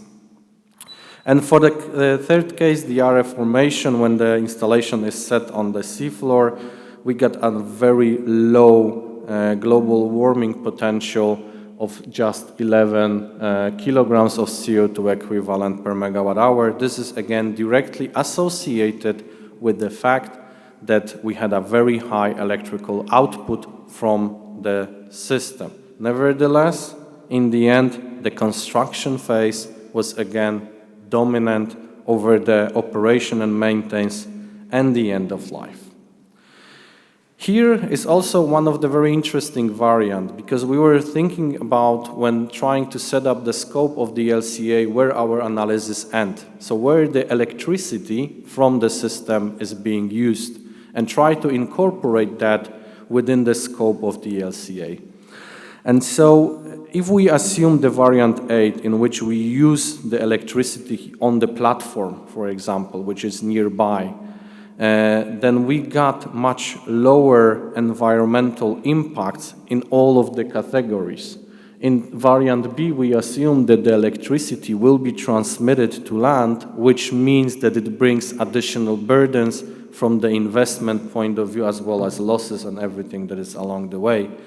So it nicely showed us that if this system would be in operation, then from environmental point of view, it would be better to use the electricity locally, for example, on the platform, or at least join it with the grids of offshore wind to co-share some of the environmental burdens that could be associated with such a project. So in the end, just as a summary, we can see that there is a potential to obtain a very low environmental impact. And we also have to remember that most of the geothermal system, the conventional geothermal systems, have also quite high CO2 emissions that comes from the sources. So our values that are presented here in especially case 2 and case 3 are much lower than the conventional geothermal system can provide today. For the case 1, I think we have to work more on the design and maybe try to figure out how to better allocate the costs associated with the heat production. In the end points, we can see that the case number 3 in this case was actually the best. So despite the economics, the environmental impacts were the lowest, and there is still potential to lower them further, for example, with the use of the existing infrastructure.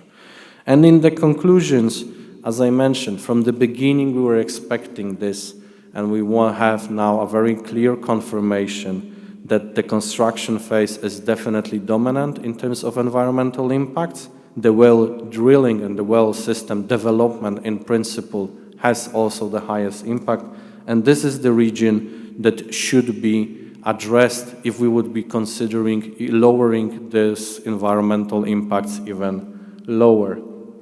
There are, of course, some issues regarding the safety of the CO2 storage, which I guess partially will be discussed.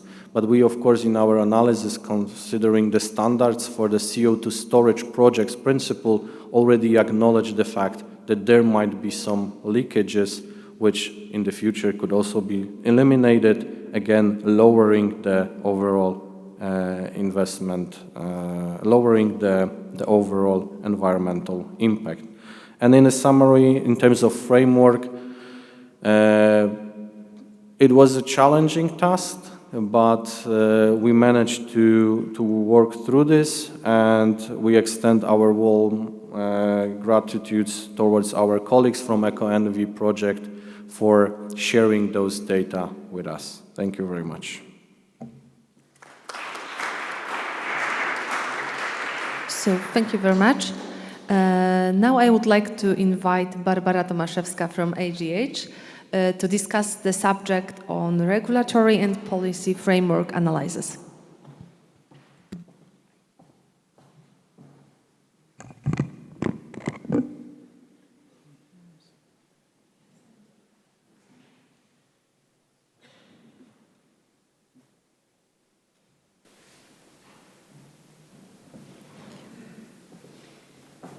Ladies and gentlemen, firstly, I would like to say something to Anna. Thanks for your ideas and concept. We had a huge opportunity to work together in so international and also interdisciplinary project. So, as it was presented today by my colleagues, some geological, thermodynamical, and other different aspects. We also focus to the regulation and policy. Okay, and also for the regulation and policy. It wasn't so easy because we have to know that the project ideas, the project concept, is focused on the new solution, new technology, who is really not currently included in the regulation in case of Polish system. Of course, it means that we have a regulation related to the geothermal system, to the procedure for the geothermal water and energy production. However, also we have a regulation to CCS, but not connected with this geothermal and carbon dioxide injection. That is why we focus on the several acts, especially Geological and Mining Act in Polish system, Environmental Protection Act, Water Law, Energy Law, and others. And it was also difficult because it's, in case of Polish regulation, the legal aspect is very complex.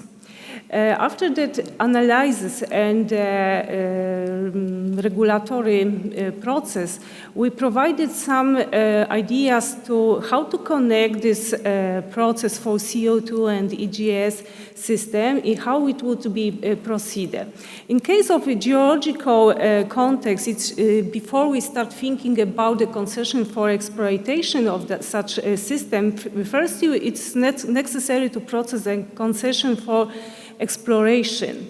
Especially it should be pointed about the realization of the geological work is in classical system, and also important hydrogeological and also geological engineering conditions, especially related to the injection of the CO2 to the reservoir. What is more, when we think about the implementation of such EGS CO2 system, we also need to be focused on environmental limitation to reduce the negative impact of the investment of the environment during this all processes from the point of exploration, also exploitation.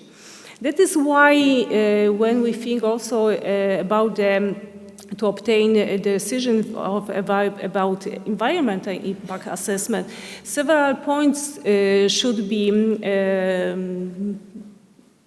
presented, especially about the existence of mining areas related to the exploration and exploitation of minerals, classical system, existence of license concession areas related to the exploitation and regulation, for example, for traditional geothermal system, also gas, crude oil, or other sources.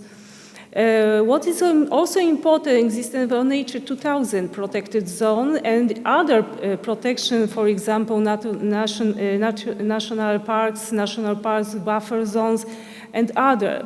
So it's also very, very important about the hydrogeological conditions, both groundwater bodies, groundwater protection zones, especially reservoir protected for the drinking water sources, and other data about the hydrological conditions, especially also about the flood hazard zones. That is why when we're thinking about the environmental aspect, we also need to be focused on the technical aspect.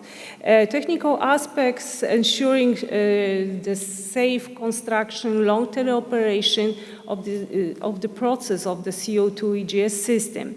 What is more, ensuring neutral impact of the environment, so it was presented by Paweł, but in its process also connected to the exploration and exploitation of the long-term process. The complexity of the subject covers construction, operation, decommission.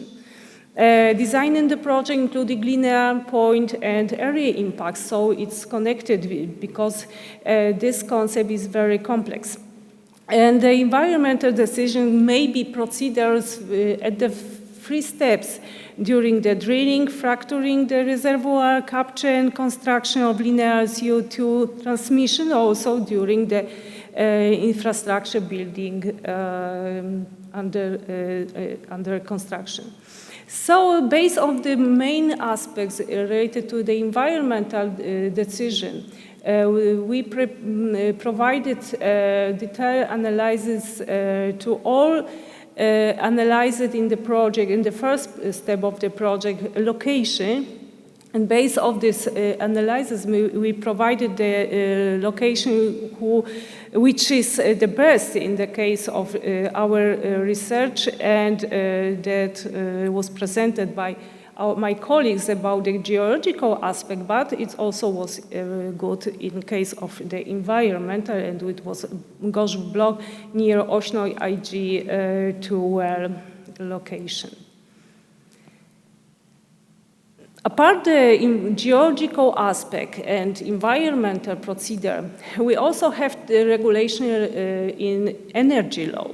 It's focused especially on the procedure of concession, also proceeded by the president of the Energy Regulatory Office, and it's connected with the operator position to the CO2 transport network and several other aspects of the operation. The network traffic of CO2 transport network, the current and long-term safety, the operation of this maintenance, repairs, and other necessary expansion. So, as you see, geological, environmental, and energy, all aspect is covered by the CO2 EGS system in the regulation, but it needs to be connected when we think about concession. So we can conclude the concession for the underground storage, the production of CO2 by energy by using CO2 should be characterized by the source of CO2. Because it's very important to define in the concession the source of the solution, which will be injected to the underground storage. What is more about the special composition of CO2? The stream that will be injected, the quality of the CO2 source is provided into the concession. Some information about the hydrogeological data, the groundwater bodies, the protection zones, and it's also included in the concession, need to be included in concession because it's important for the system preventing and what is more also pressure limitation values to underground CO2 storage complex. What is more, the maximum efficiency of the pressure injection of CO2 and the scope of method of monitoring this underground system. Some words about policy framework. It's also can be pointed in case of Poland and Norway. We actively and strongly engage in pursuing national strategies for green transformation, how it is presented also by the European Union Green Deal. And it's focused on the transformation of the industry for green energy. And I think in case of policy framework, the implementation of the new technology solution, including this proposed by the project, depends on especially to the transfer of knowledge, the economics aspects, social acceptance, but depends on the political narrative at the national levels. And we concluded by the project that we can provide some recommendation for policymakers that should recognize the need for develop new initiatives and enable reforms to existing policy instruments. What is more, I think it's both important apply multi-instrument approaches to incentivization that don't rely on carbon pricing, and also force a choice between technology-specific or technology-neutral policies. So everything is on the policy, depend of the policymakers and stakeholders. So I think it's a huge potential, but it depends. And of course, for economic aspect of many other real-time concepts. So it's all from my side. It was short, but I hope it's enough for the regulatory aspects. Thank you.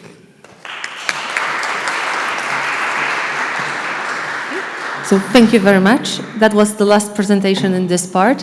So now it's time for a short coffee break, really short, and we will see each other here in 10 minutes and move forward to the last session for today.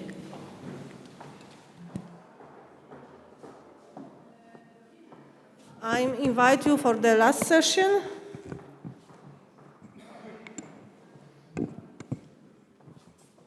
Please take your seats.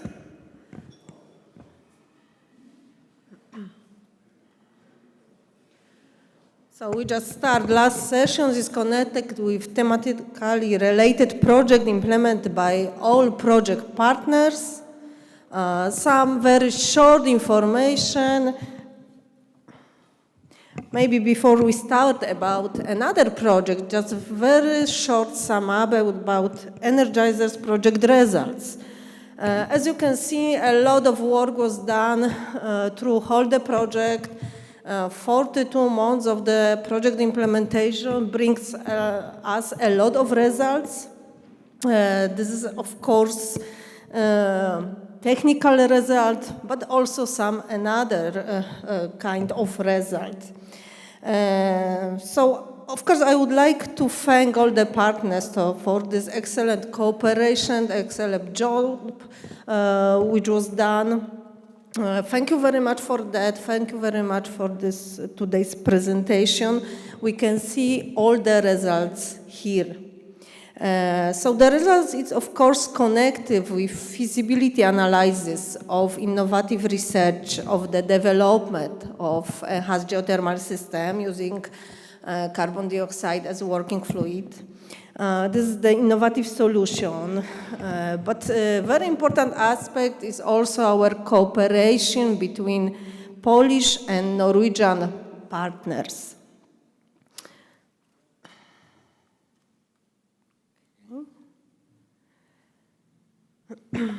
It's also capacity building of research teams on the national and international stage. It's glad to say that our project has been nominated to Polish Intelligent Development Awards as Project of the Future.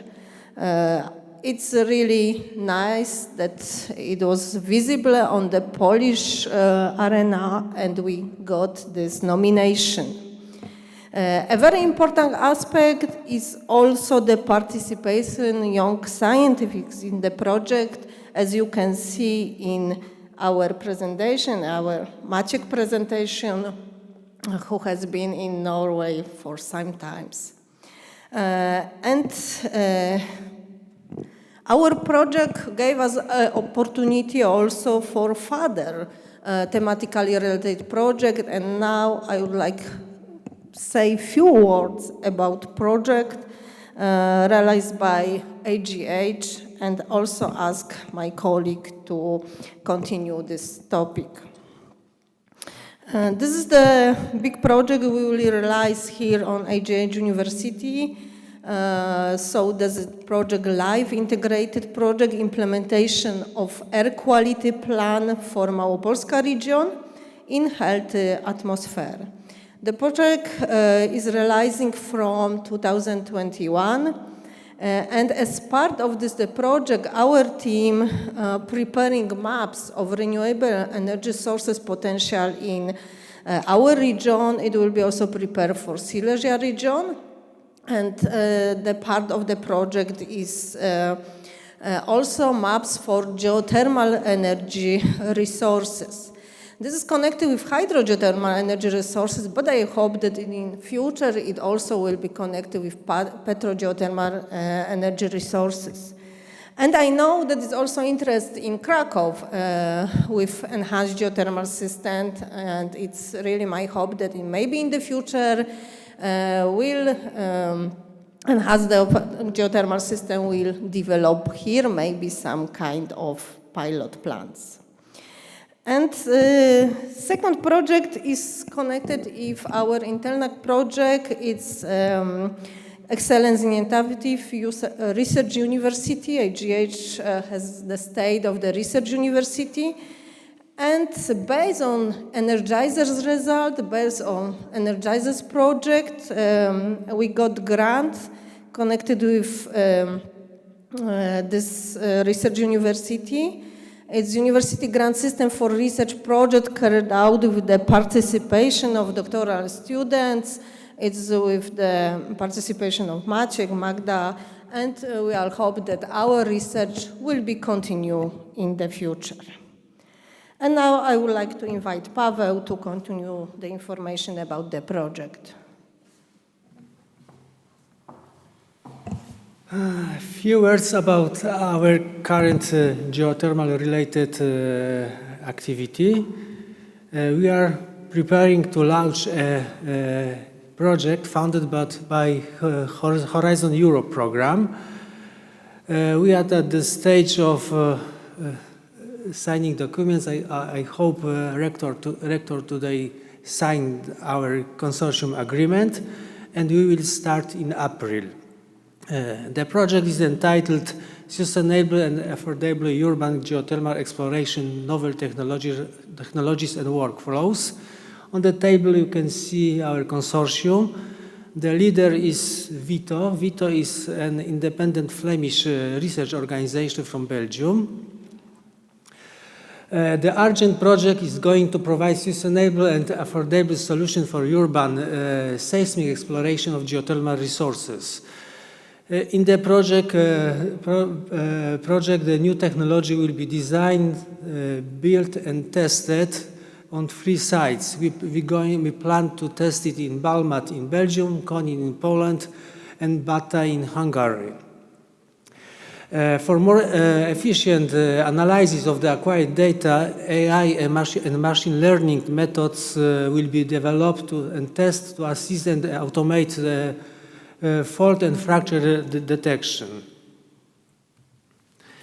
The second project, which I hope will also start soon, is funded by Horizon Widera under the hop-on mechanism. This means that we are joining a project already underway. In this case, it is a wider and stronger and united European research area for the sustainable exploration of geothermal resources. And this is our project. This is the subject of our project. We will be connected to the main project, which is titled Circular by Design Environmentally Friendly Geothermal Energy Solution based on the horizontal closed loop.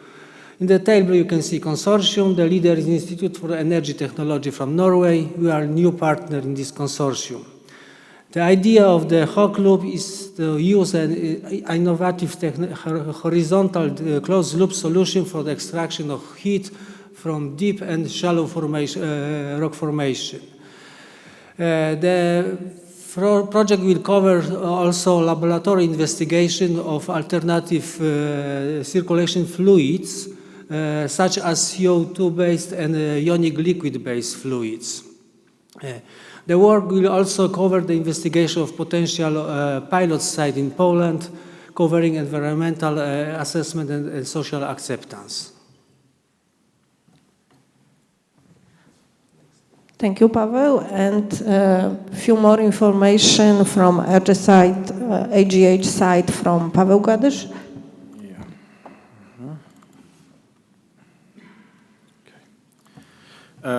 Ladies and gentlemen, I will start with a little bit of back history. In 2017 and 2021, I had the pleasure to come to AGH with this project. And as you can see, the last part of the title was already devoted to the CO2 enhanced geothermal systems. And then I actually had the first time pleasure to working with Anna, with Maciek, with Leszek. And we already did a lot of back then, but I can say from the perspective of EnerGizerS product that we learn a lot and we improve the quality of research in terms of CO2 geothermal system compared to this one. During the project exploitation, we also, of the EnerGizerS project, we also established a cooperation with the University of Florence, in which I had the pleasure to work during the EnerGizerS project execution on the comparative assessment of enhanced geothermal system with advanced EnerGizerS analysis. The EnerGizerS analysis itself was not included originally in the EnerGizerS projects, but through this small travel grant, actually, we were able to work on that issue as well. Currently, we are in the process of finishing one large strategic project, which goal is to develop the strategy for CCUS technologies in Poland. We're doing it together with the Ministry of Economic Development and Technology. And within our project, we have a certain goals. One of them is to prepare the strategy for the development of CCUS technologies in Poland, and then further on try to implement it within the Polish legislation framework. And I can say that we are looking at an extremely wide range of technologies, from carbon capture, CO2, this carbon dioxide removal technologies, CO2 transport, CO2 storage, but also CO2 utilization. And the results, direct results of the EnerGizerS project, especially for the Gorzów case, but also for the Kutno case, from which I have in the past, as well as the testing ground a little bit, will be included as part of the solution and potential options within the CCUS strategy for Poland that we're going to submit probably in the middle of this year, and hopefully will be proceed by the ministry before the end of the year. So we can try to do our best to show the potential politicians that such a solutions are available theoretically for now in Poland, and they could be a part of the CCUS value chain, as well as what Barbara was presenting, show the gaps in terms of implementing of such novel technologies for the Polish background. And the upcoming projects, maybe this one is not strictly connected with the CO2 EGS system, but it's also within the scope of the CCUS technologies, in which part of the regional showcases will also be working or dealing with the part of CO2 storage. And in this project, which I have a pleasure to coordinate at AGH, we will be trying to incorporate maybe solutions or options close to the CO2 EGS, as we proved that from the economic point of view it can be reasonable solution. And the project itself is coordinated or led by Syntev Energy, so we are looking forward for the further cooperation with Syntev. And at this moment, I would like to thank again Anna for taking the project and this whole work that has been done in the past years. And I also have a pleasure to lead some of the projects, and I envy Anna of how well she's doing and managing all the issues, problems, and challenges throughout the realization. Thank you very much. Thank you, Anna. Thank you, Paweł, very much. And now I invite Maciek to show the project implemented by Polish Academy of Science.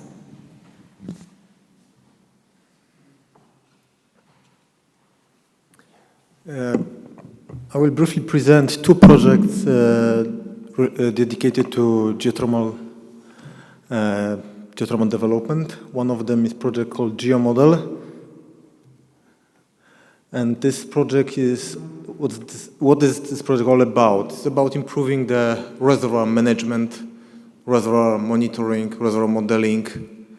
The main goal is to improve the overall management. So the owners or the operators of geothermal fields can produce better estimates for further production, can better do some wellbore flow assessments, and our goal is to develop some tools that will support these goals. This project we are making with Iceland GeoSurvey. The project is funded by EEA, Norway Grants. It is a bilateral, predefined project operated by the Ministry of Climate and Environment. Some tools that we would like to develop: the new LampFit++. This is a software developed entirely by Iceland GeoSurvey, using the inversion of monitoring data to produce easy to handle reservoir models that by fitting the model to the data is able to provide very quickly some good estimates for future production. It is very easy to handle even for non-professionals. And we, in the Polish Academy of Science, we are planning to develop some Python scripts that will facilitate calculations of wellbore flow, like thermal effect and heat exchange between the casings, well casings, and the host rock. That has also that can be interesting to the geothermal fields operators in terms of calculating what temperature they can expect at the wellhead, knowing the temperatures in the formation. And for more information, I invite everyone to our website, www.geomodel.pl. You can also find there, we have a knowledge base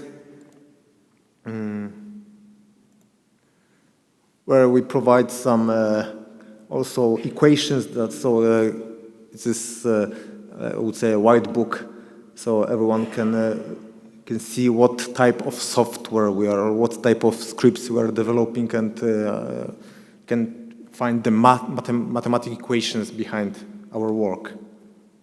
So this is all about GeoModel, and now I will show you a second project.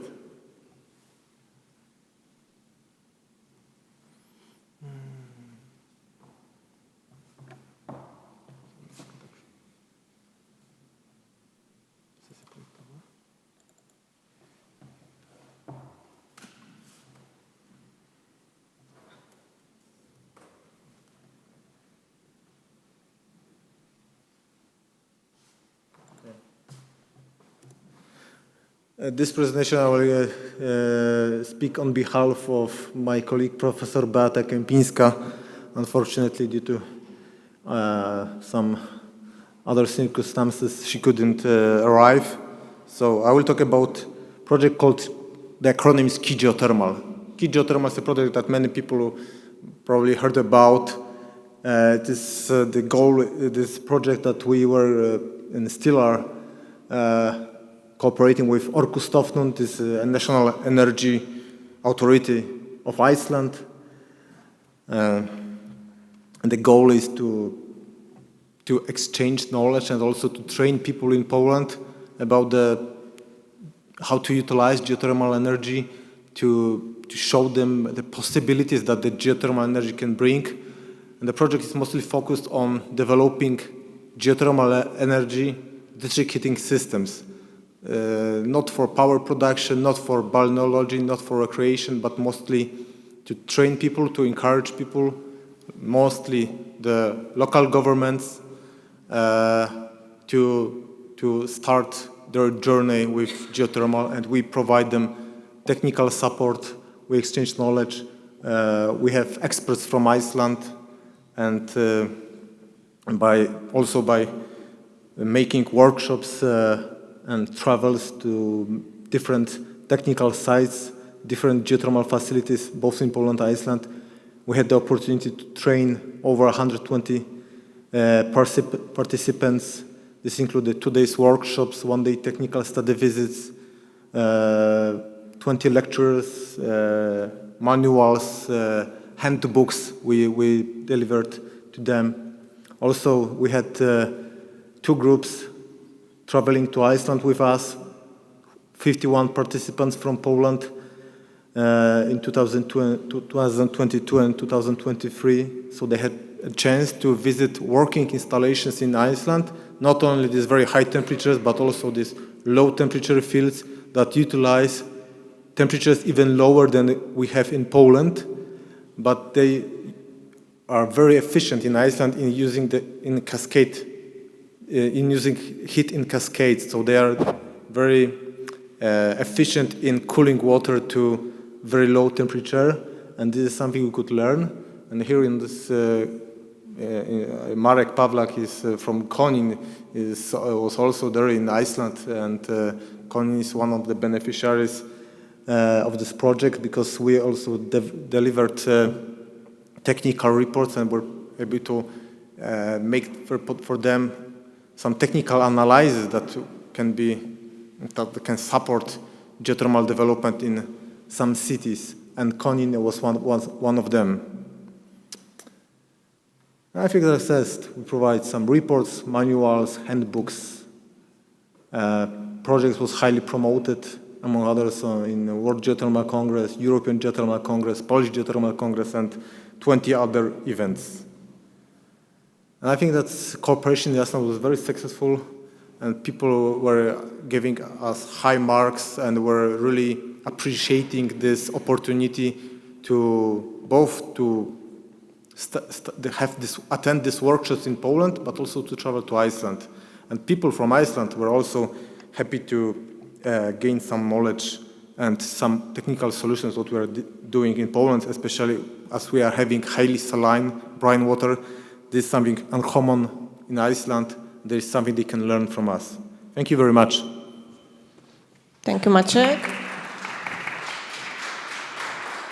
And one more project. Leszek, please.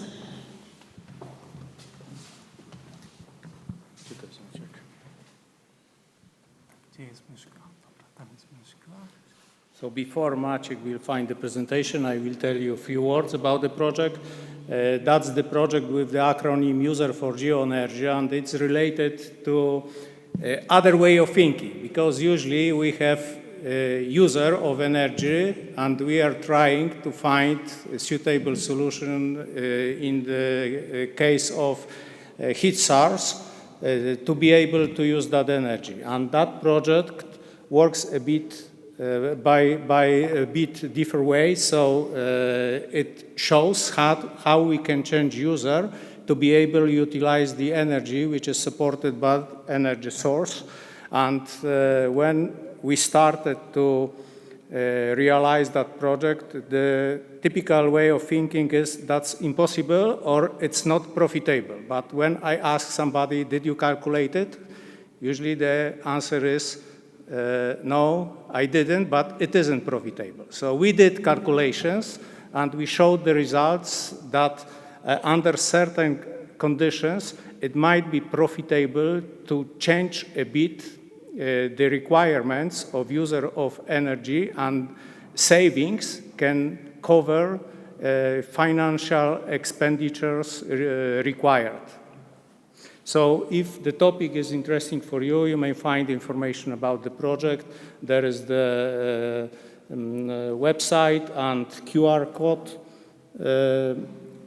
The goals achieved, that's tool itself able to estimate whether such solutions are profitable or not. And of course, knowledge exchange, capacity building. And we have also some results you can able to count. So we have 2 publications, 18,000 visitors of the website, 6,000 views in social media, and so on. If you are interested, you may find information. You may write an email to me. Thank you. Thank you very much. And now I invite our Norwegian partners. Please, Trond, the floor is yours.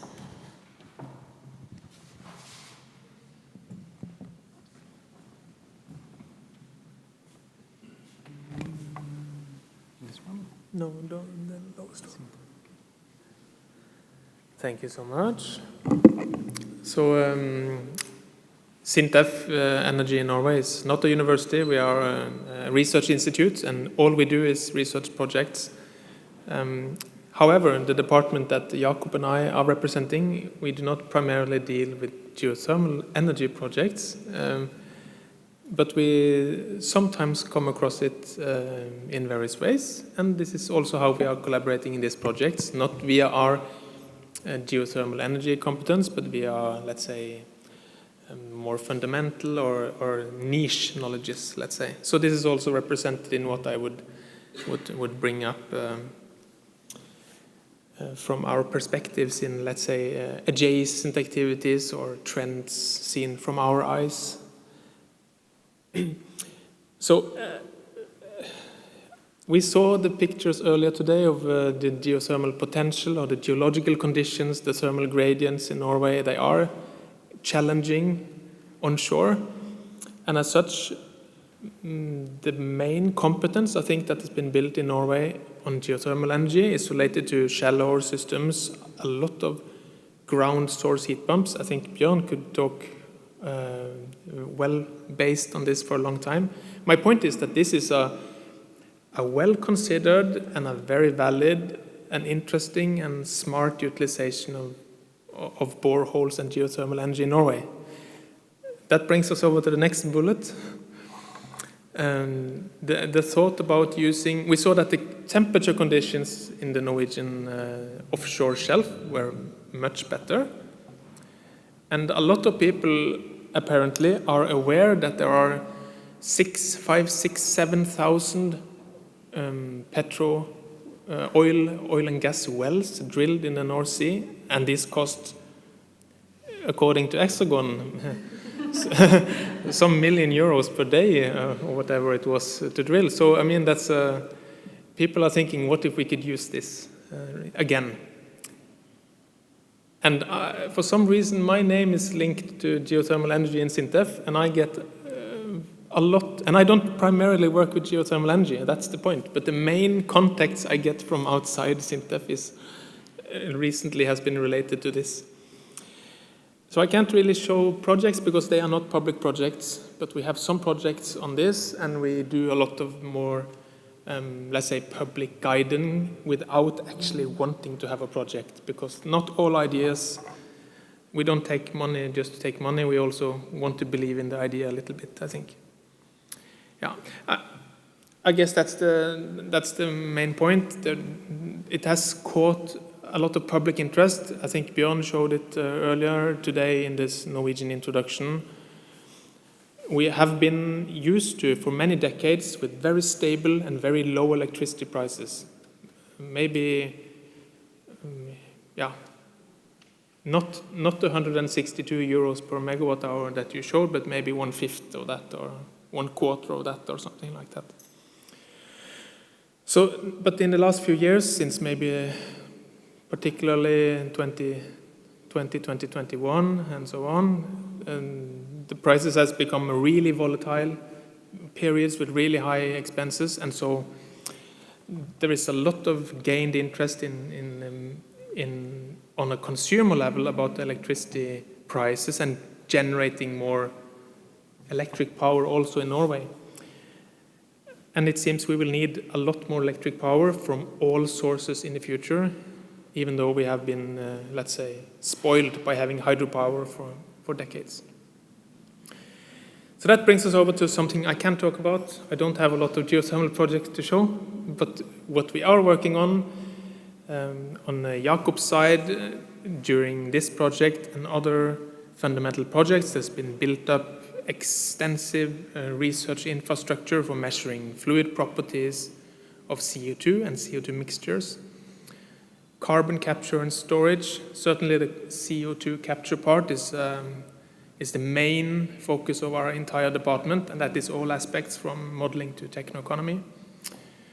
But also on the top side part, which I represent, so I have just prepared a few slides on that, of course. And we have something in Norway, we have projects of varying length, but we have something called national research centers that last 8 years. And there's only a handful of these awarded at a time.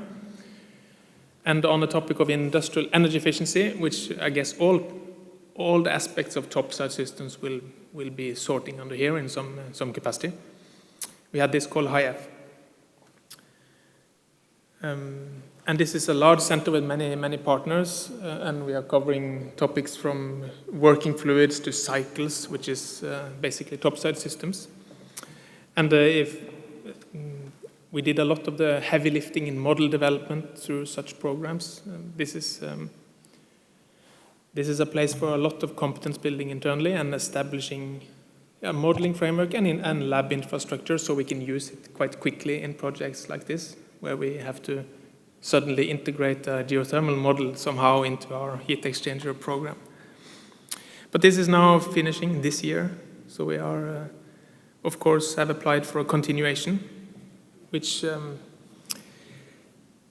still is not about geothermal energy, unfortunately. There's, of course, your friends in Norse, I believe, has applied for one research center on geothermal energy, on shallow. But as you can see, some highlights about if we will get this, we will know in 1 month, more or less from now, so it's really exciting if we have the chance to get a new 8-year program on this, and there's also been applied an 8-year program on CO2 capture. But for us, this is a total budget of something like 35 million euro, which is a lot of money to do research, even though it is many partners, it's many PhD educations, it's a lot of opportunity for exchange with other partner institutions. So there's not much to say about that other than this is one of the ways we can, let's say, build a platform to generate spin-off projects. We had 20 spin-off projects coming out of this, and I think I counted EnerGizerS as one of them.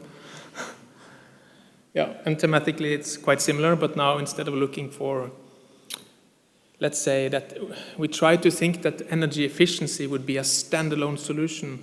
We no longer think it's going to be a standalone solution. We think it needs to be integrated into all the other developments that has to happen in industry towards the 2030 and 2050 goals. Anyway. So, before finishing, I think it's, even though, as I mentioned before, we don't work so much with geothermal energy, it's been extremely educational for us to try and implement our knowledge. And I still think that geological reservoirs cannot be anything else than a mixture between a heat exchanger and a thermos in some way. We just learned through this project that it's much more like a thermos that gets gradually colder than a heat exchanger that keeps getting refilled, but it's important to put it on a way you can remember. So I think in particular, well, generally, I would like to work with all of you again at the next opportunity. And especially I need to thank Anna for guiding us through this project, not only keeping your head on the overall goal, but also helping us navigate, Polish Research Council requirements that are different from the Norwegian ones, for example. So thank you so much, Anna. And as a very small token to remember us, there are, the best export article from Norway is not the oil and gas or the salmon. It is, of course, some chocolate that is also better to share between your colleagues than oil and gas, I think. So thank you so much.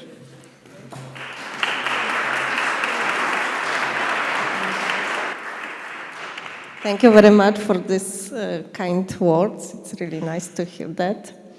And now I would like to invite Bjorn for the presentation about project implemented on NTNU. Yes. That's it. Yeah.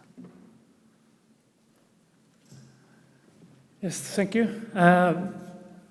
As Trond said, I'm not working with deep geothermal energy normally, and I would really like to support what Trond said about you, Anna. You have really made this project look easy. So it has been so smooth, and you have been so kind to us, and still so firm to make things properly. So it's really been a pleasure. In the breaks, people come to me and talk about they've been to Norway, and it's snowy and it's long winters, and we hate to freeze in Norway, really. So you can say about a Norwegian man, he can, maybe he's not paying his taxes, maybe he's cheating somewhere, but if he let his family freeze, then he really have a lack of character. So to use energy in a proper way to avoid freezing. I think that's very deep in the Norwegian soul. Trond mentioned the geothermos. And I think if we can take all the energy from the summer and store it for the winter time, then we really have a solution for how to survive the Norwegian climate, and maybe the same in Poland too. And in Trondheim, where we come from, they're now building a new city district, and the ambition is to have 0 emissions from that. So I mean, we have the Paris Agreement, and we have to take it down to local level. So when we build something new, we should not need more energy.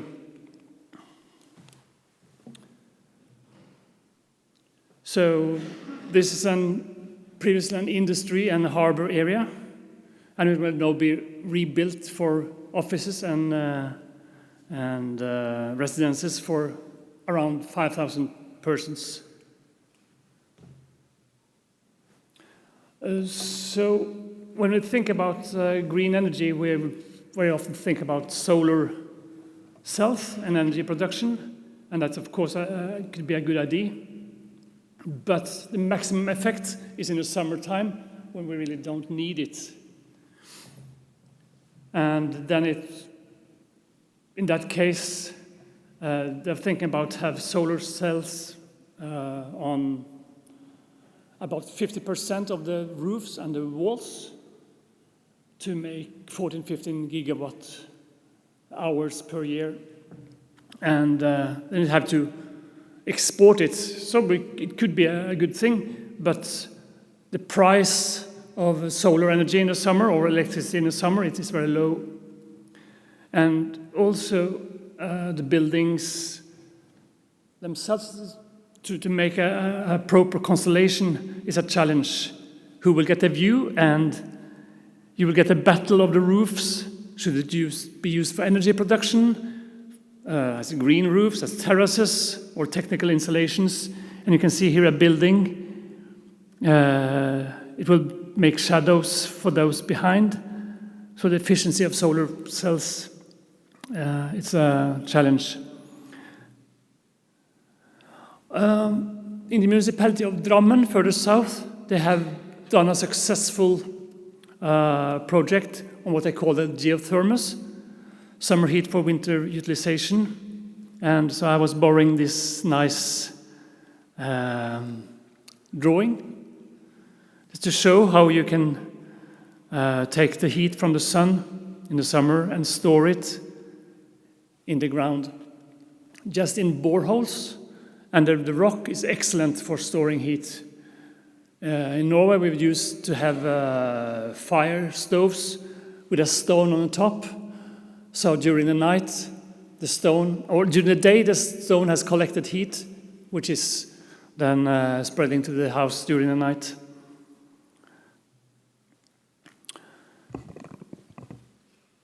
And also we have waste incineration in Trondheim, and we have to burn the waste also in the summer. And then we are burning for the birds, and the birds are not interested, really. So if we can collect that surplus heat, which is normally distributed in a district heating system, and the district heating system will go down to this new city district. And we are thinking about building thermos there. So combine it, these boreholes, also with heat pumps from the fjord, from the sea. And we could in fact use the electricity produced by the solar cells in the summer to drive heat pumps to take the energy from the sea and to increase the temperature to somewhere between 70, 80 degrees Celsius, and then store it in the rock. And we can also store surplus energy from waste incineration. So as the newspaper wrote, imagine that the future heating demand of a city district becomes covered by surplus heat collected and stored during summer and then retrieved in the winter from a gigantic thermos deep down in the rocks. So with a capacity of 30 to 50 gigawatt hours, waste heat then put into between 300 and 500 boreholes to around 200 meters depth. And there is, of course, there will be a loss of heat in the surrounding of the thermos. So when we need to make a cylindrical, it should be spherical, sorry, but that's impossible. So, but a cylinder, and maybe the hottest wells in the middle and colder outside. And then we could, this is the surplus heat from the district heating system, and we can collect during May, June, July, August, and then store it here, and it can be used in the other months where there is a lack of energy. So it's been modeled by Asbjørn Viak to try to see how this works. And so then it's in hours here. So we see how the heat is used to get stored during the summertime, and then this is the demand, how it's modeled during the year with colder periods. So by now we have made some test wells, 7, 8, 9 of them, and there are students who are involved in this, both from the energy process of the department which belongs to you, or the twin of the research center at the university. And we also have from geotechnical point of view and geology, and some of the questions that should be answered is, what are the heat loss to the surroundings with time? It has been modeled. And will there be any groundwater flow that might steal the stored heat and reduce the efficiency? So that can be, that can kill the project, really. And then we have glacier marine clay, which can be quick, and we wonder if it will be disturbed by heating. So the stability of the overlying clay, which is between 10 and 20 meters. And also, if the rock mass will lose their mechanical properties with repeating heating and cooling cycles. It seems now, in fact, with low, it's up to 100 degrees, it seems that in fact it's improving. That's the results coming so far. And then if the boreholes, it's 300 boreholes, and if they're not made properly, they can induce groundwater drainage and ground settlements in the area. So it is, I think, a very brilliant idea, and I'm happy to talk about it because it can be also done in Poland or wherever there is a summer and a winter. And, but there are some challenges which we have to solve. So I think that's all. Thank you.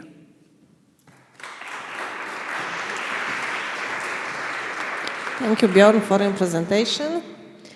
And I also invite Marcin Liszka for say a few words about Hexagon projects. Tomorrow, some of us will be in Hexagon, in Gliwice, in Zabrze, and we will know more about the project. There will be a lot of presentation, but please, Marcin, say a few words about your company. Thank you very much, Anna. So actually, we at EnerGizerS company currently has no other geothermal project. within our scope. This is the only one, geothermal project. But we are working obviously on CO2 mitigation aspects for our customers. And we have big experience in CCU installations. We have been in the past couple of years ago part of the technical project, demo project in Poland dedicated for synthetic natural gas production through methanation reaction of green hydrogen with CO2 captured from industrial installations. This installation has been built. We are one of the technical members of the consortium.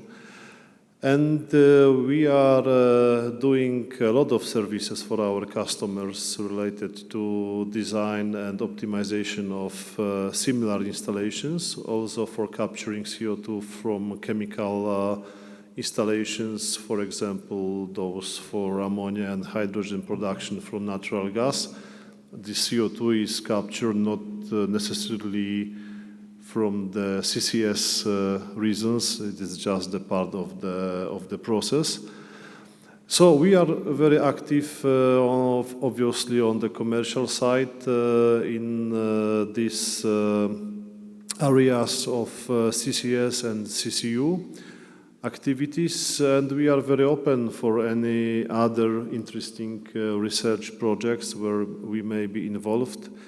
On our board, we have at Hexagon people who has great experience also from their previous jobs on, for example, storage and CO2 storage and CO2 transport projects. These topics were very popular in Poland something like 15 years ago. Personally, myself, my experience was in that time in CO2 capturing for huge coal-fired power units. And we have still this experience in our company, so we can consider any other of interesting cooperation, also in terms of research projects. Thank you very much. Thank you, Marcin. Thank you all of you. Thank you for all partners for this presentation. We finish our project this month, but I hope that we do not finish our cooperation and we will be cooperating in the future. So now we have a little time for a discussion for the summaries. So if somebody would like to ask something, please feel free to take your voice now.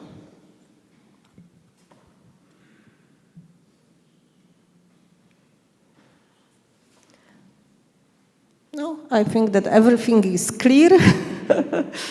Okay, so we will be discussed maybe in the backstage. So now I think it's the time to some ending words.